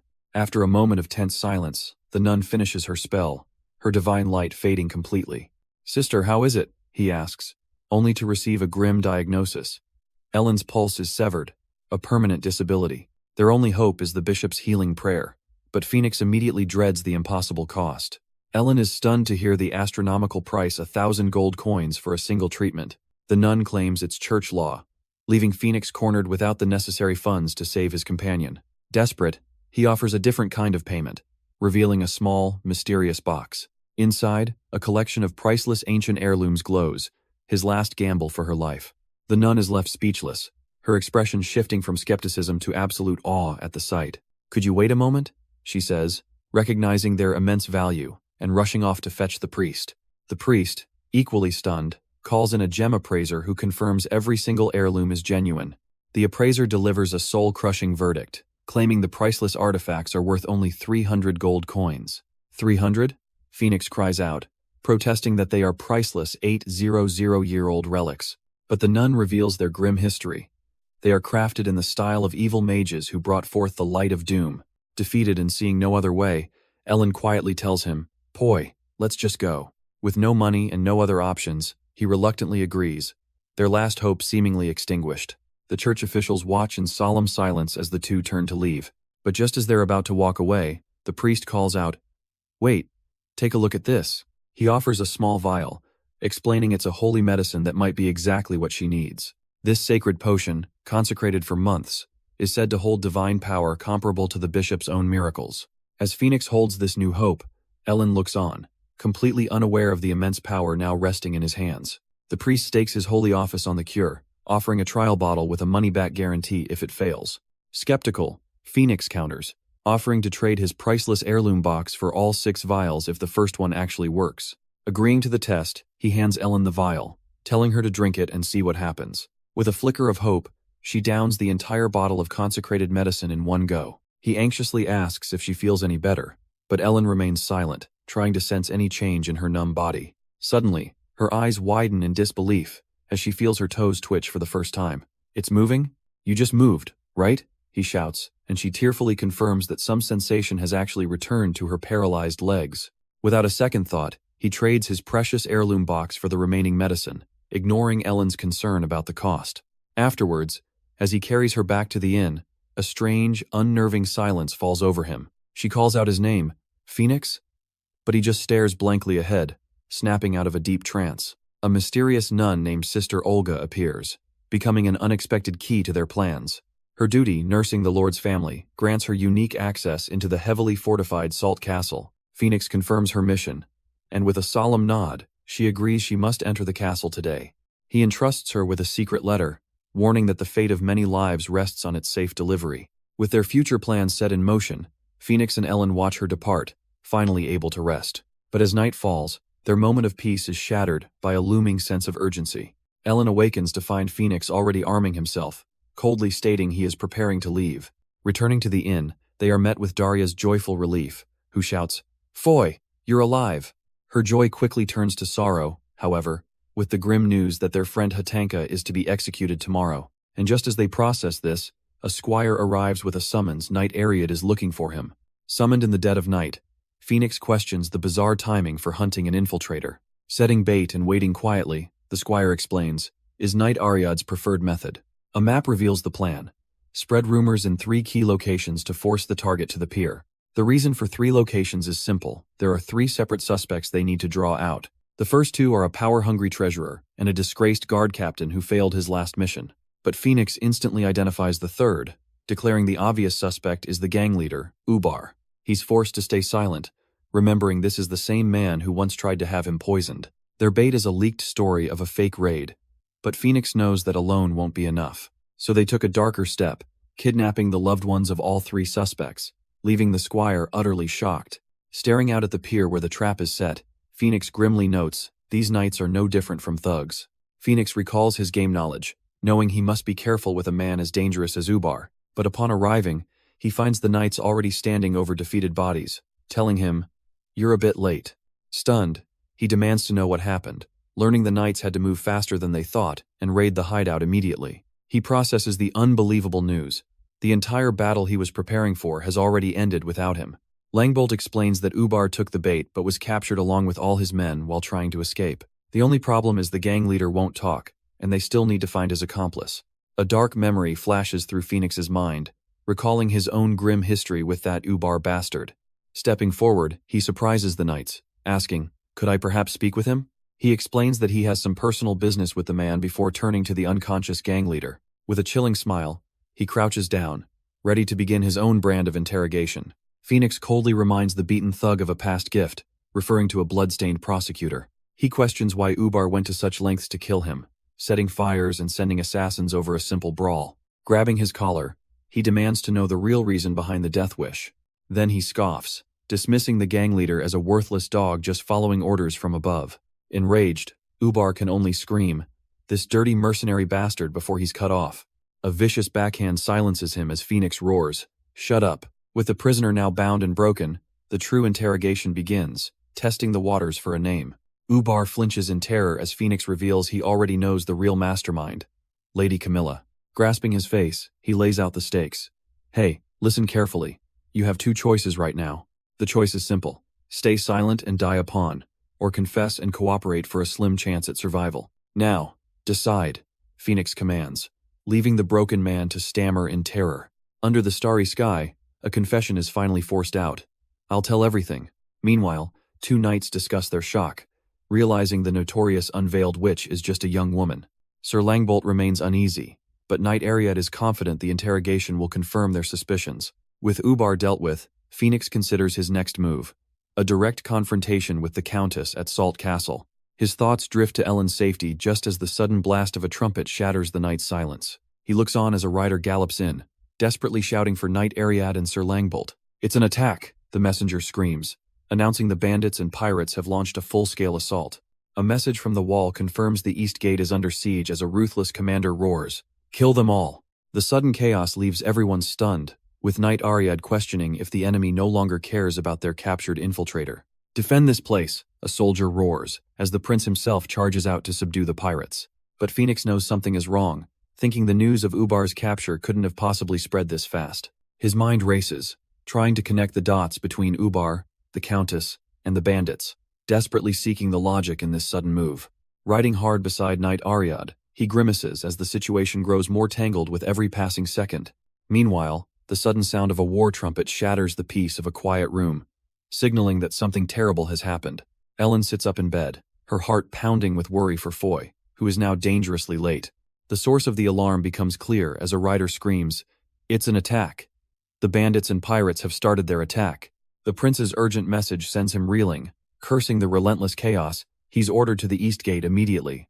He arrives to find himself plunged directly into the heat of combat against the invading bandits. "Damn it," he grits out, turning to a nearby soldier and demanding, "How's the battle going?" "The East Gate is being overrun," a soldier cries, explaining they are simply too outnumbered by the endless horde of bandits. Worse, if the bandits are all attacking at once, it implies a problem far bigger than just their numbers. Phoenix grits his teeth, and charges his horse directly into the fray. Suddenly, a massive axe swings down, an ambush from a powerful-looking foe on horseback. But this isn't just any bandit. It's the named plunder leader, half-orc Ulek. How many more named ones are there? Phoenix thinks, desperately fending off the unexpectedly strong assault. In that moment, a colossal impact shakes the entire battlefield, silencing the chaos. His eyes widen in sheer disbelief, as he can only mutter, "Oh sit," because standing before him is a hulking monster in a bone mask, a creature that shouldn't exist. The beast lets out a horrifying shriek, its overwhelming presence making the entire battle feel completely one-sided. Phoenix reels back from the monster's sheer pressure, his body screaming in protest. This is no mere beast. It's the infamous scaled ogre, Hakryo, the most vicious of the bandits named fighters. He steels himself to fight, but a strange smell suddenly diverts his attention elsewhere. To his horror, reports flood in of another named enemy appearing on a different front, the magic swordsman Moses. And a third, Mute Slong, has also joined the fray, leaving Sir Ariad and the other knights completely pinned down. Phoenix realizes with grim certainty that he's utterly alone against two of these monstrous leaders. With no other choice, he lets out a battle cry, charging forward and betting everything on his secret plan. Meanwhile, at the Westport, the prince gives a ruthless command. Don't let a single one survive. But his order is interrupted by a desperate rider galloping in with urgent news from the front lines. The soldier confirms the command was sent, and their forces have rushed to defend the now critical East Gate. The prince is suddenly alerted that a mercenary named Phoenix made a request, the name alone catching his full attention. But back on the front lines, Phoenix is locked in a brutal fight for his life, facing down a horde of enemies. He strains to parry a crushing blow, the impact jarring him to the bone. The relentless assault pushes him back, his single sword barely holding off a massive club. Damn it, he thinks, realizing the two coordinating monsters leave him absolutely no opening to attack. Even the veteran knights, Langbolt and Ariad, are too overwhelmed to help, a grim sign that the defensive line is about to break. The hulking beast roars, unleashing a wave of raw power that tells everyone a devastating attack is coming. Phoenix steels himself, knowing he must create an opening on his own, no matter the risk. But in a flash of terror, he realizes he's been backed into a corner without even noticing. As the final blow descends, inescapable and absolute, a single thought echoes in his mind. I'm going to die. A thunderous punch sends the half-orc plunderer flying, saving Phoenix at the last possible second. Thanks to you, I'm alive, he gasps, staring up at his unexpected savior. The legendary warrior Udiquai stands ready, his presence alone shifting the tide of battle. But this was all part of the plan, flashing back to a desperate request Phoenix made before the battle. He asked the prince to release a barbarian scheduled for execution Udiquai himself to fight at the East Gate. Phoenix gambled that Udiquai's personal grudge against the bandits would make him an invaluable ally. Though the messenger was skeptical, the prince clearly granted the urgent request, understanding the dire stakes. Back in the present, Phoenix reminds Udiquai of their previous conversation, telling him he's thought things over. I want to avenge my tribe members, Udiquai declares, his purpose now crystal clear as they stand together. With a mighty war cry, Phoenix orders the charge, unleashing the great warrior Hatanka upon their stunned foe. The plunderer flinches, stunned by the sudden change in his opponent's power. Phoenix's momentum has completely shifted, his sword now glowing with a menacing aura that wasn't there before. A cold dread washes over the enemy, who realizes with horror, if this continues, I might even lose. Without a moment of hesitation, Phoenix carves through another rider, his blade moving with impossible speed. Feeling his legendary sword runting awaken in his hand, he shouts out for his powerful ally, Hatanka! Elsewhere on the battlefield, the mighty Udiquai has already crushed two foes beneath him, a monument of pure carnage. His enemies are not merely defeated, they are torn asunder by his bare hands in a gruesome display of power. As his tattoos begin to glow, the true, terrifying strength of the tattoo berserker is finally unleashed. The enemy commander can only stare in disbelief, screaming at his men to kill the monstrous barbarian. Phoenix watches with grim satisfaction, knowing he has just unleashed a true berserker upon the world. The bandit leaders mock their own men. You foolish guys, can't you even handle one mercenary? Their commander smirks, looking down on his battered soldiers with utter contempt. But his expression twists as he recognizes a familiar face, snarling, Is it you? That rat from back then. Meanwhile, Phoenix feels a growing unease. Even with Udiquai turning the tide, something is deeply wrong. He catches his breath, realizing this decisive battle is happening far too early compared to the game's original scenario. According to the timeline he knew, this fight wasn't supposed to happen yet. There were still too many unresolved matters. His dread grows as he senses the bandits still haven't committed their full strength to the fight. Suddenly, the thunder of hooves fills the air as a fresh wave of cavalry charges forward with a deafening war cry. It's their reinforcements, the defenders scream, but Phoenix can only stare in disbelief at the impossible development, because leading the charge is the very man who shouldn't be here, forcing Phoenix to wonder if that guy is really joining in too. Phoenix watches the approaching army beside Udaquai, asking with grim certainty, "Are those guys the real deal?" And among them is a face that spells doom, for the true boss of the bandits has finally taken the field. Panic spreads through the enemy ranks as they learn one of their captains was killed bare-handed by a single barbarian. A barbarian? Their leader roars, infuriated that the legendary brute who humiliated them before has appeared here. His second-in-command reminds him of a crucial report they seem to have forgotten in the heat of battle. The memory flashes back the day that monster beat one of their lords, Pagano, to a bloody pulp. "Why wouldn't I know that?" he yells, though his subordinate can tell he clearly forgot and orders the attack. On the front lines, the clash of steel rings out as the knights are completely overwhelmed by the sheer numbers. Sir Langbolt, barely holding on, screams into the chaos, "Phoenix, are you alive?" But Phoenix can only stare at the endless horde, realizing this may be the bandits' entire gathered strength, an impossible fight. With Udaquai on their side, Phoenix knows mere grunts stand no chance against the berserkers' might. The enemy forces hesitate, realizing they need a new strategy to deal with this one-man army. Their leader screams in frustration from horseback, calling them idiots for being stalled by a single mercenary. But then his eyes lock onto a familiar face, a rat bastard from back then whom he calls Albion. Phoenix clarifies to a confused Udaquai that Albion is actually the name of the bandit leader himself. Hearing the name is all it takes for Udaquai to snap, letting out a furious roar as he charges headfirst into the enemy line. The panicked bandit boss screams for his men to block the incoming berserker at all costs. He orders his mounted archers forward, demanding they turn him into a beehive for a past crime. Phoenix shouts in alarm, realizing the mention of the leader's name triggered this reckless solo charge. He knows Udaquai is strong, but fears that charging so deep into the enemy ranks alone could still be a fatal mistake. A bandit commander lunges forward, swinging a vicious weapon meant to end the fight instantly, but the Blood Knight grits his teeth, barely holding back the overwhelming force of the surprise attack. "Are you that barbarian's master?" The bandit snarls, as Phoenix realizes he must fight alone again. Resigned to his fate, he steels his resolve, deciding it can't be helped.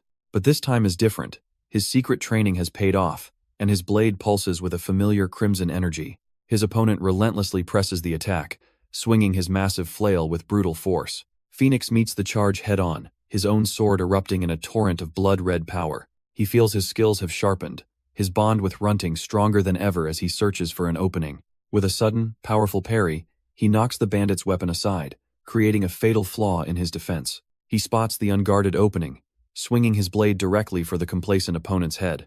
"This is my chance," he thinks, lunging forward to end the fight in a single, decisive blow. The arrogant commander can only stare in disbelief, his overconfidence shattering in an instant. In a flash of crimson light, his blade cuts clean through the air, an unstoppable arc of death. Another bandit commander watches from afar, her mind struggling to comprehend the impossible sight. What is this? The boss is instantly defeated, his head sent flying as the entire army screams in terror. Panic sets in as his allies realize they stand no chance against the monster they so foolishly challenged. The rout is absolute, with seasoned plunderers screaming, "We can't win! Run!" as they flee for their lives.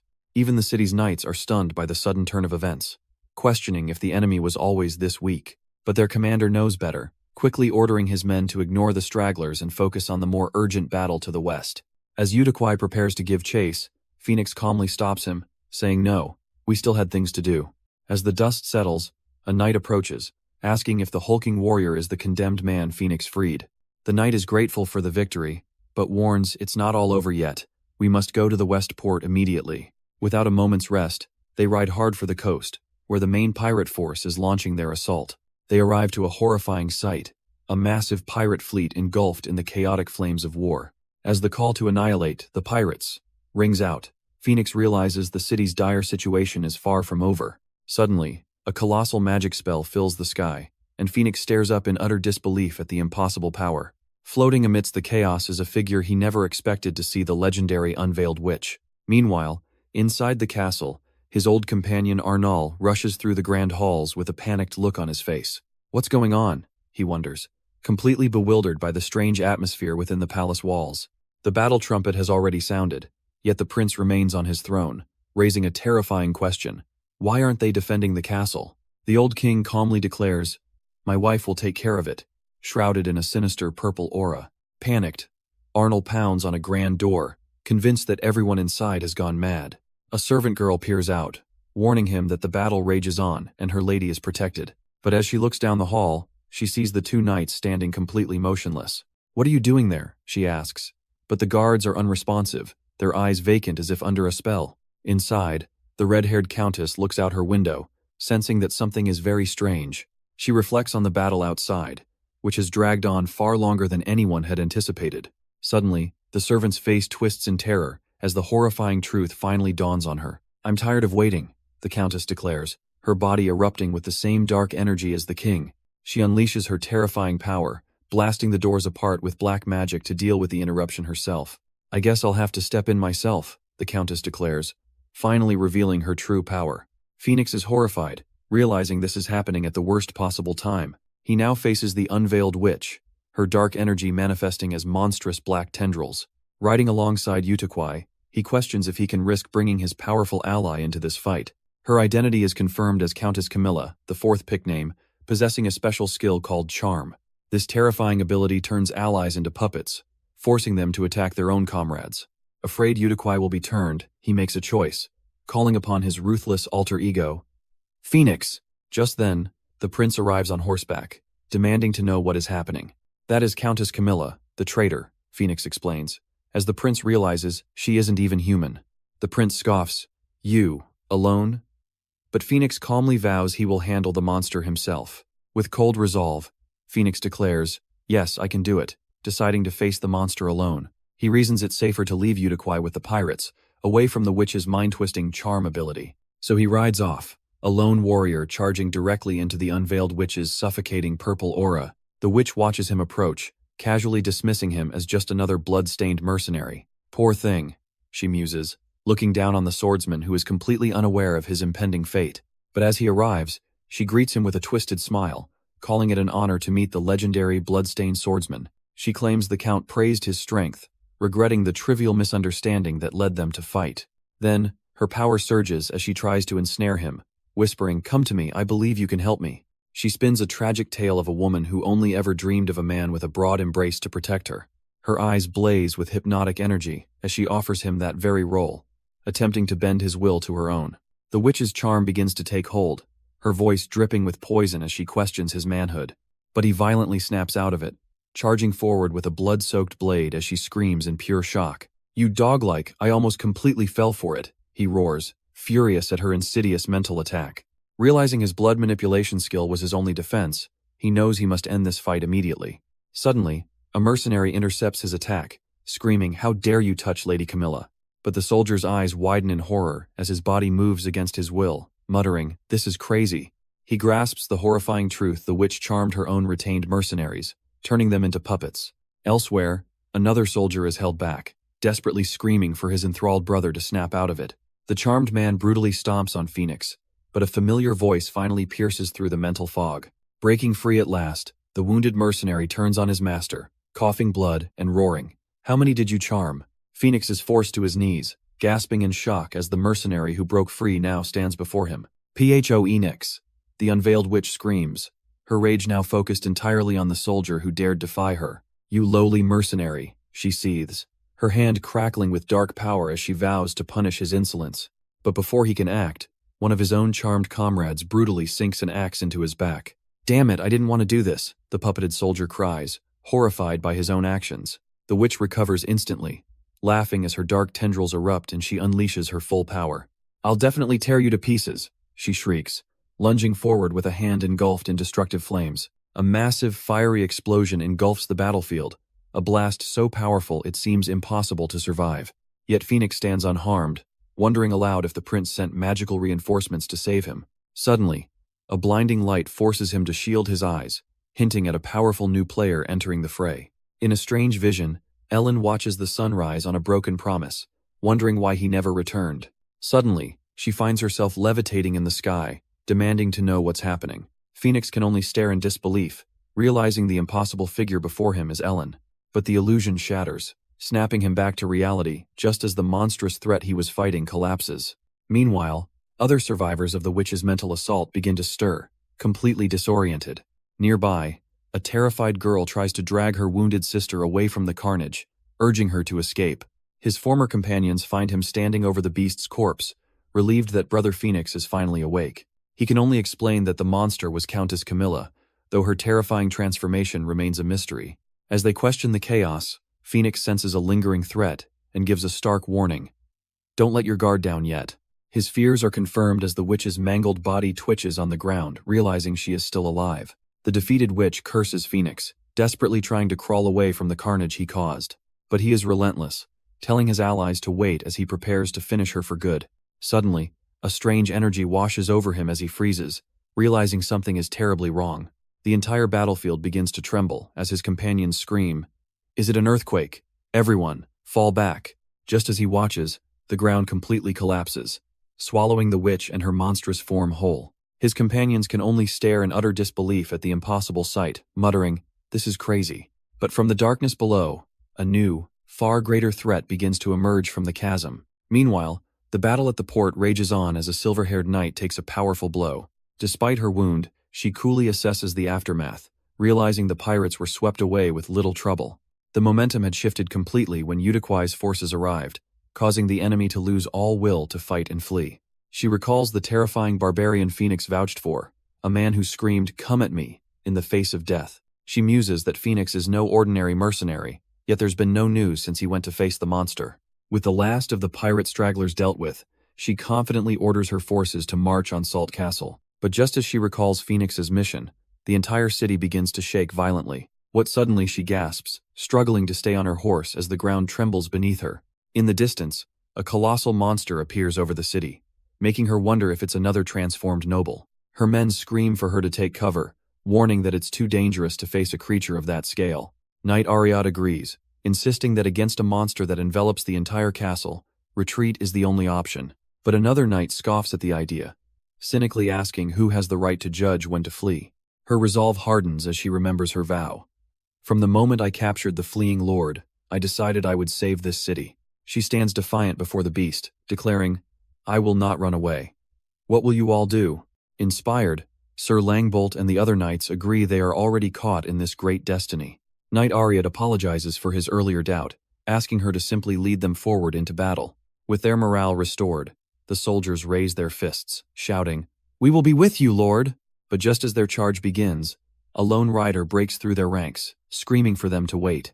It's Ellen, desperately warning, "Your Highness, as it is now, we cannot subjugate that monster." The colossal creature lets out a deafening shriek, its attention now drawn to the warriors below. Before anyone can react, its massive claw smashes down, striking the Blood Knight with overwhelming force. "Damn it," he roars, realizing the monster is not only huge but impossibly fast. He's thrown onto the defensive, finding that just dodging its attacks is a desperate, overwhelming struggle. Pinned down, the Blood Knight wonders if even a golem's body could withstand this overwhelming power. He desperately tries to understand why this monster, a mere annoyance in the game, has manifested with such terrifying strength. Suddenly, a jolt of pain surprises him. He was wounded even while dodging, the searing pain a testament to the creature's impossible speed. He meets its gaze and realizes the cold truth.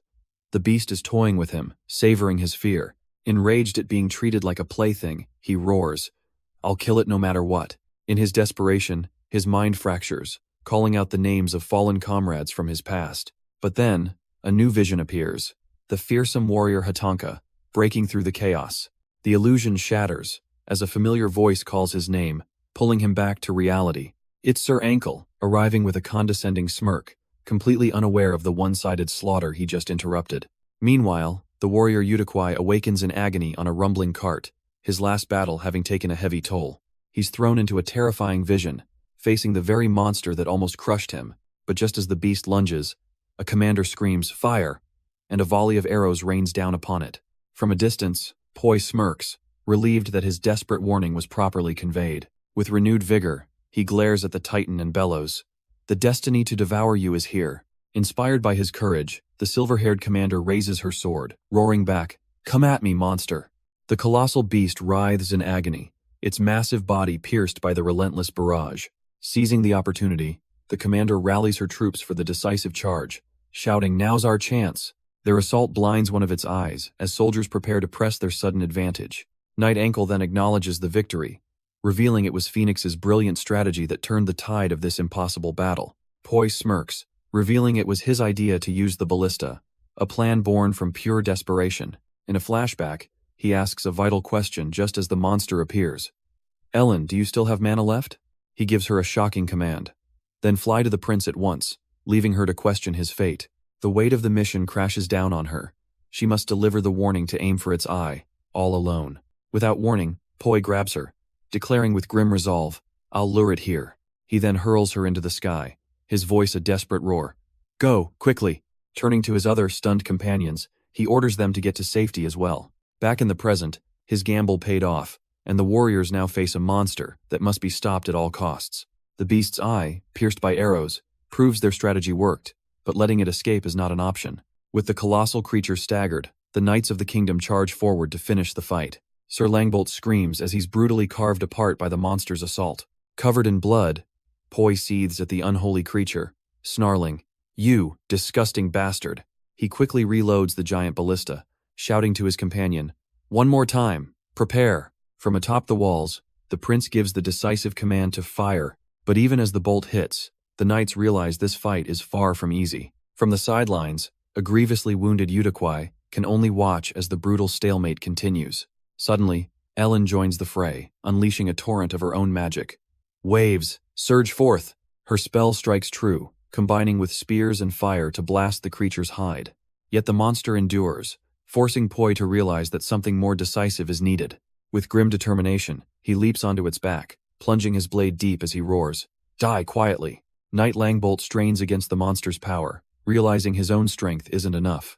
Seeing the futility, he screams for everyone to retreat, but his lord, the prince, steps forward. Ignoring the desperate order, the prince draws his glowing bow, shouting, "Hurry!" A single magic-infused arrow flies true, aimed directly at the beast's weak point. The bolt strikes with devastating force, engulfing the creature in an eruption of pure energy. Thrown clear by the blast, a wounded Poi can only stare in awe, muttering, "A magic arrow?" It seems the powerful attack completely incinerated the monster from the inside out. The prince lowers his bow, a calm look of victory on his face as he declares, "Success." But just as everyone celebrates, the monster's eye snaps open, and it lunges with a terrifying roar. The prince freezes in horror, realizing far too late that the creature was never truly dead. The monster lunges forward, catching the prince as his men scream, "My lord!" Poi and the knights can only watch in horror, shouting, "No! It was still alive?" The prince is caught, his body crushed within the beast's massive jaws as he grunts in agony. He strains against the immense pressure, his left arm already giving way under the force. But even while being eaten alive, the prince reaches for the hilt of his sword. With a desperate shove, he fights back against the closing teeth, refusing to die so easily.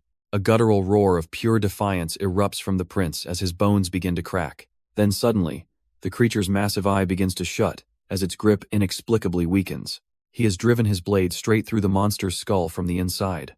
Covered in blood but alive, the prince stands over the corpse, muttering one word. Finally, as the battle ends, a knight collapses in sheer relief, thinking, "It's truly over." But the victory is bittersweet as the soldiers cry out for their fallen lord, the prince, now lying motionless on the stone. "Fetch a priest, quickly," an officer commands, revealing the prince saved them all but lost an arm in the process. Elsewhere on the battlefield, Ellen unleashes her fury on the bloodied protagonist, screaming, "You idiot!" He simply smiles through his wounds, asking if she was worried, and she tearfully admits she was. With the fighting done, they finally rest as 3 peaceful weeks pass over the healing city. South Harbor begins to thrive once more as vital trade and commerce are restored. The recovering Prince Ulcar aids his people by opening the Lord's treasury to fund the reconstruction. But this new beginning is haunted by a dark secret. The true Lord was discovered, murdered, and his killer remains unknown. Under Prince Ulcar's rule, South Harbor begins its rapid reconstruction. The prince summons our hero, acknowledging, "Phoenix, I am aware your contributions were substantial." He wisely chooses not to question the source of Phoenix's uncanny knowledge, letting the mystery go. Thanks to this new influence, even the berserker Udaquai is spared the death penalty for his past crimes. Phoenix then turns his attention to Ellen, checking on her slow and painful recovery. Her paralysis is slowly healing, and she can finally move a little better than before. but her full recovery depends on an expensive medicine they can no longer afford. He assures her the prince's reward will cover it, yet a deeper unease lingers.